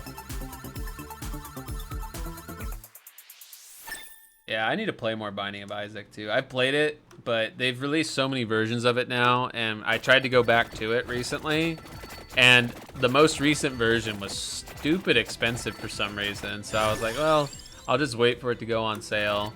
I have like the very original vanilla version still. I just would rather play the most recent ones. So they're gonna play on Woo-Wah?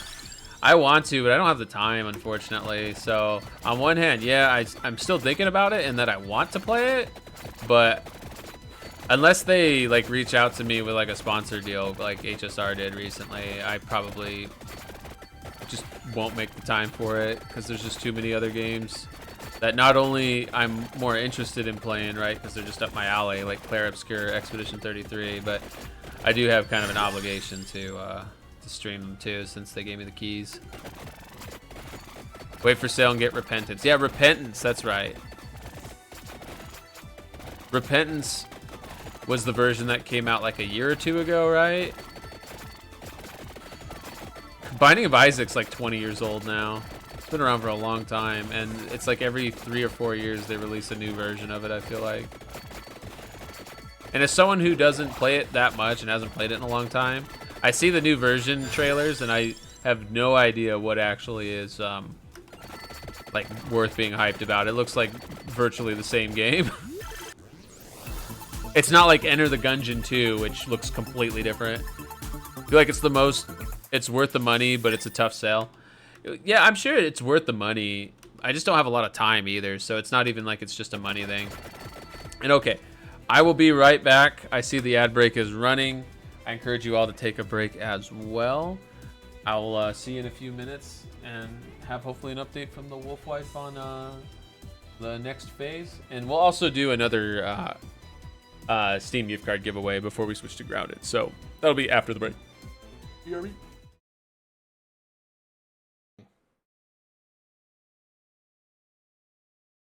Oh. In my dream, you had no face. In my dream, you had no butt. How you gonna show me that butt? What a nightmare. Trolling. Yeah, And that's how you join the giveaway. Trolling. Oh, I'm glitched out. My body is missing. Good one.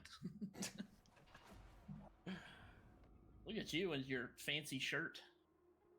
Get my wife to Wow. come and chat here, Jimmy. That's how you can control the heart rate. Oh, you're so Summon my sweet. wife. You know, I try. My Thank wife. you, Franny, for noticing. I try to be a sweet mouse.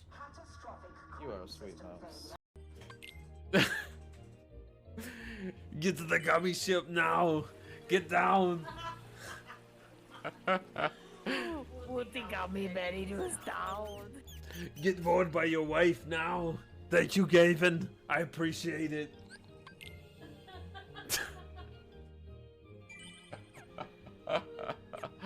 Oh my gosh. Okay. We still got 30 minutes, so let's kind of desperate sounding. It's definitely like an escalation. The first battle theme is like very video gamey, by the book, fast paced. Just warming up. This one's got a little bit more emotion behind it, I feel like, and I like that. Thank you for the Manderville dance, Aztec Mario. That dance has a lot of emotion behind it. Get this over with. For anybody who's played Final Fantasy 14, I don't think they would dispute that. At least if you went to Executor? Executor, right? Yeah. Either or. But there's like... Yeah, like a Geodude would be impossible to bang. No, it wouldn't. He could fist you. What in the I'm fuck? talking about, like, I'm not really interested in any Pokemon.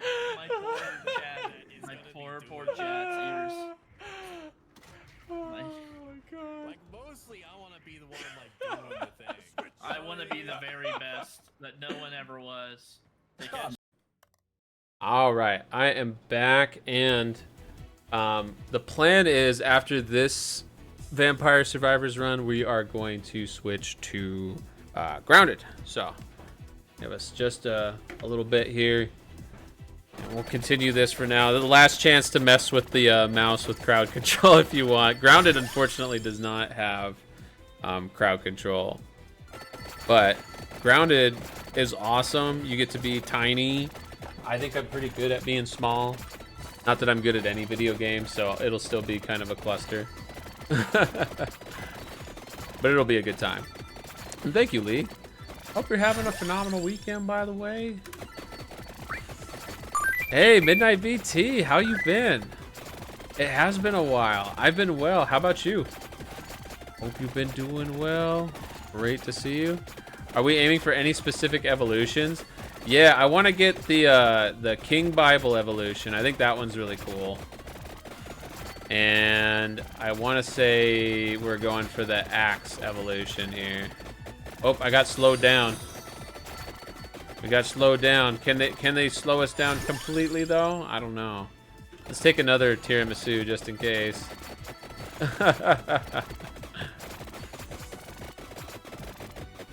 Been enjoying your Saturday? Heck yeah. Glad to hear that. Oh, now we're super fast. Been better than the week. Well, that's good at least that it's trending better. I'm sorry that the week wasn't super great, but hopefully next week will be better. Keep the trend going from the weekend.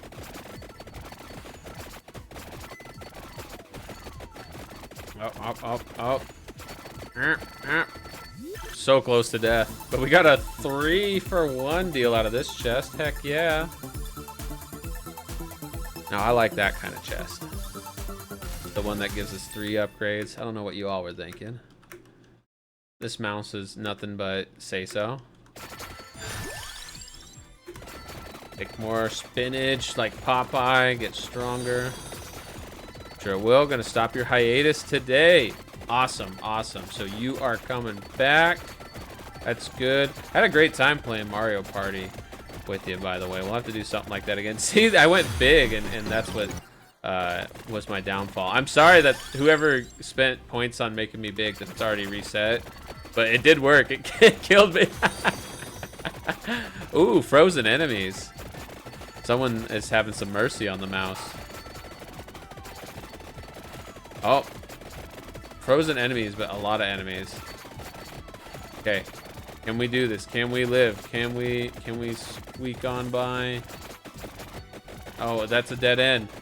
I thought we could climb over that, but we're too small. Here we go, here we go, here we go. How about a more candelabra door?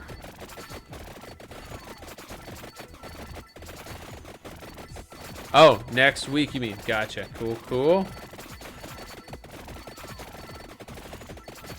Very exciting.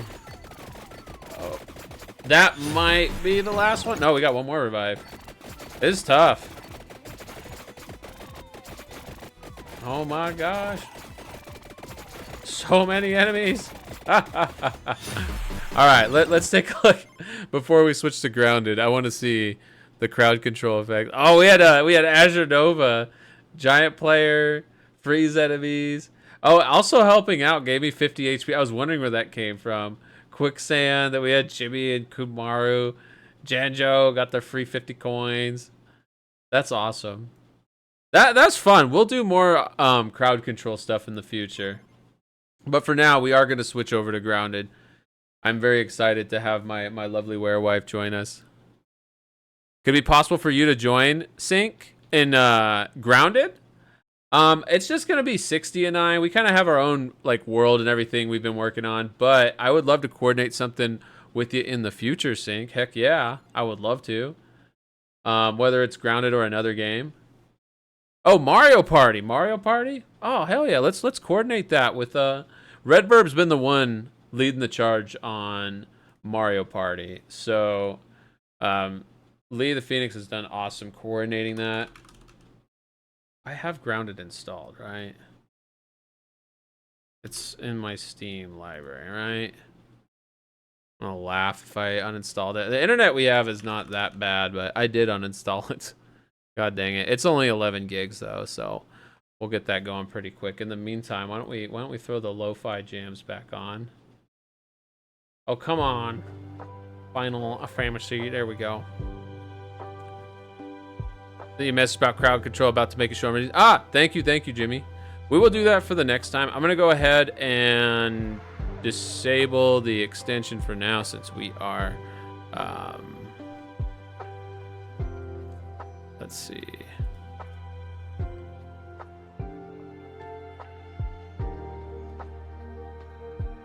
I want to uninstall it. I just want to deactivate it. There we go. Okay. So, crowd control should be disabled now.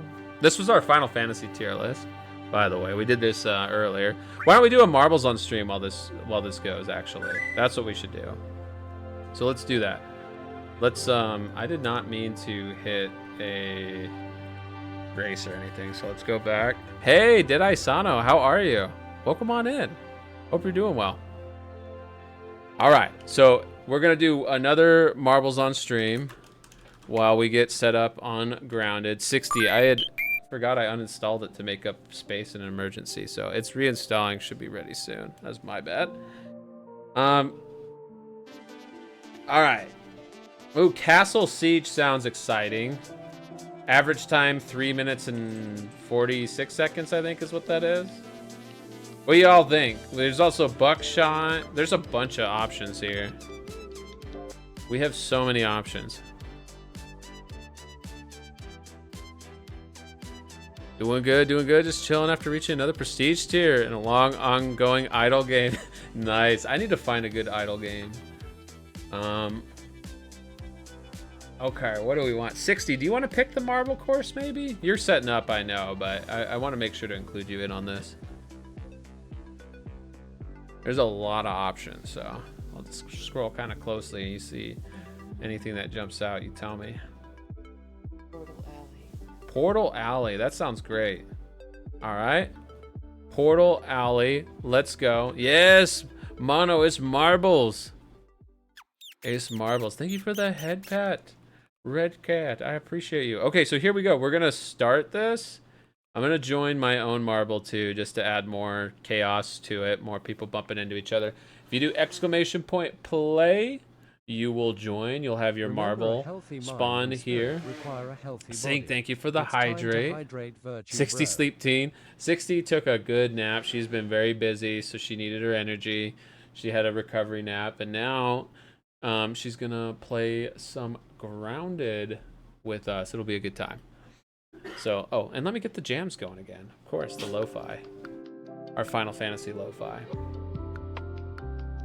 But once more, you got 4 minutes and 20 seconds, Ayo, to join the race. If you win, you will get a $10 Steam gift card from this mouse. We do have to be friends on Steam for 72 hours for it to allow transfer. But there's actually 2 ways we can go about this. 1, we can just be friends on Steam for 72 hours. Or 2, you can tell me what game you want. That's $10, and I think I can send you a game. Thank you, 60, for that nice little tidbit there, because I figured it was the same, that you also had to wait 72 hours. But apparently Steam lets you gift games instantly. They just don't let you gift cold, hard Steam cash until you've been through 72 hours of hardcore friendship together on the platform.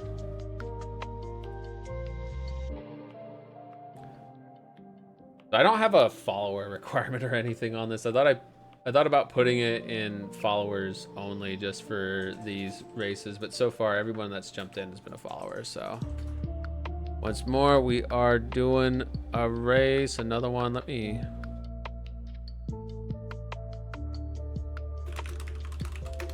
All right, let me find Broody here. I think Broody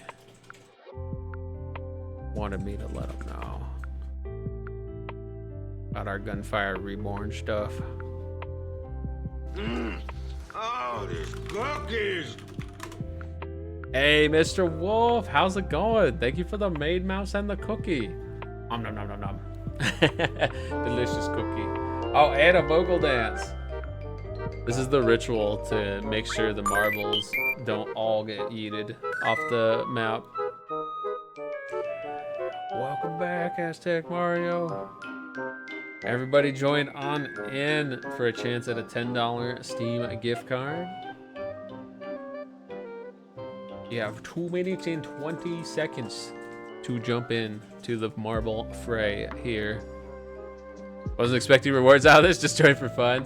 Oh yeah, we are hooking up the winner with rewards. We have had 3 races thus far with 3 winners. Chickamundo, Duck on Head, and Cafe Darcadia. Hey, Twisty. Let's see. We've got how many contestants here now? 1, 2, 3, 4, 5, 6, 7, 8, 9, 10, 11, 12, 12. Wow. And look at this. This is what the map looks like here. I don't know what these portals are going to do off to the side. Aw. Guess we'll see. It's going to be crazy. Be pretty intense. There's a curse in FF5. Hey, yo.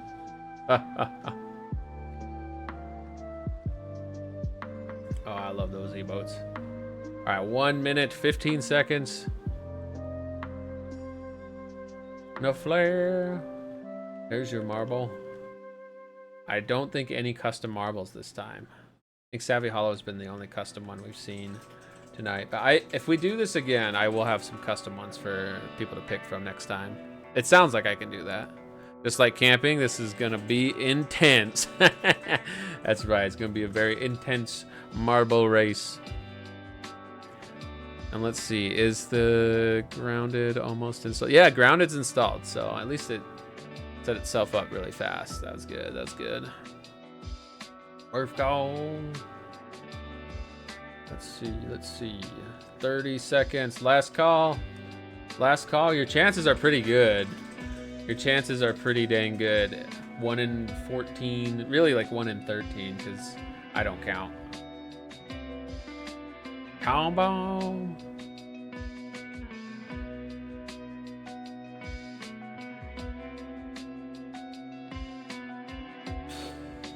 Here we go. Yeah, Sabe. I had such a good time with Gunfire. Mr. Wolf 87 was in the lead, but it's hard to see. You get everybody go. I think it's oh, I'm in the lead now. Boom. Ah. Oh my goodness. Lee got yeeted somehow. Murph's still in it. Aztec Mario coming up right behind. Roto is surviving. I think the only one who's been yeeted so far is the Redbird. You're supposed to be able to fly. Send that marble back to the track. Oh, there I go. I have been officially yeeted. Dedged. Azure Nova in the lead now. Let's see where Sync is at. Sync is coming up right behind. Tom Bomb's pretty close too. Tom Bomb's right there. Everybody's getting caught up in this spot here. You fell off too, Naflare? Oh no! And there goes Tom Bomb. Jimmy, you fell off. I think you're right. I think you fell off. Actually, it looks like most people have fallen off at this point. Mono should have fallen off there. Mono got super lucky. Oh my gosh. I think Azure Nova or Mono are going to win here. But let's see. It could be Sync. Oh, it could be Aztec Mario coming in at the end. I think it's Sync. Sync, congratulations on your $10 Steam gift card. Look at that. So just like the last one we did, almost everybody got yeeted at some point off, including myself. How did we get points when we got yeeted? Oh, maybe it's from all the different races. Okay. Well, there we go. Congratulations, Sinklin. Let me update the winners, and I will be reaching out to you all over the next few days. Sinklin, I think we're already friends on Steam, so I can probably get yours pretty quick. I'll get yours either tonight or tomorrow. Previous races, that's where the points come from. Got it. Thank you, thank you. All right, so I've got Grounded installed now. I'm gonna go ahead and keep Marbles in stream up for now, because we'll probably do at least one more giveaway. But in the meantime, let's get going with Grounded. So Grounded is a survival game that's kind of like Honey, I Shrunk the Kids. You play as a really, really, really tiny child that has been shrunk in the backyard. Oh, thinking. Capture card bumped for a second. I do love Grounded. Uh-oh, it doesn't like me tabbing away, though. We're gonna have to probably adjust the settings. Yeah, sorry about the capture card freaking out over it, too. It does not like the default settings, but we'll change that. There were some settings snafus with this game, I feel like, when we played it, but I think the main thing is easy to fix. Windowed full screen. There we go. And we don't need to do cross-platform or anything like that, because it's just 60 and I playing together. This is up to 4 players, however, we're just playing it just by ourselves, just 60 and I. Like Minecraft, you're kind of building your own world a bit, right? Building bases and whatnot. And we've been playing this off stream too. Mono, you were really close. King Corgi, thank you for the work and lurk. I hope work's going by well for you. Or I hope it's done even better. Let's see. I think what we have to do, there's 60. Add. Oh wait. How do I just add you to the group? Or can I not? That's just my friends list. Is steady? Ah, that's good. Maybe I should host, then 60 can join me. So we want to continue, I think. Only friends can see and join your game. Would you like to require a password to join as well? Probably, yeah. And just in case, sometimes people will join and... Oh, you know what? 60 has the file. I think 60 has to be host. That's right. Yeah, we're gonna go back, join online game. And oh my gosh, we're getting raided by Lemon Fluff. Fellow size tuber Lemon Fluff, welcome on in. Oh my gosh. If y'all are not already following Lemon Fluff, you gotta fix that. They are amazing. They are an awesome variety streamer and artist. They do incredible size art and incredible streams. It's always a good time over there. Thank you for the birthday wishes. Welcome on in, William Overnight Squeak. Welcome. Thank you for the birthday wishes, Lemon Fluff Squeak. Thank you so much. Oh, I love the steppy emote, Squeak. That's a great one, Squeak. That is so good. I love that, Squeak. I have to end every sentence for the next 7 minutes with Squeak, so don't mind me. If you're new here, my name's VirtueBro. I'm a tiny little 2-inch tall mouse, Squeak. And I'm actually about to play some Grounded with my wonderful wife here, 6016, who is a 7'4" tall direwolf giantess that can get bigger and bigger. And yeah, we're about to play some Grounded. We're about to get really small here, Squeak. Thank you for the birthday wishes. Welcome in, F2P. Welcome. I hope y'all had a great stream. What were you playing today, Lemon Fluff? Let me do one of these shouties too. Again, if you're not already following Lemon Fluff, fix that. They are awesome, and they're playing through an awesome game right now. Ocarina of Time. 60 is about to start that, actually. So heck yeah, we're looking forward to that.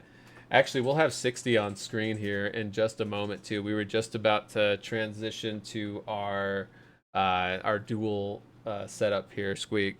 You did a randomizer run. Oh, heck yeah, Squeak. Did you have good luck? Was luck on your side? And I should say, if you do need to do the post-stream care, please feel free. We're going to be live for a while longer. We're just starting our Grounded adventures. And yeah, Squeak, it's a customized one where it's only the dungeons that are randomized. That sounds awesome, Squeak. That sounds like a lot more approachable than like a full-on rando, Squeak. I did a rando of Link to the Past, and it was kind of overwhelming. Just a lot to keep up with, Squeak. And hey, welcome in, Gay Foxboy. Hope you're doing well, Squeak. It was experimental and kind of worked out, but it needs some tweaking. I see, Squeak. I see. Well, that's what the next one is for, right? The next run. Gonna make some tweaks, make it even better than the last one, Squeak.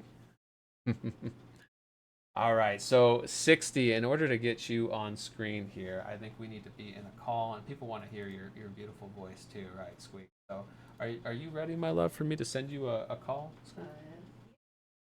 All right, here we go. Make sure my push to talk, I have a Squeak to talk device here, Squeak. Push to Squeak. Squeak. That's right, Squeak.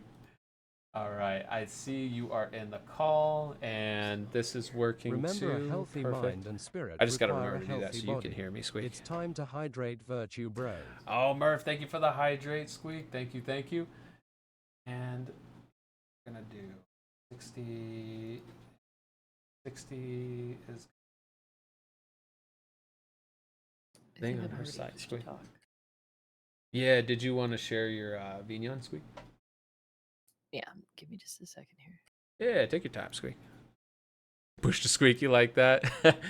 You know, my wonderful wife here is pretty creative. She actually made my model, and she continues to inspire me to stream and do fun things with VTubing. Squeak. You'll get to see her in just a second after she does some modifications on her side. Yep, there we go. You got it, 60. You're so fast at this, Squeak. You're a pro, Squeak. She definitely pushes me to Squeak. This is one of my favorite emotes that she has. Squeak. This is my favorite push to Squeak right here. Oh, for some reason it's not showing stream. It says it failed to start. Try this again. Okay. You like that? It's one of my faves. All right, it looks good now, 60. Now what I gotta do, this is gonna look a little funky for just a second here. Tweak. I have to do this. We're gonna go code graphs. And actually, here, I'm gonna put up the BRB screen so it doesn't look too crazy, and we'll be back in like 15 seconds. Tweak. Trolling. And that's how you join the giveaway. Trolling. Oh, I'm glitched out. My body is missing. Good one. Look at you and your fancy shirt. Get my wife to Wow. come and chat here, Jimmy. That's how you can control the heart rate. Oh, you're so Summon my sweet. wife. You know, I try. My Thank wife. you, Franny, for noticing. I try to be a sweet mouse. You are sweet. All right, I think. Oh, there she is. Yep. Hello. She's looking down at me, just like I like it, Squeak. I'm sorry, I didn't mean to interrupt you, my lovely wolf wife, Squeak. Please say hello, Squeak. Hello, everyone. Hope you're doing well today. Heck yeah, Squeak.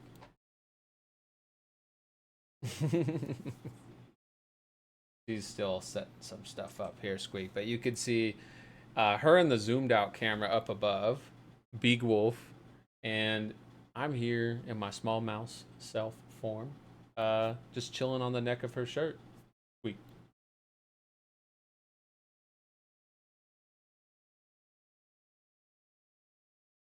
Oh yeah, I'll do the invite, and I think you're gonna have to do the push to talk too, or push to howl, Squeak, in order for people to hear you. But let me get you the stream together invite, Squeak.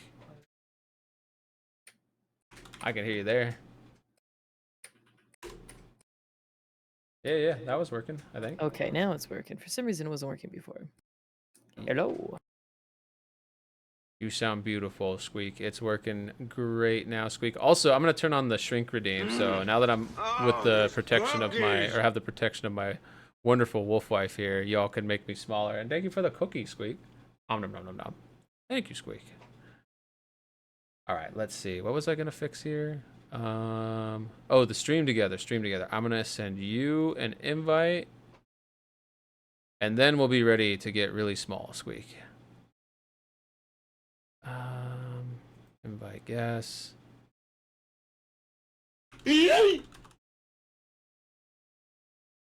Thank you for the heat, Squeak. All right, just sent you the invite, Squeak.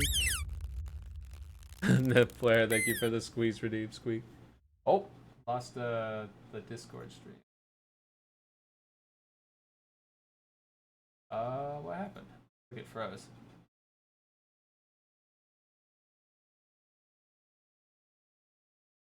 There we go. Now it's back. Gotta make sure we can see your beautiful form there. There we go. A little bit of scuff, but that's just like seasoning for a stream, am I right? Kind of expected, Squeak. Hey, Vampire Valkyrie 2048. Thank you so much, Squeak. Thank you for the follow as well, Squeak. Hope you're having a wonderful weekend. Squeak. Oh, I don't have to squeak anymore. I'm off the hook from the squeak out. Awesome stuff. Hey, Sakura Dragon. 60 Sexy Saturday. 60 is the center of my universe for sure, Squeak. You found dancing turtles in Woo-Wah? Hell yeah, Squeak. And thank you for the head pat, Vampire Valkyrie. Thank you, Squeak. Hope you're having a wonderful weekend. I'm doing great, Nifler. Thanks for asking. Good to be here. Heck yeah, Squeak. Do you have anything you want to say to folks now that you're 100% corporeal and present, Squeak? Oh no, I just wanted to say happy birthday to you, Mouse. I know that I've already said this to you several times today, but it bears repeating. And really excited to play some Grounded with you. I know you love this game. Oh, heck yeah. You make me feel so lucky, my lovely wife. Thank you, Squeak. Yeah, excited to start this up. We're playing in mild mode, so we can be a little bit more chill, but it's still intense for sure, Squeak. Yes, today is my birthday. I turned 36 years old today. I'm becoming a sage mouse, hopefully. This game suits me exactly. It's a good game, too. Like, small themes aside, it's just a solid survival game. I don't usually play these kind of games, but I love playing this one with 60. Ooh, here we go. And I want to say you can go third person, too, which I think is for the better on when streaming so people can see more what's going on. So let me find the controls for that. Your health is very low, by the way. Yeah, I am like really in the danger zone here.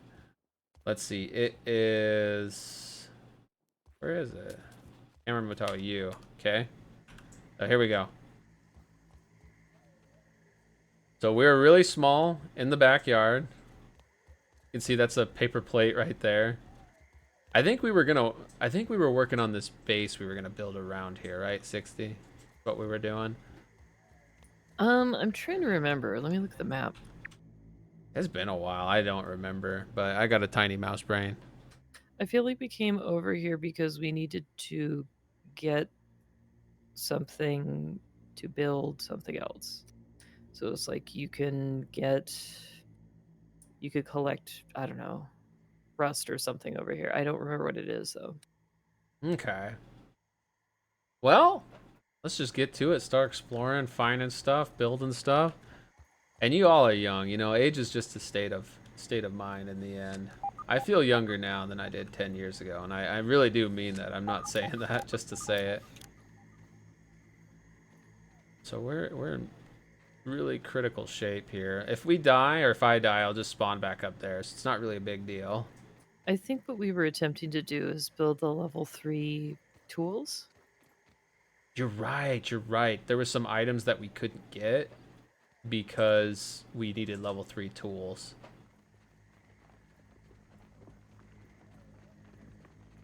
You can eat these mushrooms, technically. They don't heal a lot, though. In fact, they don't heal at all. They just do the hunger meter a bit. Uh-oh, something's about to bot me. Oh, it's a ladybird larva. Here, this will at least put us back to full health, so we can explore. It is rust. We need rust and black ox parts. Okay, did I jump squeak you? Oh yeah, I thought something was attacking me and it was just you.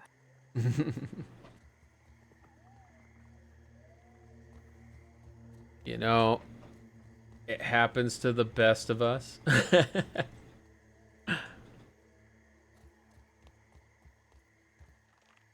Let's see. Rust, huh? Where was Rust at?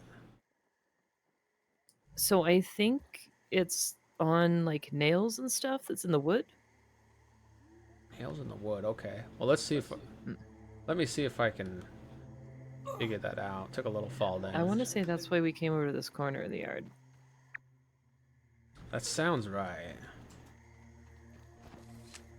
There's a lab over here, but I think we already explored it, right? You can feel your back giving out.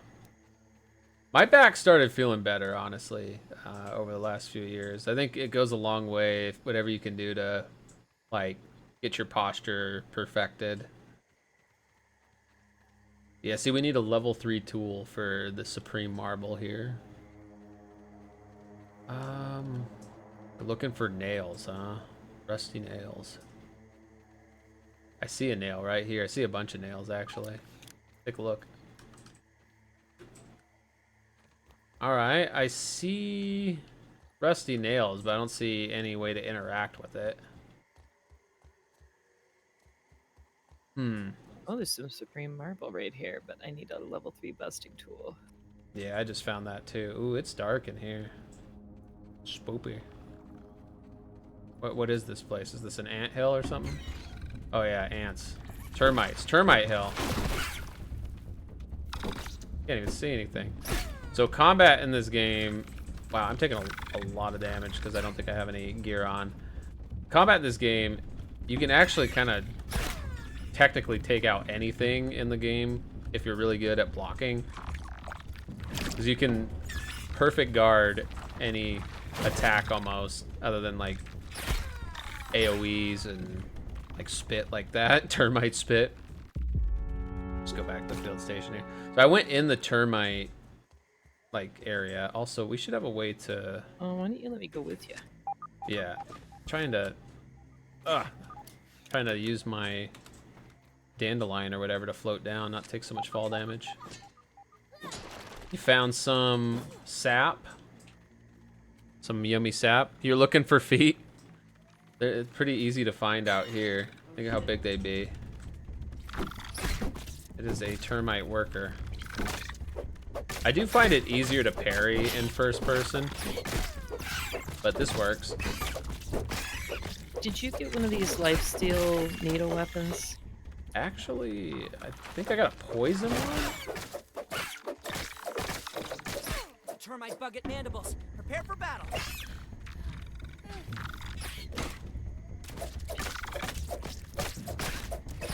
I think I need to go like a quick gear in general because I'm pretty sure most of my gear broke.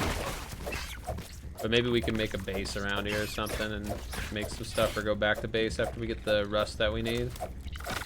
Just give me a second to let my eyes adjust to that. All right.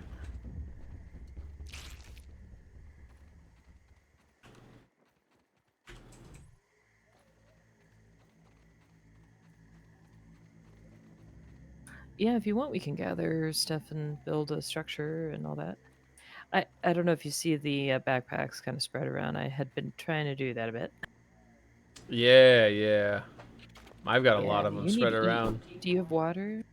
I need to heal, I think, more than anything. I don't have any water. I don't have anything to heal with. I'm just so used to dying and then resetting to full health.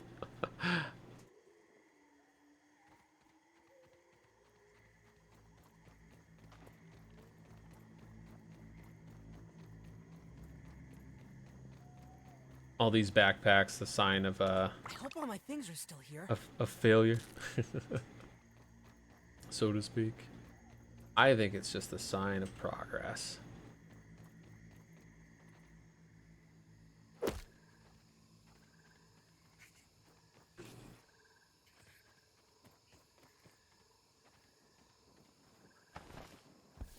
That's what I was trying to do earlier, was float down with my little dandelion. Look at this big axe we're on. You get a better view of the yard this way. See how small we are?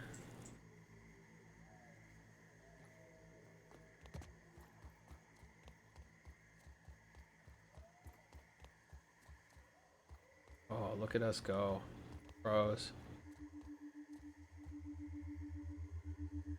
There's some Hear that? science. Yeah. Raw It's really science loud. somewhere. I think it's right below you. Yeah, I'm gonna try to get it.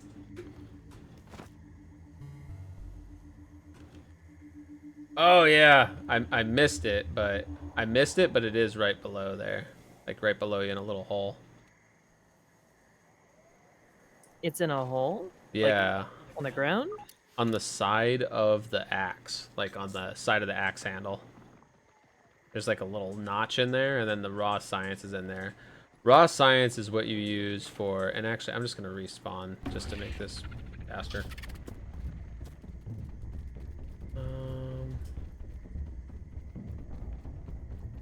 Yeah, actually, we can probably make it through here.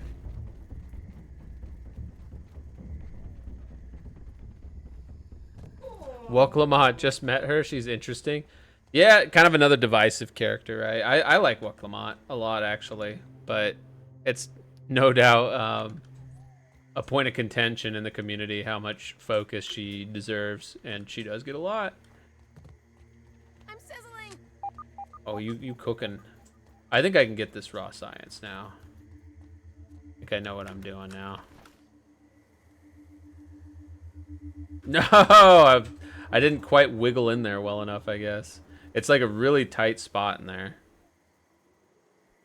That is very tricky. Here, we're just gonna respawn.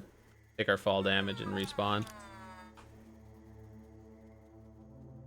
So you can choose to respawn wherever you rested last or at the closest field station. I usually just do the closest field station because I die a lot anyways.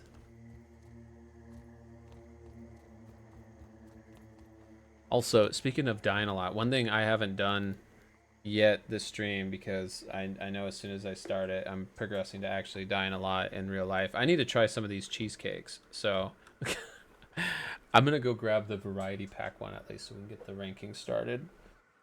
And I'll be just a second here. Got a view of this big bicycle. Hello. There you are. Hey. Hi. So you have a lifesteal sword, right? I can't hear you. You have a lifesteal sword, huh? Yeah, I made it from a mosquito needle.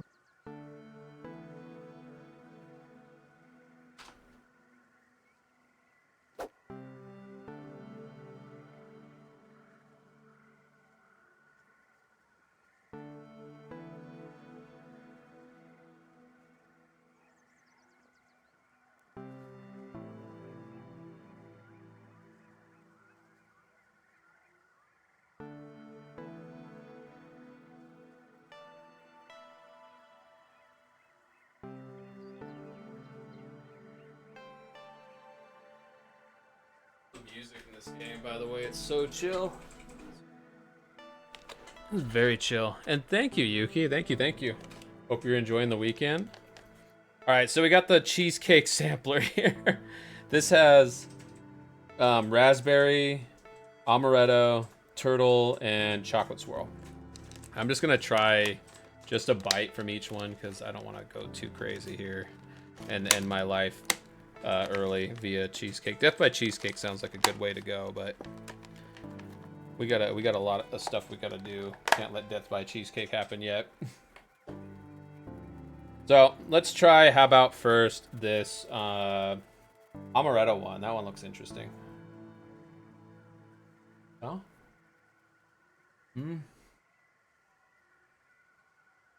Okay. That's pretty good.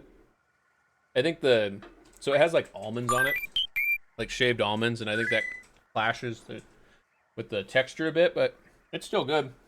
I like the actual flavor. Hey, Adobe, thank you so much. Hope you're doing well, friend. You think amaretto's gonna be the best in a flair? I do like amaretto a lot, just as like a flavor profile.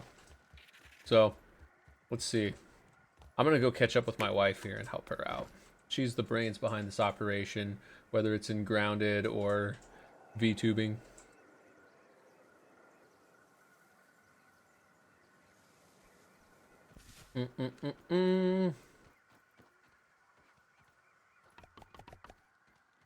Look at you go. So she's setting up stuff to store, what, like grass Building planks and materials. stuff, right? Yeah. Yeah. And I'm trying to do some of the boring stuff so you can do the fun exploration. Well, thank you, babe. Thank you, thank you. I'll help out a little bit too. And some dried grass and I don't know which one you need more of right now, but I can help chop stuff down, clear out some space.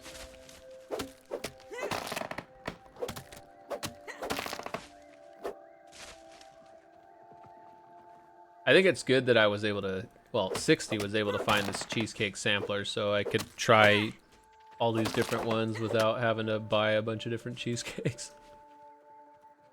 They all look pretty good though, pretty different. Yeah, this you get to try a bunch of them, right? Yeah, yeah. I'm not normally that big on chocolate, so I'm kind of curious. I don't think I've had a cheesecake with chocolate flavor before, so I'm not sure what I'll think of this. I've had a peanut butter chocolate cheesecake before, but not just a chocolate one. So the other ones left to try are raspberry, turtle, and chocolate swirl, and then I have a classic, like New York style and strawberry New York cheesecake too. So right now, so far, Amarado's the only one we tried, and I did like it. Thank you for the 3-stream streak, Jadobi. Appreciate you, friend. Enjoy the noms, you and Jess. All right, 60 setting up stuff here. Let's take a look. While she's doing that, one thing I should do is try to get my armor situated. I need to repair basically all my gear. To do that, we'll need parts from another base. So I'm actually gonna have to run, I think, I have to hoof it a ways actually. Gonna have to go like 10 feet along the backyard here, and that's a long distance when you're only like a half-inch tall. It's really far. But I think it's what we gotta do, because we need red ant parts to repair my stuff, so. I don't know if there was another base. Let's just get to it. There is an auto run in this game too, I believe. I forget what the button is for it. What is the button? Taking a look. Here, let's just go to the options. Making this harder than it needs to be. Let's see, auto run. J. I thought I tried pressing J.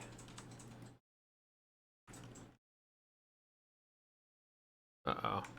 Did the game freeze? Close. Zoom. There we go. Just my escape button didn't want to work.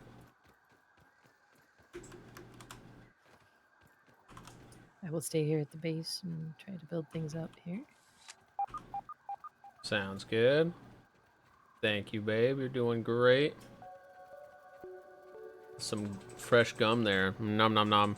Is there an auto squeak too? There should be. A mistake if there's not.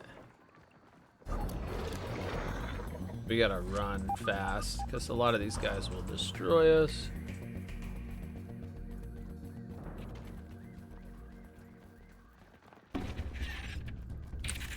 Burn your feet, Pete. Oh, no cooking me. So fast too. Getting to the safer part of the yard though. The yard's segmented into a few different layers, and I feel like the higher up you go, the more dangerous it gets.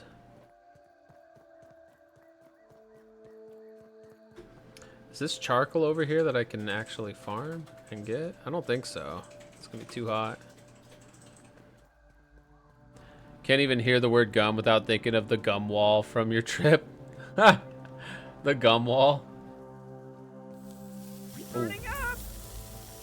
Too hot. Can't get too close to the charcoal, apparently. I thought we had a base somewhere closer to here, though. We do. There should be like a giant stairway on the side of the like area you're in there. Okay. But I think it's towards the picnic table. Towards the picnic table? Got it. Thank you, thank you. And welcome in, Stillwolf6. How are you? Happy Saturday. Let's see. Stairwell, huh? I remember that. It's been a little while.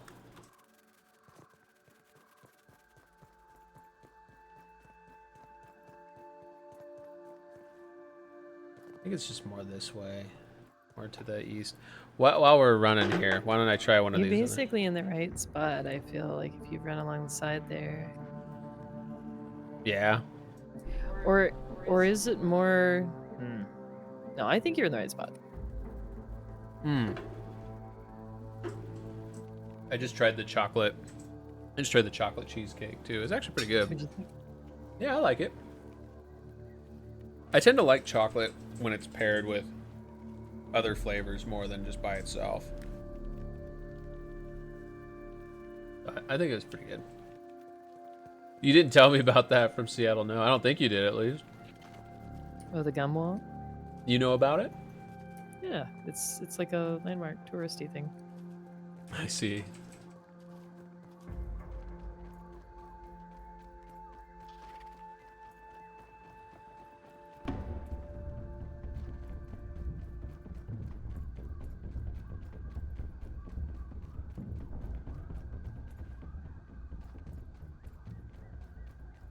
I could have sworn it was right around here somewhere. Maybe we built it next to the field station over here. I tend to build stuff close to field stations, which are handy dandy respawn points, and when you're just starting especially, every time you discover something new, you can get it scanned at the field station, get some raw science, power up your character even further. That's what we need more of, is science. Absolutely. Did some yard work for your mother and just got home. Oh, look at you doing good stuff out there for the fam. Heck yeah. Well, glad you're home now. Hopefully can take it easy. There's so much gum. It sounds gnarly, kind of gross, but kind of cool at the same time. Wasn't it around here? The field station's right here. Oh yeah, here we go. Here's our setup. And 60 made this amazing, like, stairway up there.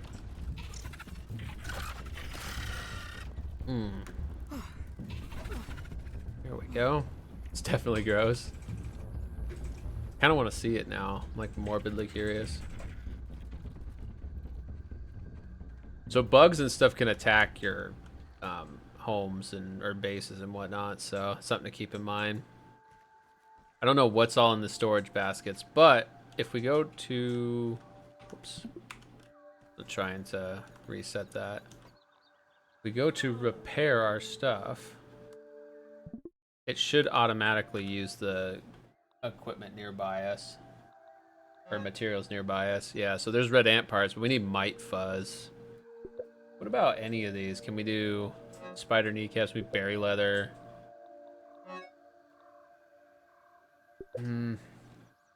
We do have another base too that has probably more goodies. So I probably just need to go to that other base over to, I think it's southeast here. We kind of have built more bases the farther out we've explored in the backyard.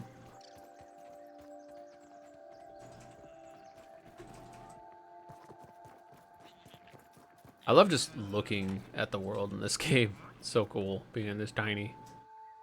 Look at that. Let me try another cheesecake. This one. So I'm gonna. So far, I would say I do like the Amaretto best. That's the #1 ranking one so far. Let's try this turtle one.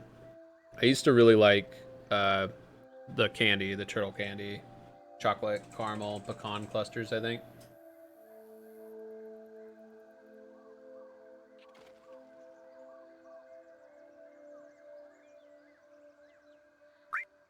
I like it a lot, but the they put like chocolate chips on it. Kind of clashes with the texture a bit. Miss Willowitch, how's it going? Welcome. Hi, Miss Willowitch. Welcome in. Hope you're having a fantastic weekend.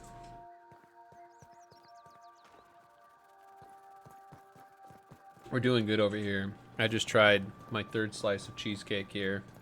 One bite, and I'm only a little mouse, so really just a nibble off the end. This pond before us here is pretty dangerous. We already explored it quite a bit, but there's far more to explore once we get more underwater gear and stuff. But for now, head back this way.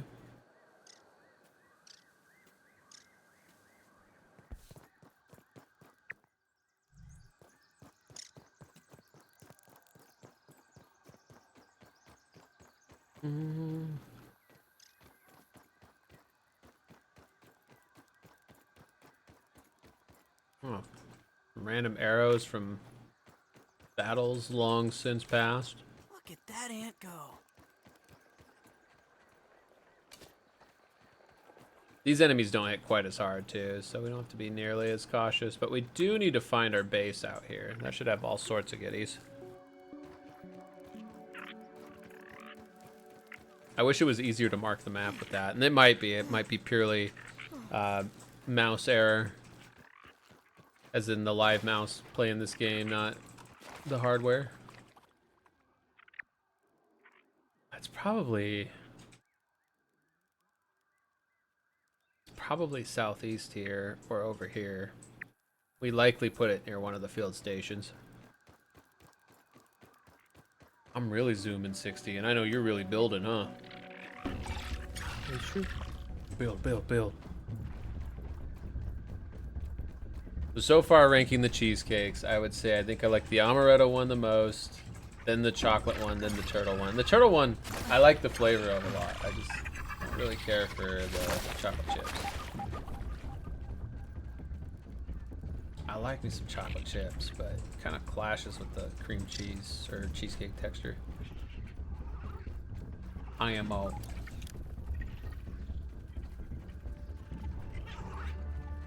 What is... These were things that broke.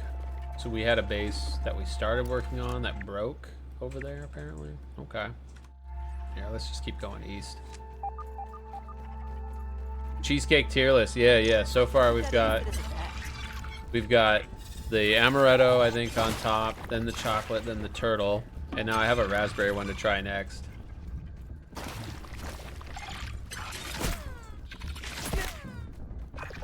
Thank you, Miss Willowitch. Appreciate you, friend. May you have an amazing and wonderful weekend. Hey, Bill. Thank you, Willow. You're so sweet. Right?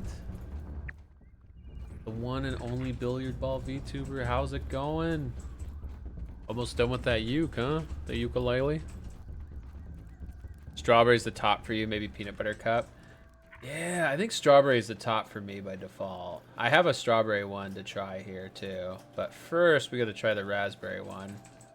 And also, I'm hoping, now that we're back in our original base, I'm in the really nice one that you made 60 with all the houses and stuff. I think we'll have what we need You got here. lots of stuff.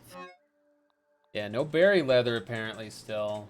Surprised. No acorn shells, but we can go farm those. But here, finally we can fix our helmets. There's a lot of storage, so it might be in a different area than you expect. Okay, you're right, you're right. Let me go check another part of the base, because this was pretty huge. You spent a lot of time on this one.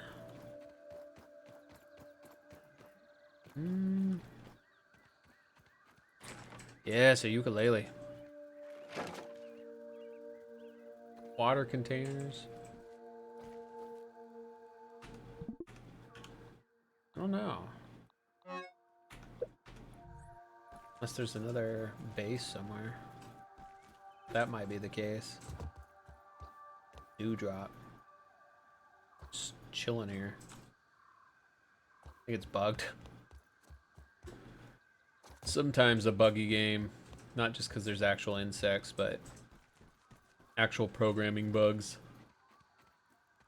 Not too many, though, surprisingly, for a game of this scope. But this game's also been out for a while. It was in early access for a while, and then they put it in... Actually, we had a base up this way, right? Here, let me try this base over there. I think it fully released like a year or two ago, though. They're not doing any more content updates for this as far as I'm aware, but the community makes maps. So there's kind of unlimited content in a sense. Hey Jess, welcome back. You and Jadobi doing dinner now? Just saw Jadobi earlier.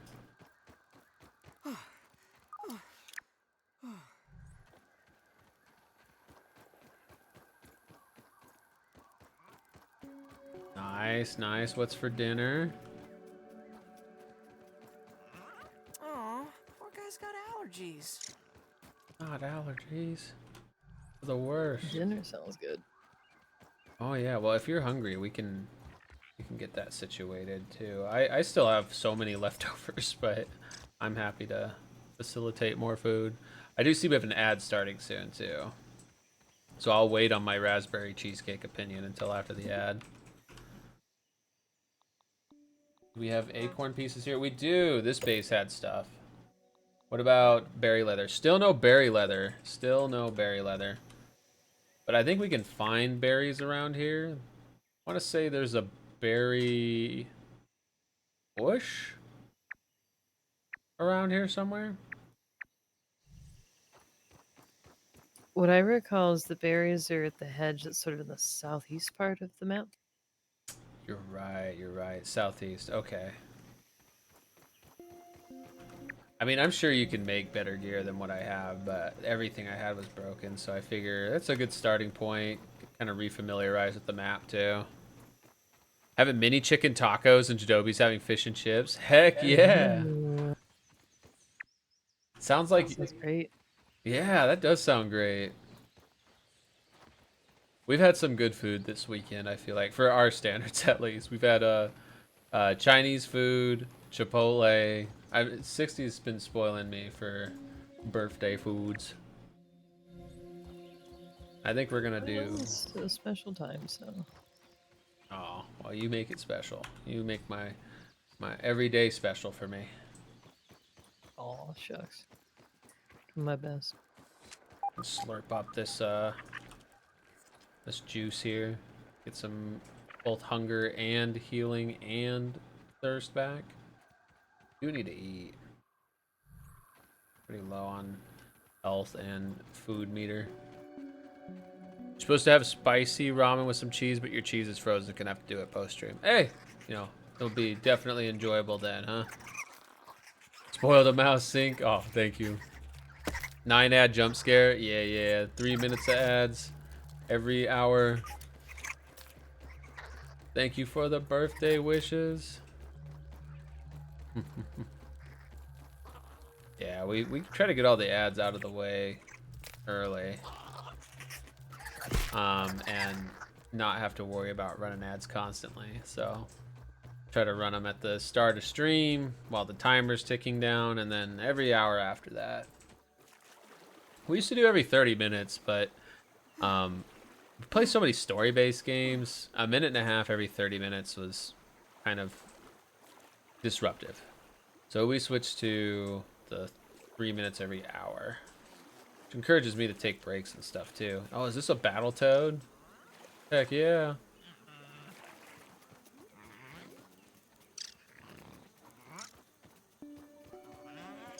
Oh, what do we have here?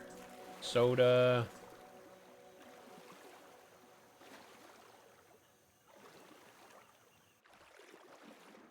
Go in the can. You want an idea of scale, how tiny we are? We can sit right on top of this soda can here. Hello. Hoping to finish your set tonight. Nice, Jess. Heck yeah. Heck yeah. And clay. I don't need clay. We're looking for berries. I need berry leather. And I think there are berries in this bush somewhere.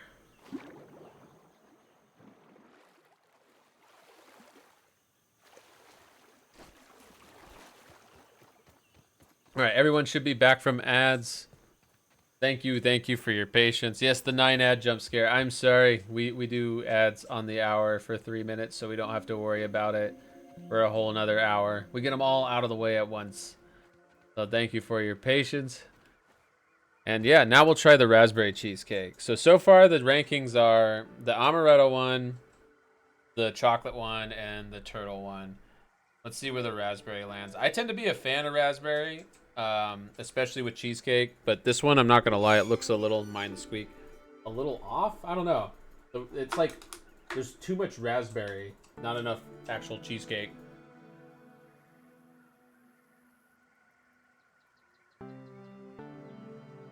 It's good, but again, the ratio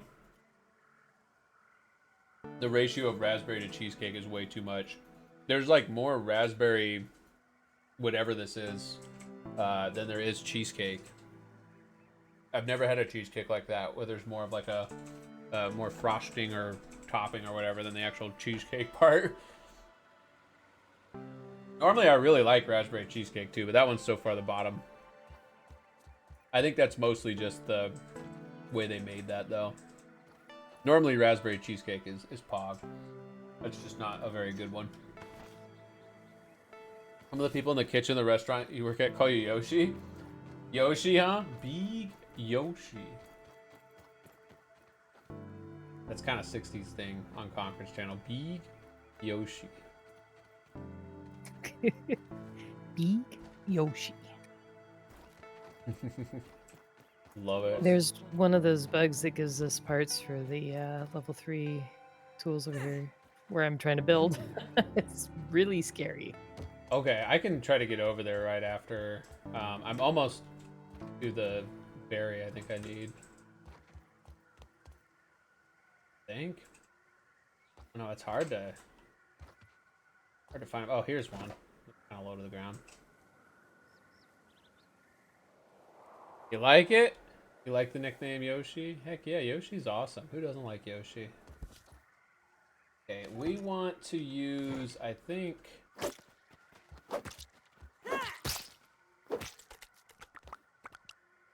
Oh, that's right. We have to go and then dry the berry chunks to make berry leather, right?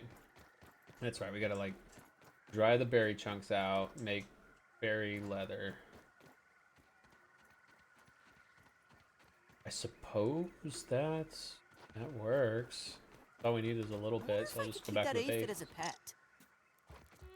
I'd rather have a spider, personally. After, you know, we're normal size again. Wait, Yoshi commits tax fraud? I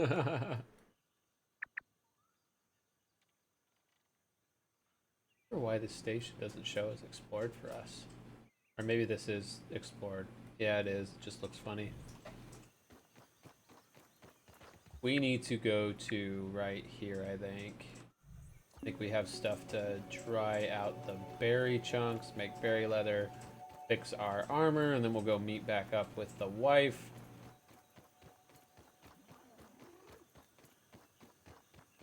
The fireflies. I don't know if we want to fight those guys right now. They can be pretty vicious.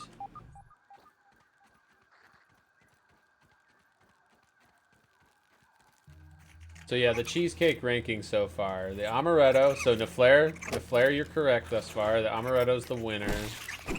Then the chocolate, then the turtle, then the raspberry. But I still have the classic New York cheesecake and the classic strawberry New York cheesecake to try.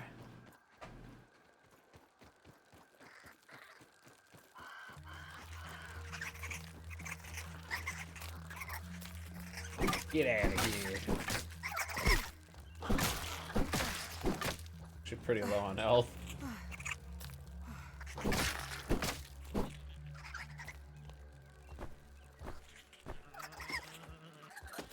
Oh, they're fighting the weevils. No bite. Where do we dry off the jerky at here? Ants just helping themselves to our stuff.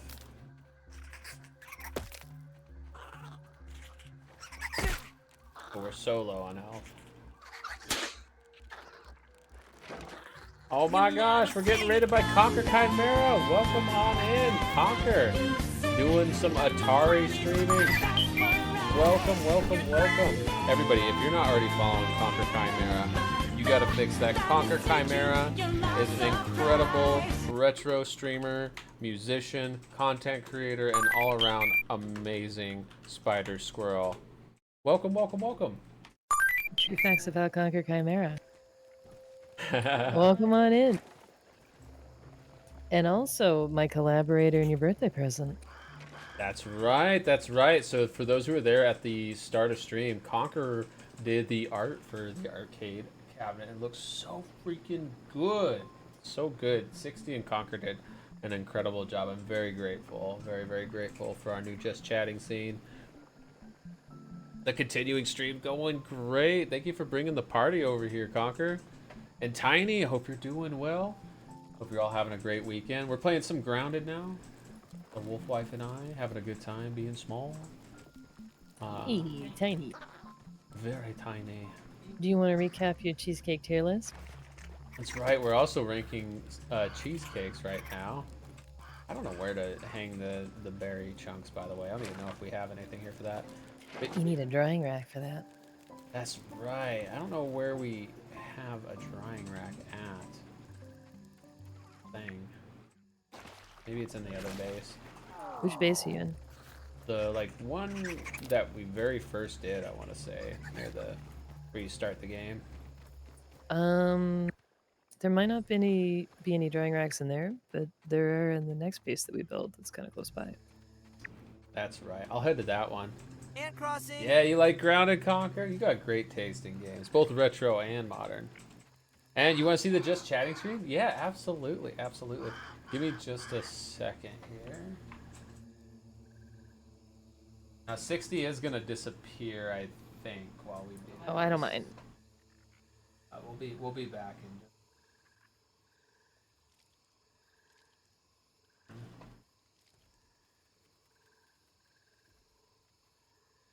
Hello. It is a normal sized arcade cabinet. I'm just really, really small. So Well, yeah, spin that camera around a little bit. yeah. And if you see from 60's side, it's see more detail on everything. I'm just tiny, so but yeah. Little itty bitty mouse in a very cool arcade. Here, I will be right back. Let me show the full size. You should show Willow the screenshot I sent you. Yeah, that's what I'm gonna do next, actually. There. Here.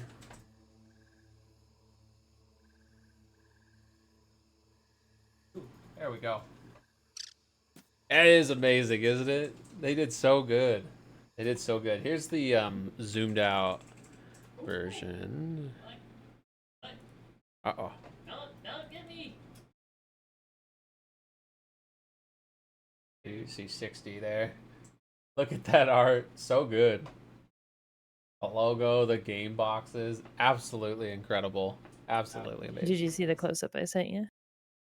You sent me another one. Let me check that. Yeah, you should look at that. Yeah, let's do that.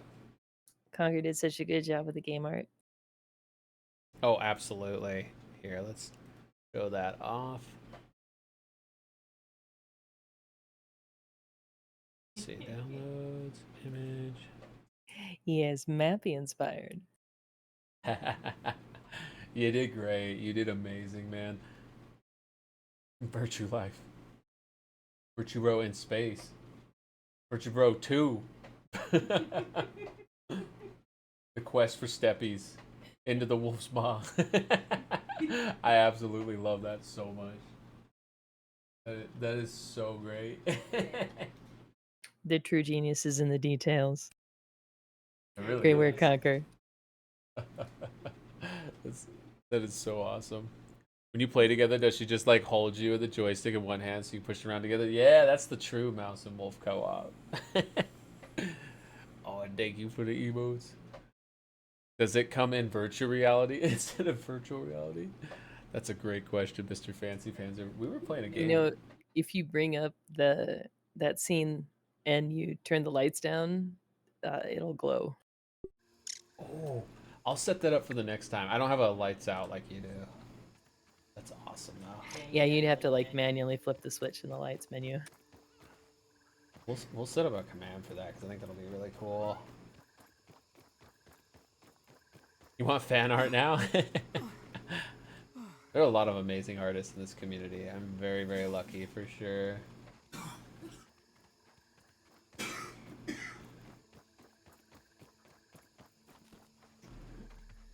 Alright, here is base 2.0.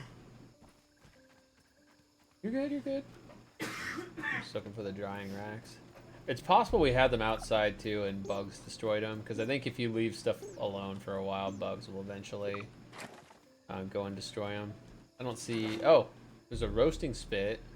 Can you make berry Yeah, there should leather be that plenty way? of soup in there. Should be water and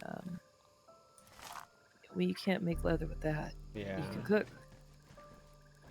You need to hang stuff. I don't see the hanging racks anymore. Can you make a drying rack? Is one above or below, maybe? Maybe. I'm looking. They don't take much to craft. Okay, so I could probably just build one here. Try to just build one right where you're at. Okay. Let's see.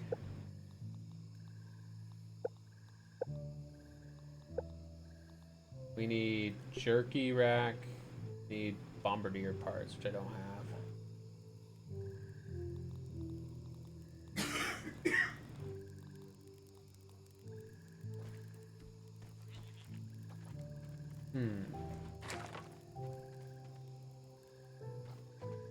Okay, so the field station that you're at, I think you want to go to the one that is to the east.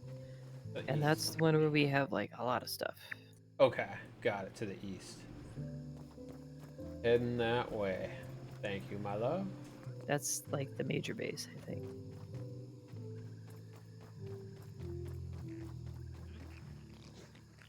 I head there and then we'll go get the other cheesecakes so we can finish the cheesecake ranking. Once again, so far it is amaretto over chocolate, over turtle, over raspberry, which I was not expecting. Huh. Amaretto, really? Yeah. I never have taken you for much of an almond guy. I mean, it's not like you don't like it, but... I like almond.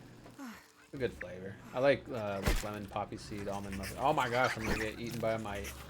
I gotta keep cruising. Actually wouldn't be a big deal at all. We're here at the other base, and I think it's exactly like you said, 60. This one should have everything we need. I see the drying racks in here, right? Not here, maybe it's the other one. Yeah, there's like a whole building with them in there.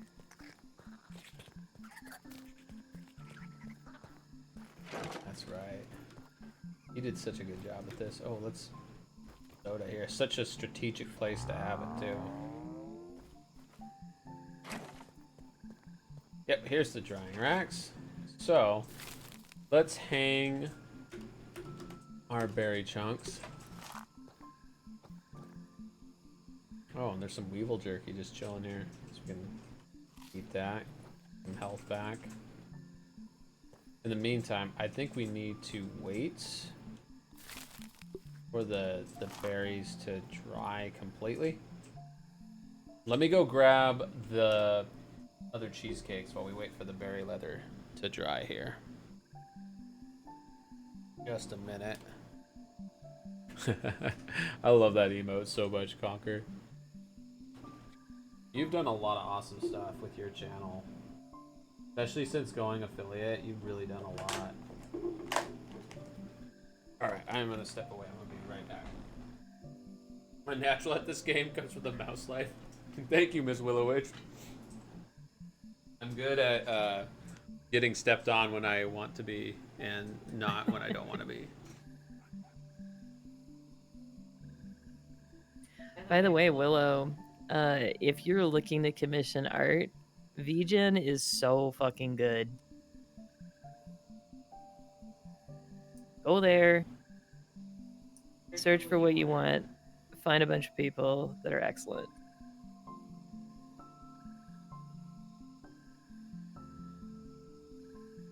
And for what it's worth, if you're an artist that's in the chat and you're not on VGen, it's a pretty good place to be found.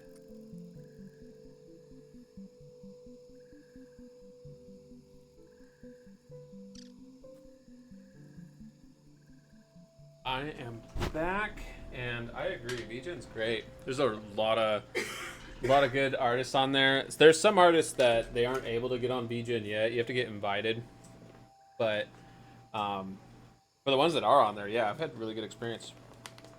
All right, let's try the strawberry swirl cheesecake now. This one a shot. Oh my gosh, we're getting rated as a mid-bite. Heck yeah. Chewy Coffee, welcome on in. Welcome in, Rated. You know what, that's just perfect timing. That's the best one. That's the winner right there. And you know what, you're a real winner. If you go and follow this amazing individual, Chewy Coffee is wonderful. Kitsune Natty, thank you so much for the follow. Nice to have you here. Welcome on in, everybody. Oh my gosh. Thank you. Welcome in, Chewy. Thank you, Hempy, for the chalky milk. Much appreciated. So for anybody new here, my name is Virtue Bro. I'm a tiny little 2-inch tall mouse, and you can see my wonderful wife actually in the zoomed out camera above. I'm sitting on the neck of her shirt. We're playing some Grounded. She's very intensely building things for me, who is very good at getting stepped on and destroyed by bugs in this game. Sorry, I'm trying to be a good support here. Let him have the fun. You're doing great. Thank you for the birthday wishes. Thank you so much. How was your stream, Chewy Coffee? You were playing Metroid Prime Remastered, one of the best, one of the absolute best. Little guy's growing up so fast. I am 36 now. I don't feel so little, but I am only 2 inches tall. He's a baby. I hope you had a blast with Metroid Prime. You made it to the Phazon Mines. We are start point for next session. It's a good point too. That whole game's great, beginning to end, but that section is especially intense. So looking forward to that. And if you do need to do the post-stream care, please feel free. 60 and I think are going to be playing Grounded for a while longer. We've been doing birthday shenanigans stuff all day, basically. So we've been testing out cheesecakes, or I've been testing out cheesecake, I should say. 60 doesn't do cheesecake. We got her a nice classic yellow cake for her, though. Oh, I like cheesecake. It just doesn't like me. And the idea of doing that to myself over and over did not sound like a good way to celebrate your birthday. Oh, yeah, I understand completely. That's why I'm only taking like one bite of each one, and even then it's probably still gonna destroy me. Oh, we can hang another berry chunk. So yeah, cheesecake. So we've had 5 different kinds so far this stream. We got like a variety pack thing. And I'll tell you the rankings so far. Strawberry swirl, then amaretto, then chocolate, then turtle, then raspberry. Cheesecake 160. Sadly, yes. That does happen. How long does it take for the stuff to dry out here? Oh my gosh. I'm trying to fix my gear in this game. This Honey, I Shrunk the Kids with survival mechanics. Trying to repair our spider knee pads, but we need some berry leather. I'm trying to make some here by drying out some berry chunks. Cheesecake and being set on fire. My only weaknesses. A cheesecake wielding a flamethrower would be like a checkmate. I think so. Game over, man. Game over.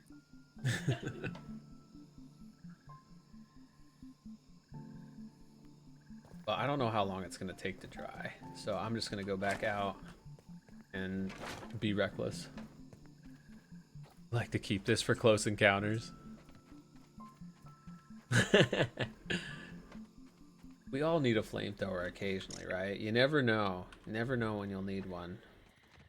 But you'll be happy you had it when you did. So in Grounded, you're very tiny. You're like maybe a ½ inch tall, I don't know, really, really small. We're exploring the backyard. 60 is way out here on the other side of the backyard, building us a glorious base, I think. Where'd you go, 60? Now I'm trying to wander back to where we have something else because I'm starving to death. Oh, I'll try to catch up with And you. also my tools are wearing out too. Gotta do a repair session. You love cheesecake, Naflare. Me too. I'm a big fan. Well, tiny fan. Rizo, thank you for the lurk, friend. Hope you're doing well. Hi, Rizo. Hope you're well.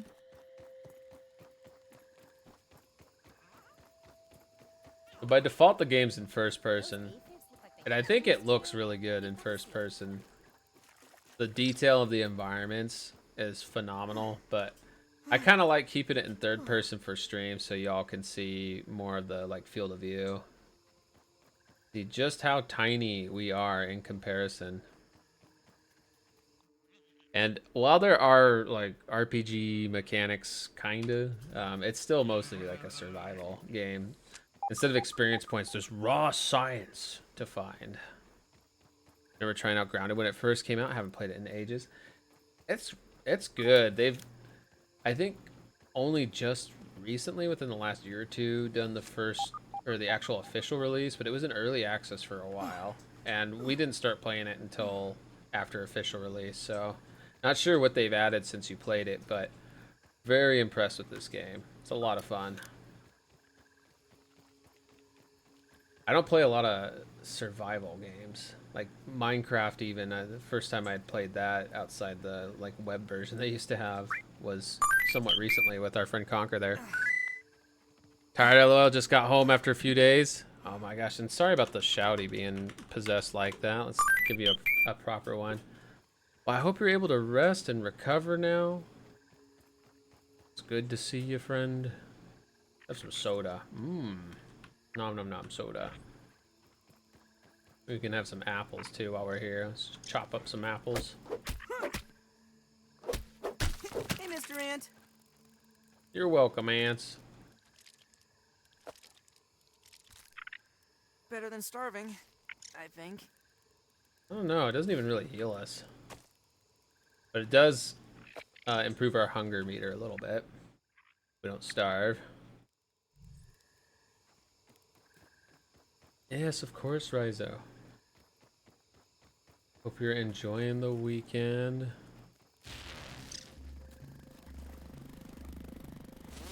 Got hella refreshed after your graduation ceremony yesterday. Felt like a year of sleep deprivation catching up to you.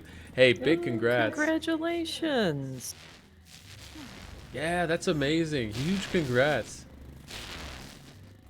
That is so awesome. I bet it feels just incredible. I don't know if you have any more coursework you got to do to finish up. Because I think the first time I graduated from college, I want to say I did the ceremony and still had like a semester to finish or something. Oh, I don't want to get gnawed by the spider. Oh, it's so big.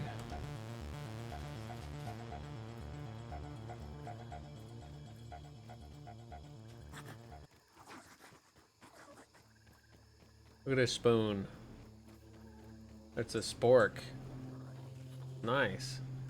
See how efficient? 60. I know. Were you the one saying you didn't like sporks? Do you like sporks? Huh? Me? Yeah. I mean, I guess it depends. Do you mean watching or playing? Sporks, like the eating utensil. Oh, sporks. Yeah. I mean, I don't know.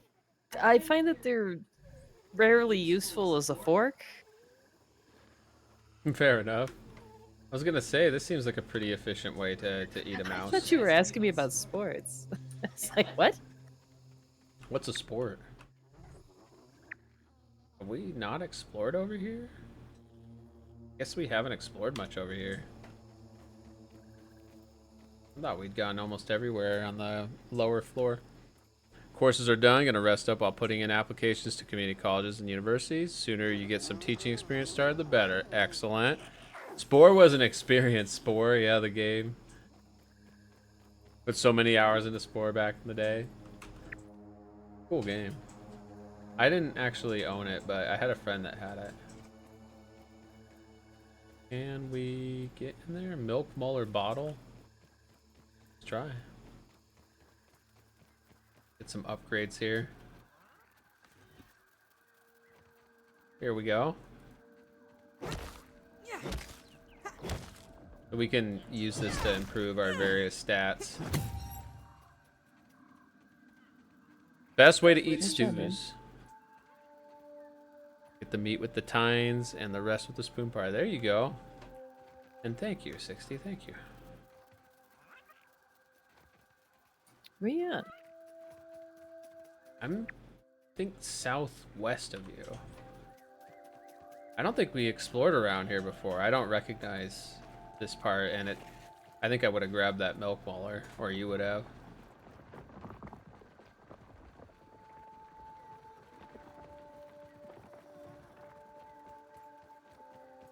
Oh, I appreciate you, Twisty.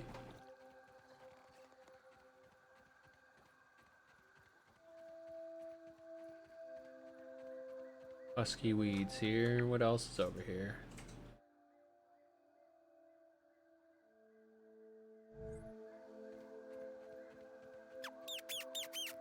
Thank you for the head pad. Oh, I found the spark you were just at. Ah. There's a bee here. Cruising altitude. Just like bugged into the wall or something. Can I take it out from here? Bugged. Bugged out bug. Hi, Red. Good to see you. Sorry if I'm missing a bunch of stuff in chat. I'm not really good at looking at chat in this game.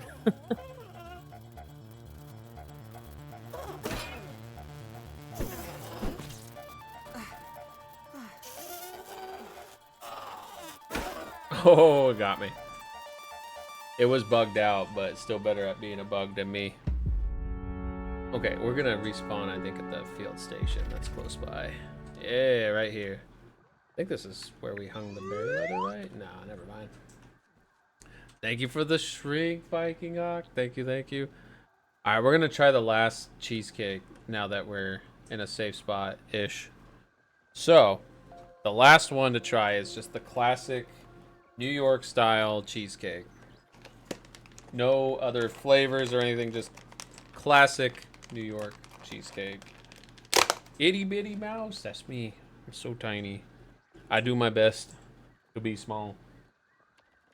All right, here we go. This has like some sort of like layered frosting I wasn't expecting, but maybe that is normal. It looks like a cream cheese frosting at least, like it's just part of the cheesecake.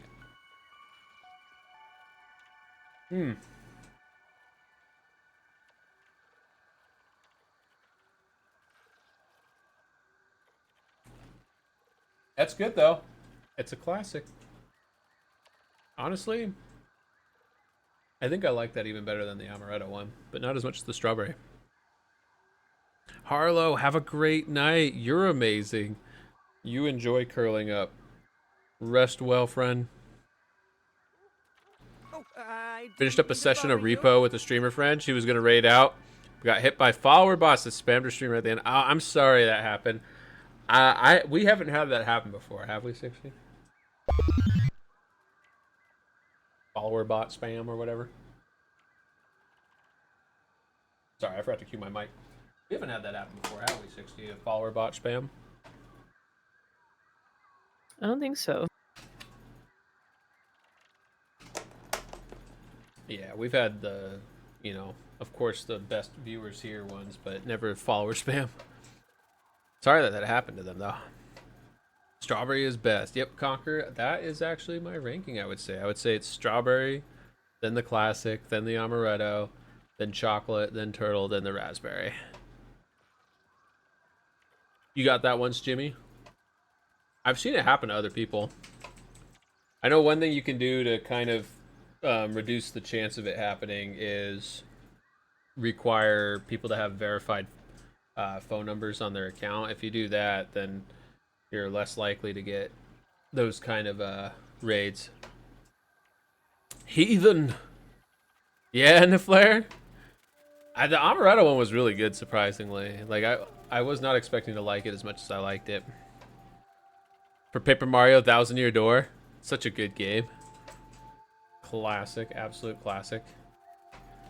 Okay, I'm gonna go put these cheesecakes away so I don't get tempted to take any more bites. But that's the official ranking of the 6 flavors we tried today: strawberry, classic, amaretto, chocolate, turtle, raspberry. Japanese style cheesecake? Huh, what makes it different? I kind of like the density of cheesecakes, but I'm curious. I guess it's time for me to have that cake, huh? Hey, you want me to go get it for you? Oh, if you don't mind. Oh, of course. I'll go grab it right now. We haven't had a 4th one yet, Broody, but we will soon. I think it'll be our closeout one, but we're not doing that quite yet. So I'll let you know though. Thank you for the lurkin. It's a souffle kind of cheesecake. Interesting. All right, I will be right back with 60s cake.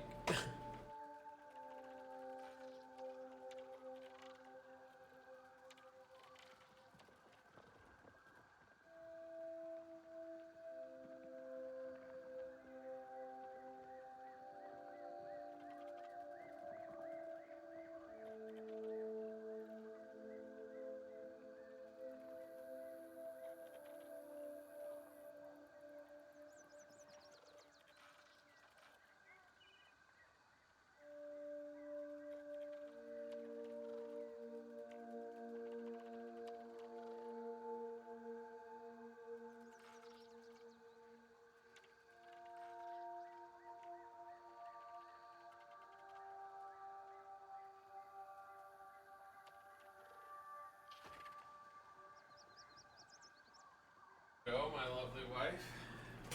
Classic yellow cake. Good stuff. I like a classic yellow cake too, but I, of course, as a mouse, had to go with cheesecake. Viking Hawk, you could see she was frustrated because she absolutely loves raiding out, but she was told by other streamers to never raid out when that happens because they follow the raid and potentially spread their BS there. That sucks, but that does happen, you know.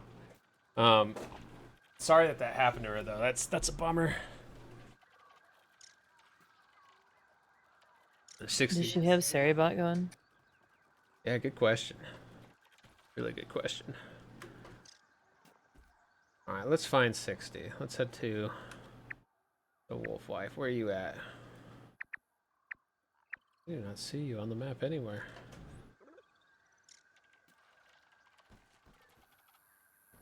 You above, below? I'm to the south of you. South. Oh, I see you there. Yeah.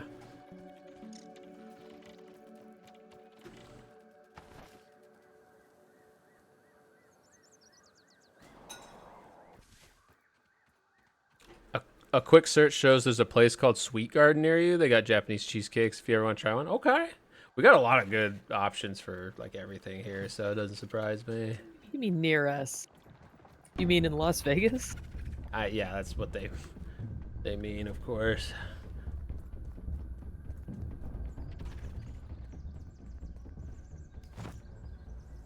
It does not surprise me that Vegas has some options.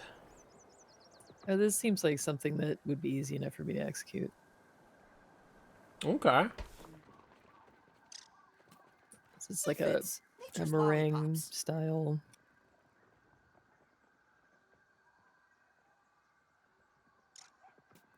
Sounds good. Thank you for the lurk, Jess.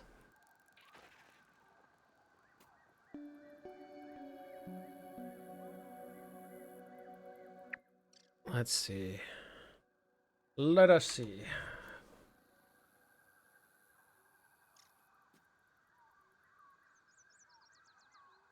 How you feeling, or what are you working on now, 60? I will go. I'm looking at the menu at chat. The Sweet Garden. Why don't I pull it up too? Let's see. It's literally called Sweet Garden Japanese Cheesecake. It's the full name. A little bit out there, but looks good. Oh, look at that. They got the double fromage cheesecake matcha. Oh. Okay, their website's actually kind of cool. So let me pull that up for people to see.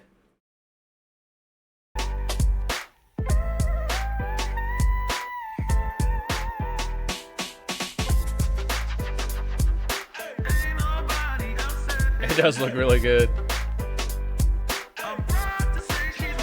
Cheese lattes. This place was made for a mouse.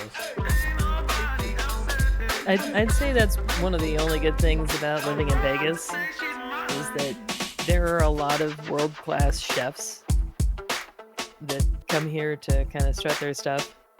So you can get really good food all over the place. True though.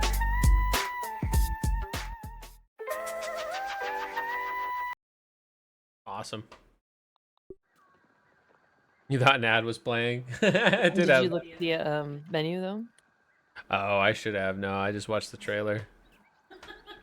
It's a song. Good question, Jimmy. It's probably used in ads, probably royalty free or something. Nowhere near the U.S. No good for you. Oh, I'm sorry. I bet you they gotta have something nearby you, right? Now you're hungry, Conquer. Sugar. I totally understand. It's been 20 years since you've been to Vegas. Was there once for your 21st birthday? Hey, well, it's changed a lot in 20 years, that's for sure. But one thing that stayed the same. Lots of good food. That's true. I wouldn't visit right now. There's a lot of stuff that's like torn down and the rebuilding and whatever. But probably in like, I don't know, 2 or 3 years, it's gonna be really good. Yeah. They're building that Hard Rock Cafe casino too. I'm really curious to see how that's gonna turn out. It looks cool from the previews. Yeah, that's the one that's shaped like a guitar. They're gonna do some kind of Luxor style lights going into the sky thing for the strings, I think. That'll be cool. 5 years specifically, huh? And hey, Fenris, how's it going, man? It's good to see you. Hope you're doing well. Doing good. Yeah, it's not worth coming to Vegas from outside of the United States right now. There's nothing here that's worth it, I promise. Yeah. The stuff that's here will be here too, I'm sure. The stuff that's worth it. A true bop. It was a bop.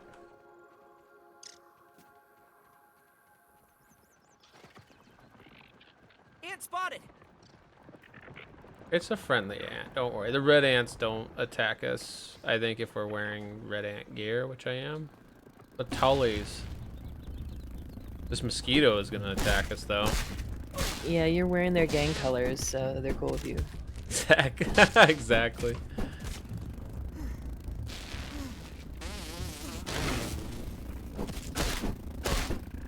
And I will say, I know this is a lot more intense than I think we had planned for. So if you do want to switch to observation duty or something like that, we absolutely can. Or we could try out TCG Card Shop Simulator or something like that too. I get my ass handed to me by two mosquitoes. Stand here and eat a piece of cake and get your ass handed to you. I'm bringing them over to you, so they'll get you too. I'm joking. Yeah. Oh, stun me. You needed me to take it for you. You want to do some observation duty, huh? And Chewy Coffee, gonna raid and fade. Some dinner thrown together. Hey, thank you again for the raid. Enjoy the noms. And congratulations again, Chewy Coffee. That's a huge achievement. I'm excited for you and proud of you. You're doing amazing, man. Thank you again for bringing your party here. TCG has stolen so many hours of your life. So we bought it on sale a while ago, and we haven't booted it up yet, but we love watching our friends play it. So,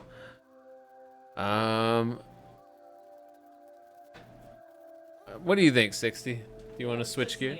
Yeah. It's just Grounded's really fun, but it's also it's a lot. There's a lot. I'll be honest, I wasn't looking to try that hard right now.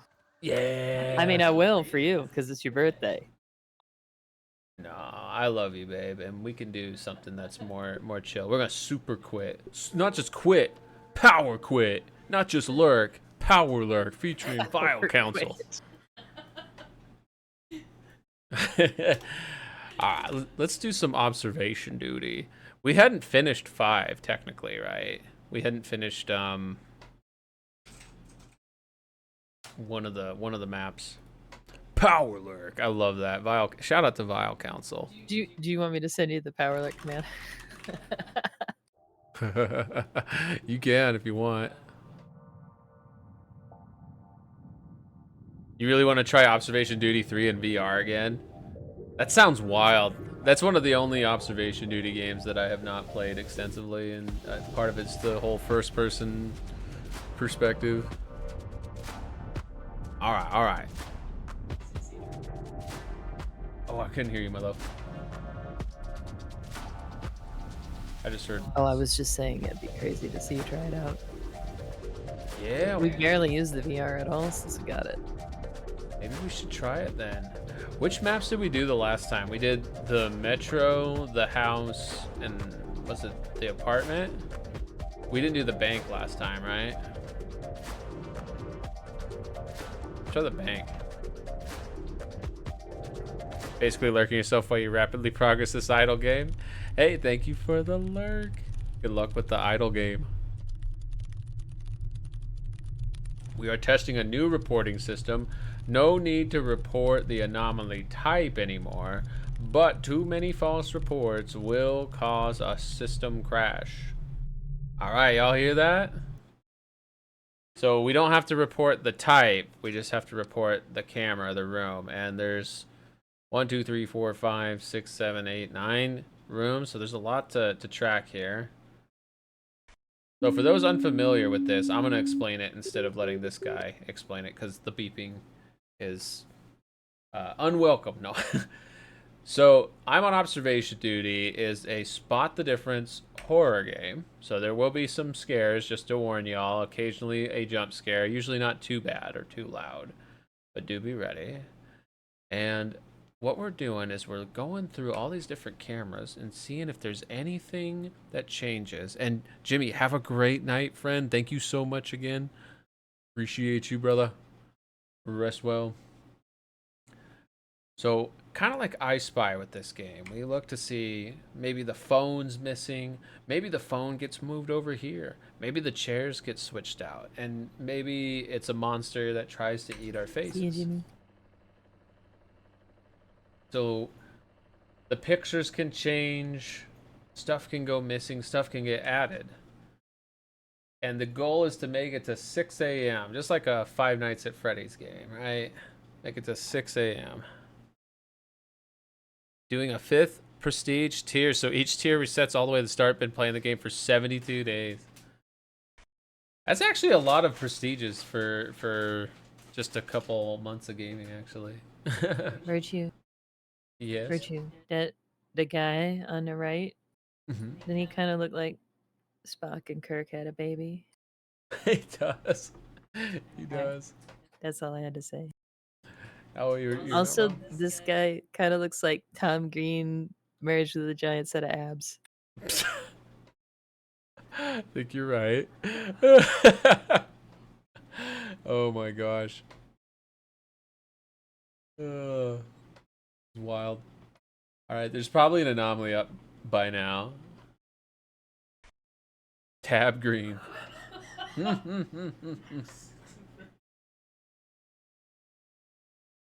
Conquer.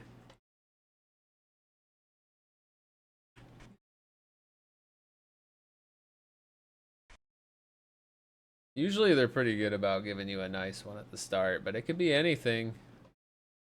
Imagine taking your break in this room. Right? All these crazy pictures. Go sit by the fucking haunted doll picture.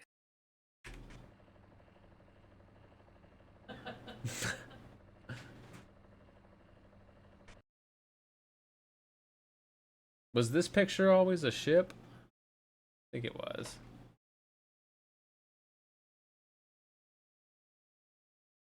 Want to say it's a 15 to 30 minute grace period depending on the game. That sounds right. Yeah, it's usually like 15 minutes in is the fastest it'll spawn, and I think the latest it'll spawn is 30 minutes in. So there's almost definitely like 100% an anomaly up right now. But the where it is, I don't know. And we only get 3 strikes and we're out on this one. Normally false reports are not really punishing, but in this specific map and this specific observation duty, of which there are 7 now, you get 3 strikes and you're out, so you have to report carefully. It's insane. Prestige, promotions, infinities, eternities, unities, which, funny story, unities released just as you're arriving to the end of the game. So right when you reached the finish line, it moved further away. Moving the goalposts. Mm-hmm. Is that the name of that idle game? It's moving the goalpost, the game.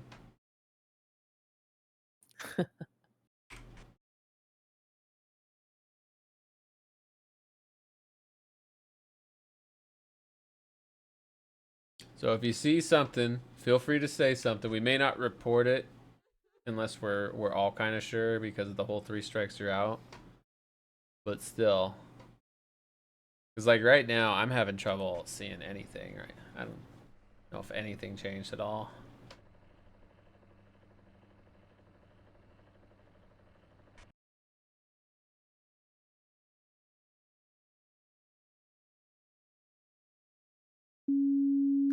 Yeah, first time on the map is always rough. And this is the warning. So they give you 1 warning, 1 time per run. This means there are at least 2 anomalies up. And I think if a 3rd one spawns and is up for too long, then that's game over. D-Bone, what's up? Helping someone with 7. But D-Bone is Virtue's birthday, so he should take priority. Oh, no, that's okay. I appreciate that, but I'm just playing, of course. it's the MVP. D-Bone has rhymes for every anomaly in this. It's pretty impressive. He's like the Riddler specifically for these games. I'm gonna go ahead and report the basement. I'm actually not sure, but it's better than getting the game over from too many anomalies. So we'll see. No anomalies in the basement. Isn't there too much stuff in here? I think you're right. In the vault? Yeah. Yeah. Let's report the vault. Hey, congrats, Naflare. What did you think? Hey. Yeah, what'd you think of Endwalker? 60, you were sleeping while we were ranking the FF14 X packs, but we were very curious of what your favorites were. And you were right on the vault. Good job. I think Endwalker's probably my favorite. And I did like Shabi. I did like Stabi. But Endwalker's your And favorite, huh? I do like Dawn Trail quite a bit. I like the whole vibe of Dawn Trail, but I'm probably biased because it kind of reminds me of home in a lot of places. This might be our 3rd strike, but we're gonna try it. And you know, that's fair. I actually ended up putting Dawn Trail as yep, too many wrong reports. Okay, that's fine. We're gonna take another sweep. It'll be easier this time since we've seen all the scenes now. Retry that. There will be no anomalies up at the start. You loved it. FF4 is one of your favorite FFs, and you enjoyed the 13th Reflections questline.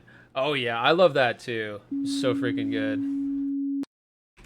Final Fantasy 14 is a big like theme park for Final Fantasy fans. And for FF4 fans, that was like the best that they've given us so far in FF4 content. I tell you, there was a prison riot level in RoboCop. No, I missed it too. Dang. I've been watching you play that, and it looks actually pretty good. And I have it already on PS Plus, which I have access to for like another 5 weeks, I think. So I'm kind of like both dipping in and out as you've been playing through it, because on one hand I don't want to like spoil the main story, but on the other hand, like I'm having a good time just watching you bot bad guys, and it seems like an interesting game.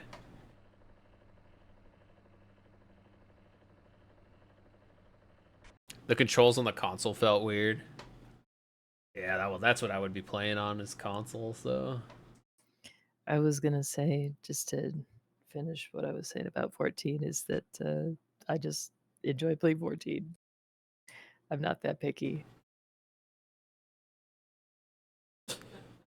there, and Dawn Trail's high quality. It was a nice graphics engine upgrade. I mean, there's a lot of good things about Dawn Trail.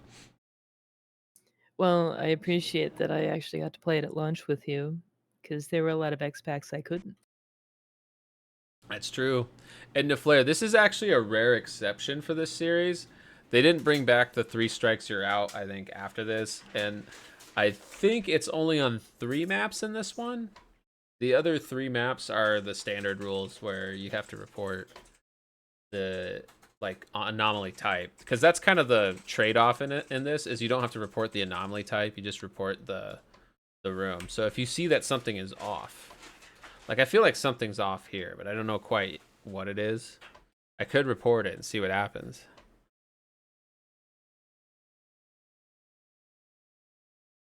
In it for the riveted voice acted story. Oh my gosh. I'm skipping all the parts that aren't voice acted and doing my own voice acting over the parts that are.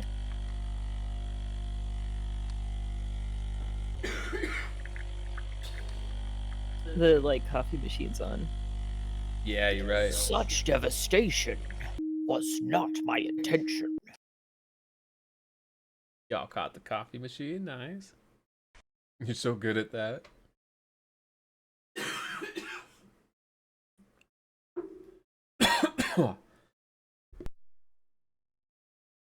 Excuse me. Sorry about that.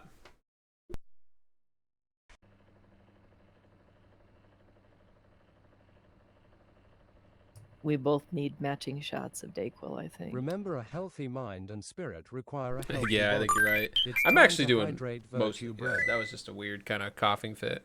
And yo, Asmo, welcome in. How you doing? And Naflare, thank you for the chalky milk. Hey, Asma.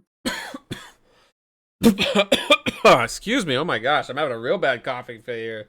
Oh my goodness.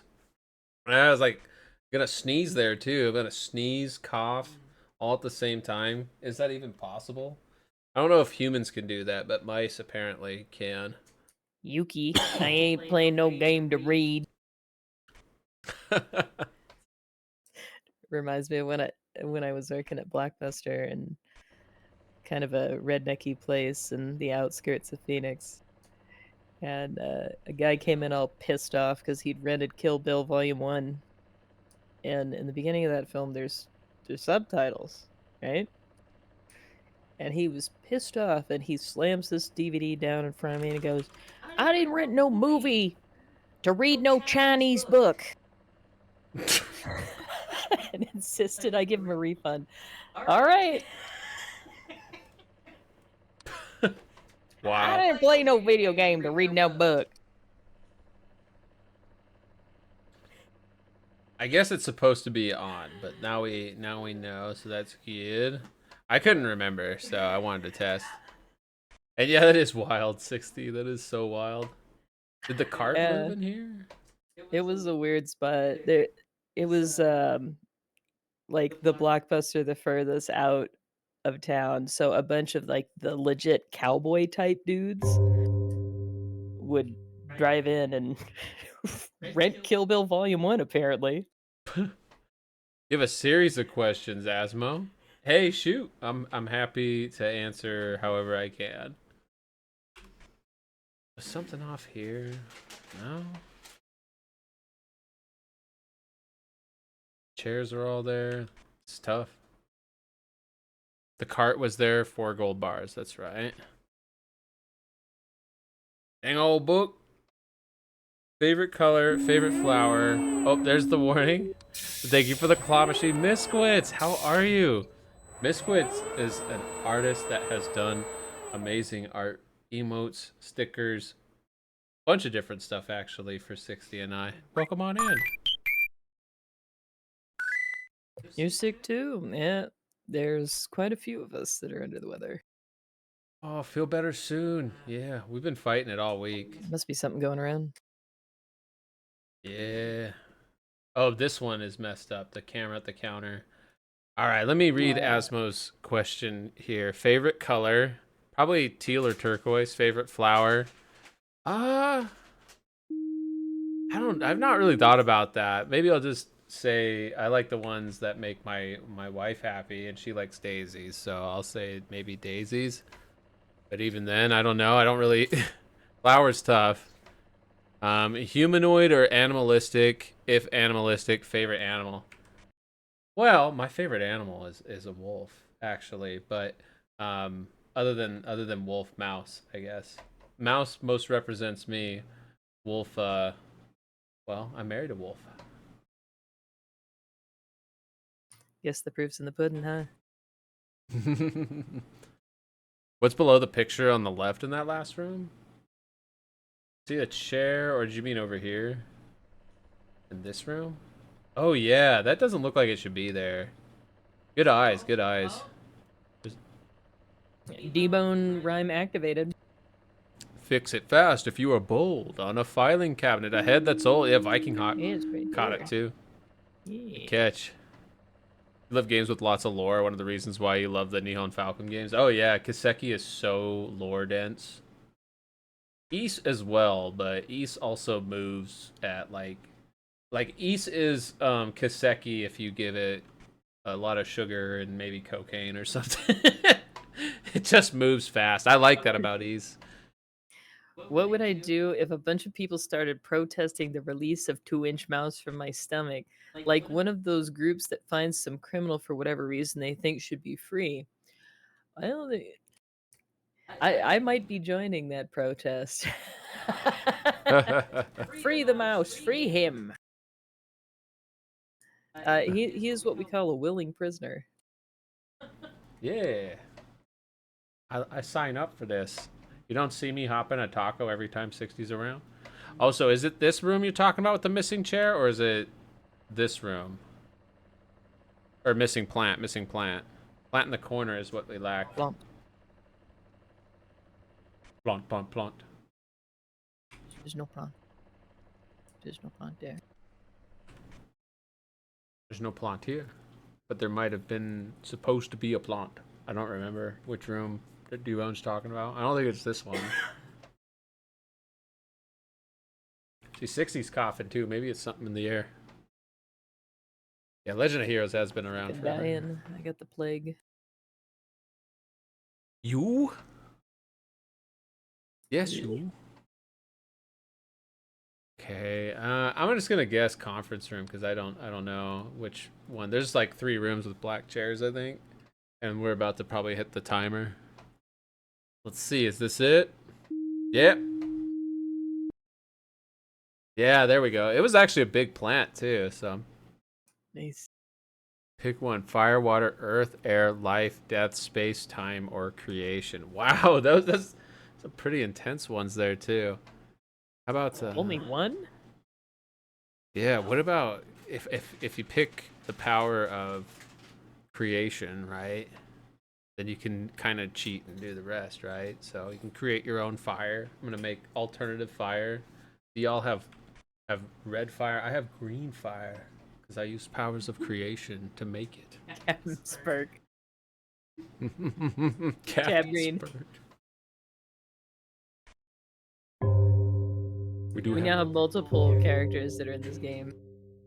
We have Buddy. We have Tab Green. We have Captain Spurk. We have the Skinny Prince. Some deep observation duty lore. Also, these are on the floor here instead. The director's office is messed up. Do you ever read any of the WikiLeaks from back in the day? I don't honestly remember. When that was kind of popping off, I was like, you know, dick deep into World of Warcraft and not really thinking about anything else. What a description. I figured I could get away with it since we were in ad break. It's alright. Not family friendly sometimes.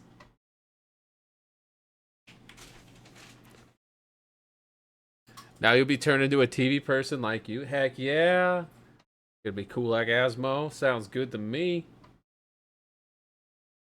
I think everything's normal here. The question is, do you get Paramount Plus?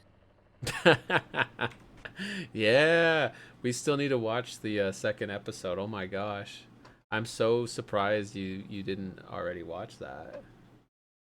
Well, I wanted to watch it with you. Oh, And also, I was feeling really tired. Was it on Super Famicom? Wow, I thought it was on like even older system, like on some specific PC. We're gonna try that again. We're gonna get that. That was the thing. Japan had like a lot of like PC console hybrid things going on at the time, like the 80s. Wonder what the anomalies were. You still have that keychain I gave you? Which one? The Famicom one. Oh yeah. I put it with my little valuable trinkets. It's set in Vegas. Oh my gosh, very fitting. He started on TurboGrafx. That's right. East, very OG action RPG series, which they're still making East games. East 10 came out, I think, late last year. East 10 Nordics. Looks great. One of my friends was streaming it, too. I'm trying to remember who was streaming it.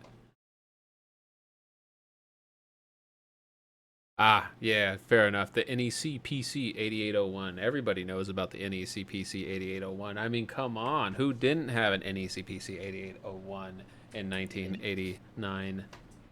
Shout out to the NEC PC 8801. Snatcher was on that too. That doesn't surprise me, actually. So those. Shout out to Snatcher. Yeah, for real though. It's a cool game. I really enjoyed watching Conker play that, and yeah, a lot of those systems had awesome games too. They just they would either get ports, usually like inferior ports to the Super Nintendo or Genesis. Yuki. Are you really asking me that question? Do you think Johnny Depp actually got high like that once or twice to get inspired for Fear and Loathing? Are, Johnny Depp, the known method actor, do you think he got high off his face? Yeah, I do. Oh yeah. But I don't think adrenochrome is a real thing, though. I think it's an insane person conspiracy theory. So that bit where he's taking all the eyedropperfuls of it and walking around like a lizard. I don't know about that. I bet you he did a bunch of acid and went out into Joshua Tree. Actually, that's a great idea. Shout out to doing acid in Joshua Tree. Hell yeah. There's probably an anomaly up by now, but I do not see it yet. Yeah, I love me some East though, some Neon Falcon games. So, funny story with East as a series. When I was a wee lad, really tiny, Feifel size. A Pinky Mouse. A Pinky Mouse, yes. When I was a Pinky Mouse, used to go to the mouse video game store, and they would have like rentals, right? And I rented this game. I was never able to remember the name of it for many years after, but I remember thinking this game has the most like banger soundtrack ever. This is so good. It was fun. It was like a side-scrolling action RPG. But that I just saw the cover of it and see a dude with a sword fighting a dragon. Like, cool, I'll rent that. So I think about this game for years after, not knowing what it was called. Years, right? Years and years. I'm like, man, I wish I could remember what that game was. I wish I knew what that game was called. And I pick up a remake of a game on PSP that people are hyping up called Ys, Oath and Felghana, and like the very first dungeon area, a song plays that it like I felt like I had like an out of body experience or something. It's like, what the fuck? I recognize it. Whoa. The neurons connected finally. Yeah, it was a remake of that long lost game for me. And guess what? They're remaking it again. And that remake comes out later this year. We're going to stream it. So, it's a great game, hence why they keep freaking remaking it over and over and over. And when I mean remaking it, like, it's completely different every time. It's been a side-scrolling action RPG. Oh, we got the warning already. This map is hard. This map is really hard. We have the plant there. That feeling. You think you have East 1 and 2 for PC Engine, but you can't play it because you need PC Engine CD for that? Oh, yeah. The soundtracks were crazy good because the CD technology at the time, too. Much better than what they could do on a cartridge. Okay, we got missing chairs out here in the hall. That's one. Some of our chairs are missing. The stairs are going down on both sides, too. Oh, yeah. So this should be a double anomaly, right? Or are they supposed to go down on both sides? Well, that means that the last time when the stairs were going up on the other side, that was an anomaly. Yeah, that was the anomaly. Also, this is an anomaly. The guy looking right at you in the director's office. Yeah, you could emulate it. That's true.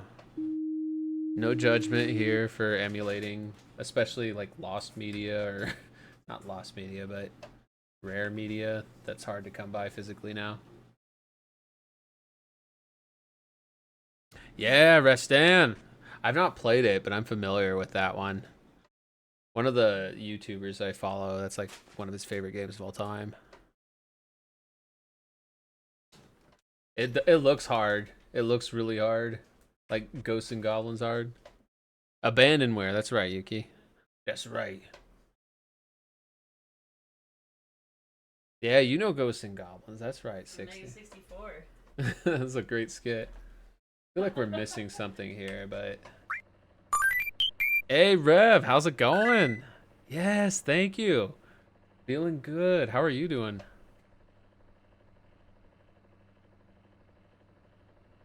Yeah, it's Conker's deal to play it on the actual hardware. It's the best way to do it if you can swing it, you know? Hi, Rev. Welcome in. Was there only 2 items on the counter desk at the bottom? See, that's what I'm thinking is off. Let's report the counter. Something seems like it should be there.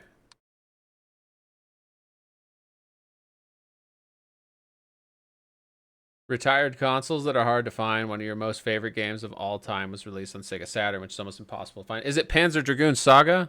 Is that it, Naflare? Everybody tells me that's like one of the best JRPGs ever, and I've seen a playthrough of it, and yeah, it looks solid. It was also stupid expensive to buy it, basically, since it came out, because they didn't print very many. No, it wasn't Panzer Dragoon Saga, huh? That's on your list, though. Which one, then? Sega Saturn. Because the other one I can think of, I forget the name of it, but they did a port to like Steam and Did Xbox the 360. stepladder move?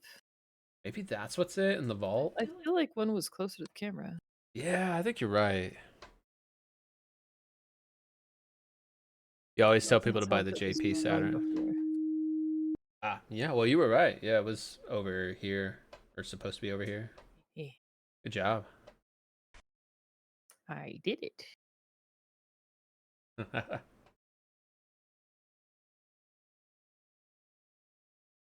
You are succeeding.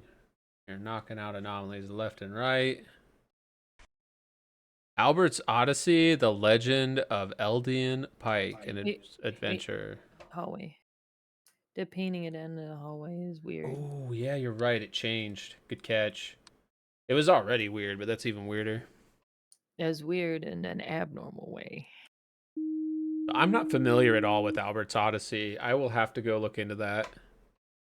That is a rare JRPG I don't know about. And also, it's duplicate an extra wall. Look through the window and make the right call. An extra wall, huh?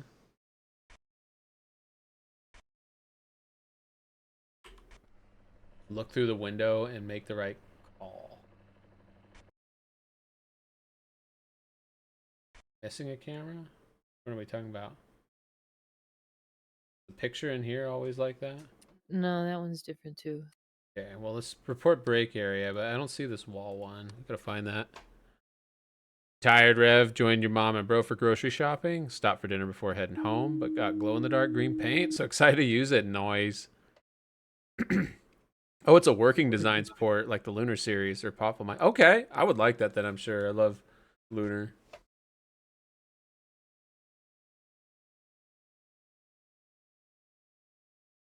From what you can tell, the Saturn release was the only release. Gotcha, gotcha. Extra wall somewhere here. Okay. Huh. Love your Saturn. Yeah, it was one of those ones that... Oh, go ahead. Is it here? This is like a window you can look through. That it? Let's try it. Conference room. Where's that? Here, conference room. See what it does. Yeah, a lot of people really like the Saturn that had it. I wanted one as a kid. That was one of the rare consoles that my family did not get for me, but honestly, I understand why. Like, looking back, like, the Saturn didn't sell well for a reason in the States. And I think I understand, like, especially from my parents' perspective at the time. They bought the Sega Genesis, and then like a year or two later, they bought the Sega CD, and then I was like, "Hey, you know, my buddy Dione, he got a Sega 32X," and they're just like, "Holy shit! Like, what?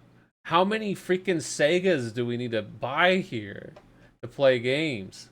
Because you had Sega CD games and Sega 32X games and Sega CD 32X games where you needed both. It's absolutely wild. So I'm sure when the Saturn came out, my dad was like, "Oh my god, no. Not again." Like, I don't blame him. Like, looking back, I would have been pissed as a consumer at the time. But the thing is they were pretty cool add-ons. But compared to, like, you know, what Nintendo was doing. Oh, the coffee machine's going again in the break area. Thank you, by the way, D-Bone, for the rhymes. Always appreciate you, friend. Always good to have you here. The Lunar Remastered Collection gives you hope that it might get a re-release of some sort. I wouldn't be surprised. The counter camera's messed up. We're making good progress. We're almost halfway through the night. Viking Hawk has asked a great question. Yeah, you should answer that one first, 60. What was the first console you bought with your own hard-earned cash? It was the GameCube. Good one, too. Yeah, I bought it and I played Animal Crossing all the fucking time. Hell yeah. The console, like, Animal Crossing made the console worth buying alone. Yeah, Nintendo was busy making one of their biggest fumbles, the PS1. It's true, it's true. That the Switch 2 is their biggest fumble. We'll see. That story is still developing. So to answer your question, though, Viking Hawk, for me, it depends on if you count this.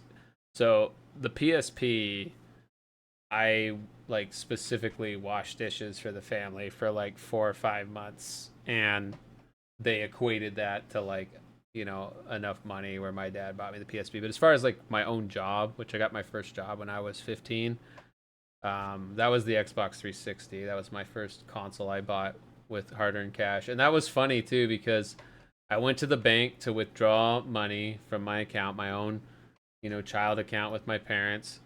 They let me withdraw more money than I had in there, which didn't make any sense to me at the time, and I wish I would have, like, been smart enough, old enough to audit them or something. And so they ended up, like, overdrafting me, and I learned, like, you know, oh, yeah, they will let you withdraw more money than you have. They will let you, like, fail at that, and like, so they can rip you off and charge you overdraft fees. So it was whatever, though. I had a, for being 15 years old, I was making, like, pretty good money, so hence why I was able to buy a 360 at launch. Got a PS1 with your own money, multiples actually, because you suck at taking care of them. Well, they weren't exactly the sturdiest consoles. Also, the monitor here is on in the office. Update on Game Grumps. The mastermind has been mostly revealed. Ah, nice, nice. They've been working on that one for a while. You got lucky with your dad buying all your shit up to you for that point, but it was also 360. Yeah, my dad was a gamer, but he kind of switched to just doing like only sim games, especially like flight sim and stuff. He stopped playing like, what would you call it? I don't want to say like actual video games because sim games are video games. Was this box always open? Like Animal Crossing is a sim game. It is a game. It is a great game. Well, I mean, if you're serious enough about a simulator game that you buy peripherals to make it more realistic, I don't know. I that's pretty serious, isn't it? Oh, I was wrong. Yeah, yeah. I was wrong on the box. It was always open. My bad, my bad. And Walker credits My still dad's wrong. not a gamer, but he used to buy games like Leisure Suit Larry when I was a kid. Hell yeah. And the N64 for Uniflare. That one's really special to me. The N64 is a very special console. I'm really excited for 60 to play Zelda Ocarina of Time, or how it was previewed to me for years, Zelda 64. Yeah, really stoked. We got the controller for the Switch too. Hell yeah. It's going to be awesome.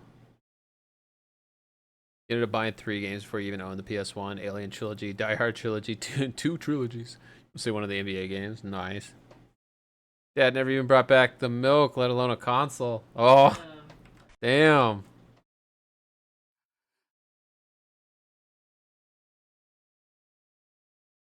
Yeah, no, I'm like grateful for my parents supporting my gaming hobby. So I will say they Your went. parents spoiled the fuck out of you, and I'm glad they did. I'm glad they did. It made you into the sweet person you are, but they really spoiled you. I think. Oh, the stairs here at the counter. So yeah, they definitely spoiled me. But I will also say, when my dad went through his like Fox News phase, which I guess I don't know, he's probably still in his Fox News phase. But when Fox News went through their anti-violent video game phase, it was really annoying dealing with that because, you know, it's like, dude, I'm just gonna walk 4 houses down to my friend's place and play the same game. You won't let me just rent and play myself. Like, I just wanted to play Parasite Eve, Squaresoft RPG. It's not that bad for a kid to play. It's a little gross. It's got some body horror, but you know, nobody's getting like no, there's no like softcore or hardcore porn or anything going on in the game. But anyways, yeah, I was very spoiled, but I was also deprived of some of the classics because they were too Music cart's risque. missing. Right here, right in the basement. Eh. Yeah, good catch, good catch. Mom spoiled you. Hell yeah.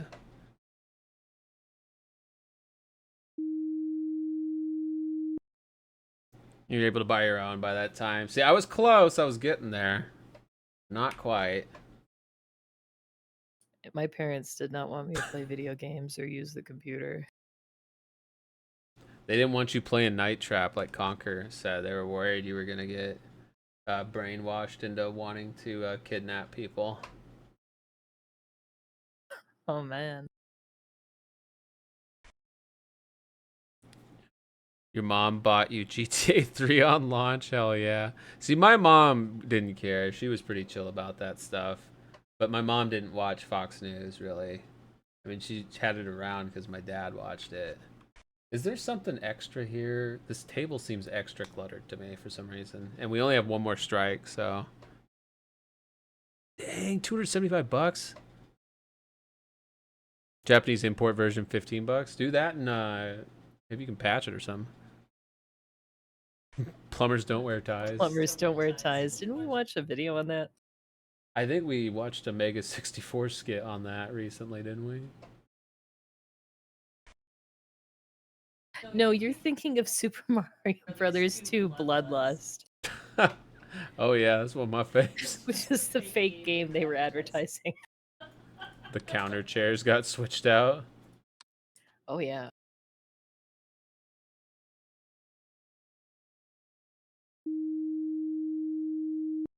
Noise. Yeah, AVGN covered it. I do remember that. I don't watch AVGN anymore, really. No hate or anything. If I'm gonna watch something, I'm gonna watch one of you all that streams. It is the yeah, we did watch the AVGN video about it. Because it's got like cutscenes and shit, right? Yeah, they called them FMVs back in the day, full motion video.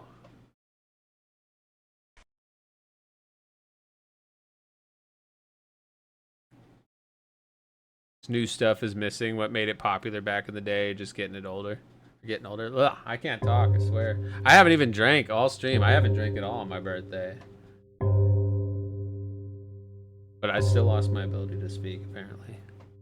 I can still squeak, though. Squeak, squeak. Yeah, the 3DO, that's right. See, my parents did, or my dad bought a 3DO. We had it for like a day, and then he took it back. And got a refund and came back with the Sega CD.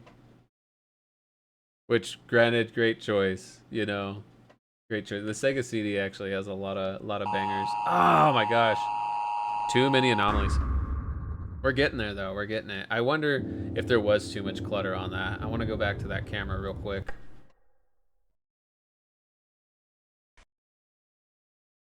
I mean, it's just cluttered, I guess. I don't know. Maybe stuff was moved around. Maybe that's what threw me off.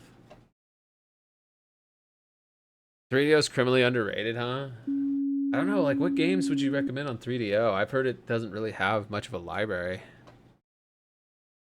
We wouldn't have Need for Speed without 3DO. Okay, there we go. Traded yours for a Jaguar with Alien vs Predator. Made away like a bandit in that deal.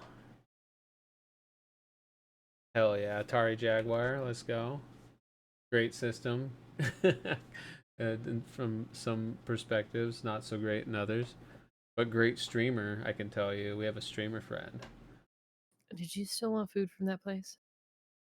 It is up to you. I figured we could take care of food stuff after stream.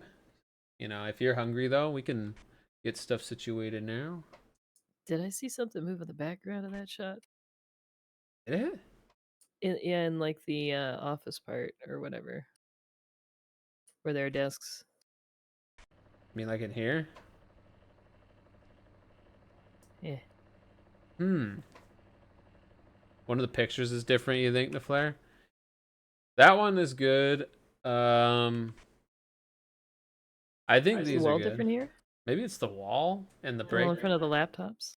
In front of the laptops? That does look different. The counter. Let's just report counter.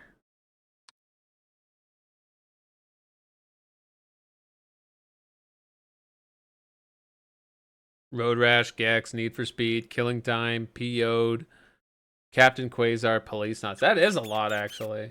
So there was nothing at the counter? That's weird. Oh. That is super weird. Thank you for the head pat, Red Avenger. Where did you learn to fly? That lady? Where did you learn to fly?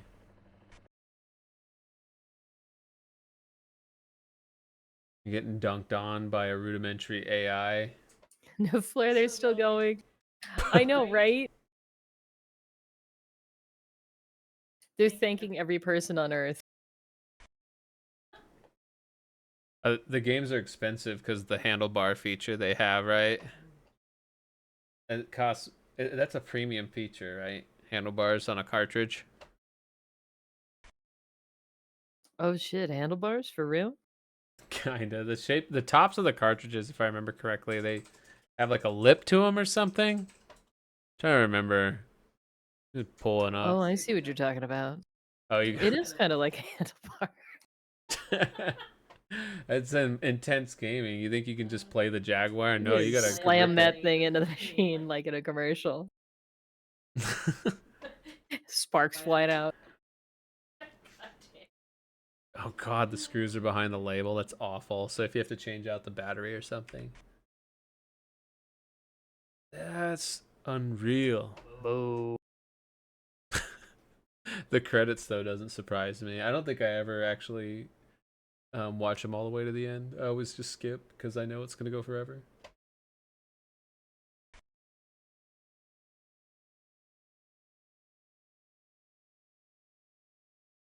I mean, when you think about it, it makes sense. Like the Ubisoft games that come out these days, they have like over 1,000 people working on them. But what doesn't make sense to me is a group of 30 ex Ubisoft developers can go make their own company and make a product that sells millions of copies in a couple years. Claire Obscure Expedition 33 is great, by the way. Phenomenal game. The cart move in here? Something in here different?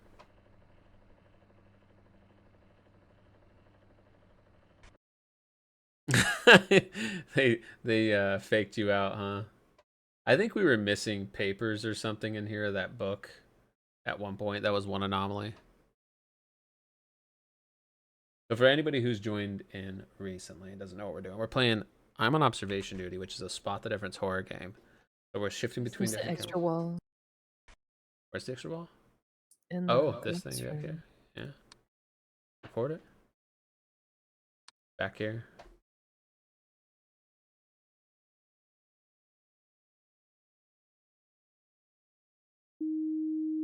Nice job. Like that. See, there was like a whole other like hidden room there that shouldn't have been there. Jag has a great homebrew Pretty sneaky, scene. sis. It's very sneaky. Game can be super sneaky. The cart's missing again. Oh, in the basement.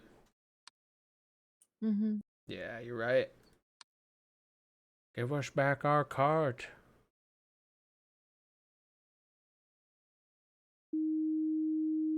Yeah, it's like a plastic pipe that was welded into it. It does look a little crazy, but what you need for some intense gaming. Hover Strike, Checker Flag, Cybermorph, Doom, Iron Soldier, AVP.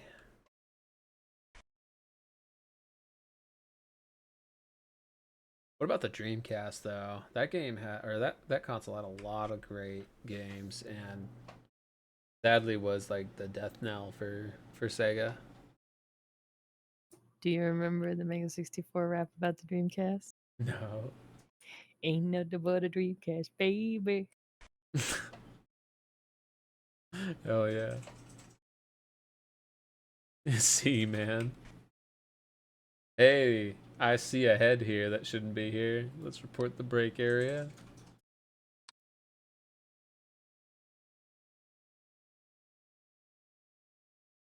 We did it. We haven't really had any scary anomalies pop up yet, huh?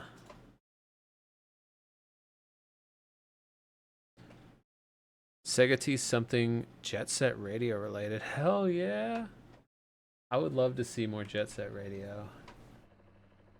I really liked, I think it was Jet Grind Radio is what they called it in North America for the Dreamcast. And then they had Jet Set Radio Future for Xbox. I don't know. I found that one to be a little repetitive, but still very fun. Never did finish it.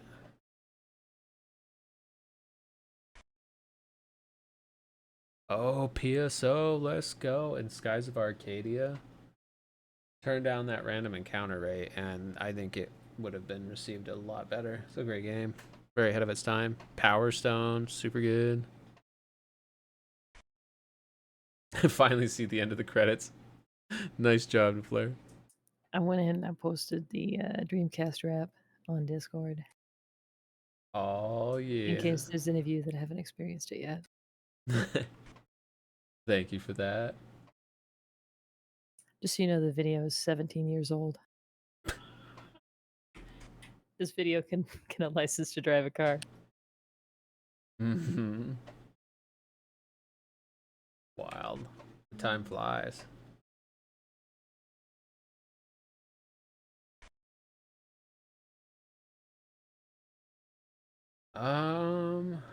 Okay. Something's probably spawned by now, but we got another sneaky one. Oh, this one ain't so sneaky. The chairs changed on the counter. You had the PlayStation version of Grandia 2. Yeah, the PS2 version. Me too. That was the one I played. I had a Dreamcast. I just didn't. I want to say I asked for Grandia 2 for like my birthday or for Christmas, and my parents just couldn't find it anywhere. But when the PS2 version came out, I picked that one up. Sadly, the PS2 version is kind of the inferior one. The Dreamcast one runs a lot better. Works a lot better. Not enough intruders, I agree. I'm surprised we haven't had any intruders yet. 10-second slash. They voice act every single ability. They scream their ability names. Yeah, the models of the Dreamcast version are better. It runs better. The credits finally ended. Nice. Survived the credits. And now you're into Dawn Trail. I assume you already picked it up, right?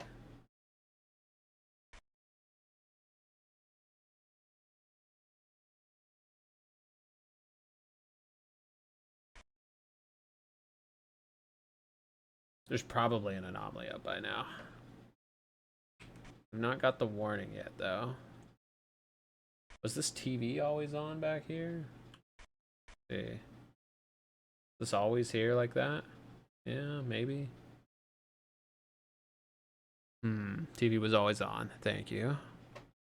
Just want a new Crazy Taxi. I thought I heard something new about Crazy Taxi recently.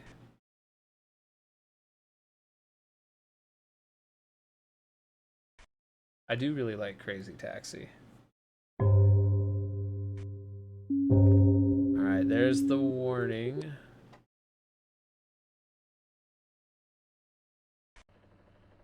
Means there's at least 2 anomalies up. I think the painting changed here in the office, so we'll report that. Yeah, the painting. Good catch. You still play Crazy Taxi on occasion? Which version? Don't they have a version on Steam? They're working on a 4th Crazy Taxi? Hell yeah. Great news.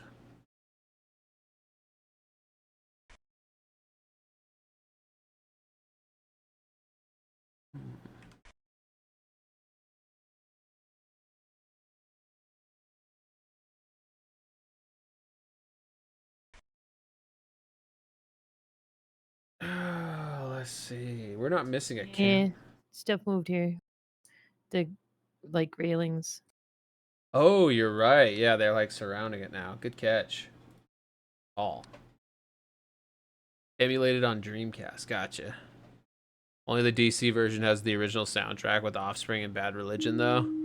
Oh, fuck yeah, Offspring and Bad Religion. Yeah. The killer soundtrack.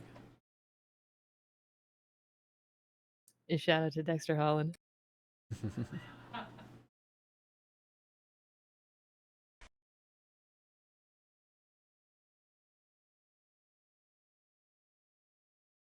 Anomaly. My wallet. Missing object. Monies. Shitter.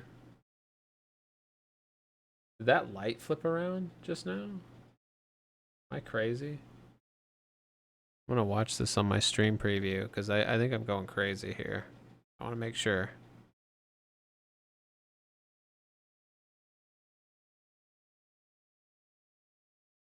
I am going crazy.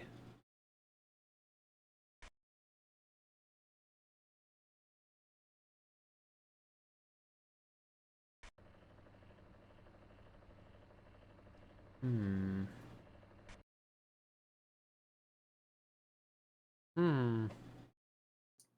You know, Dexter Holland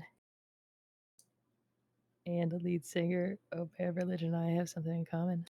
Mm-hmm. Do you know what it is? What is it? Hey, Shiko the Wolf. Welcome on in. We all have a PhD. Oh, yeah. Yeah, that's right. Hell yeah. Conquer got it, and I am having a great birthday. Thank you. Absolutely. Hope you're having a wonderful weekend. And Chanku, same to you. Thank you so much. And get you a shouty, Chunku. I don't know if I got you one when you were here earlier. Give me just a sec here. Welcome in, Shaku. And hello, Chunku.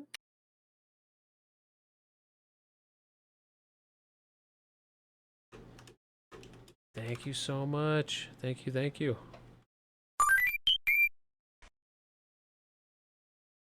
We're doing good. I'm having a pretty chill birthday for sure.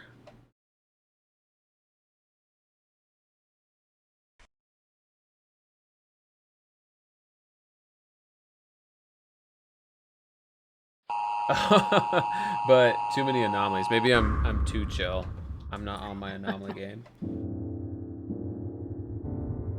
want me to go to that place and get that stuff for you? Well, why don't we actually, you know what? And yeah, it's my birthday. That's right. But I think this might be a good time to wrap things up and take the party over to another party animal, of which we have many friends that are streaming right now. Oh, these cookies! Oh, okay. That way we can get some noms and watch episode 2 of the All Stars, right? Oh, and thank you, Shako the Wolf. Thank you so much. You don't have to watch that today. It's okay. You can play video games. You don't have to watch Drag Race with me today. It's your birthday. Oh, Rev actually did the guide the raid, so we're going to Neapolitan. Sounds good. Thank you, Rev. That's a lot of channel points. Thank you for the support. Thank you. Twisty, the suggestion though, if you want to let us know, I can go check out their channel after at least. Maybe drop a lurk. And thank you, Broody. Thank you, Shako the Wolf. Nice to meet you. Hope you all have a wonderful, wonderful weekend ahead of you. Rest of your weekend. Thank you for joining us today. 6016 especially. Thank you very much, my lovely wife, for your work on the new Just Chatting scene and for hanging out with me today and making this all possible. I'm glad you like it, babe. We worked hard on it for you, and I'm very pleased with how it turned out. So I hope you get a lot of good use out of it. And happy birthday again. We are all happy to have enjoyed yet another year of Mouse. So. Oh, thank you so much. Thank you, everybody. Thank you, Broody, for the giant emote. So cute. Oh my gosh. Thank you so much, everyone. Y'all helped make this one of the best birthdays I've ever had, and I really do appreciate y'all for it. If you don't mind sticking around for the raid, we're gonna head over to Neapolitan and have a good time over there. Take care, everybody. I'll be back tomorrow. Oh, yeah. At the usual time with the finale of Yakuza Like a Dragon, it appears. So hope to see you then. And actually, sorry, you're going to be back even sooner than that with Broody and I. Thank you for reminding me. I'm getting way ahead of myself here. Broody and 60 and I are going to be doing Tiny Tina's Wonderlands tomorrow, 10 a.m. Pacific. So if you want to check in with us then, we'll be hanging out, being very, very tiny tabletop figurines and shooting at things. Yeah, 60 Sunday indeed. 60 Sunday. I'll see you for Tiny Tina's and then later for Yakuza. Hell yeah, really looking forward to it. Thanks again, everybody. Yeah, thank you, Deadeye Sano. Naflare, good luck with work tomorrow. Viking Hawk, of course, thank you. Rudy, looking forward to it tomorrow. Twisty, thank you again. Azure Nova, you as well. And Rev, you as well. Thank you. Thank you, everybody. And yes, happy Mother's Day for any moms out there. Thank you very much for the reminder on that. Conquer, thank you again for your work on the Just Chatting scene. It's incredible. Y'all are incredible. Take care, everybody. Bye-bye.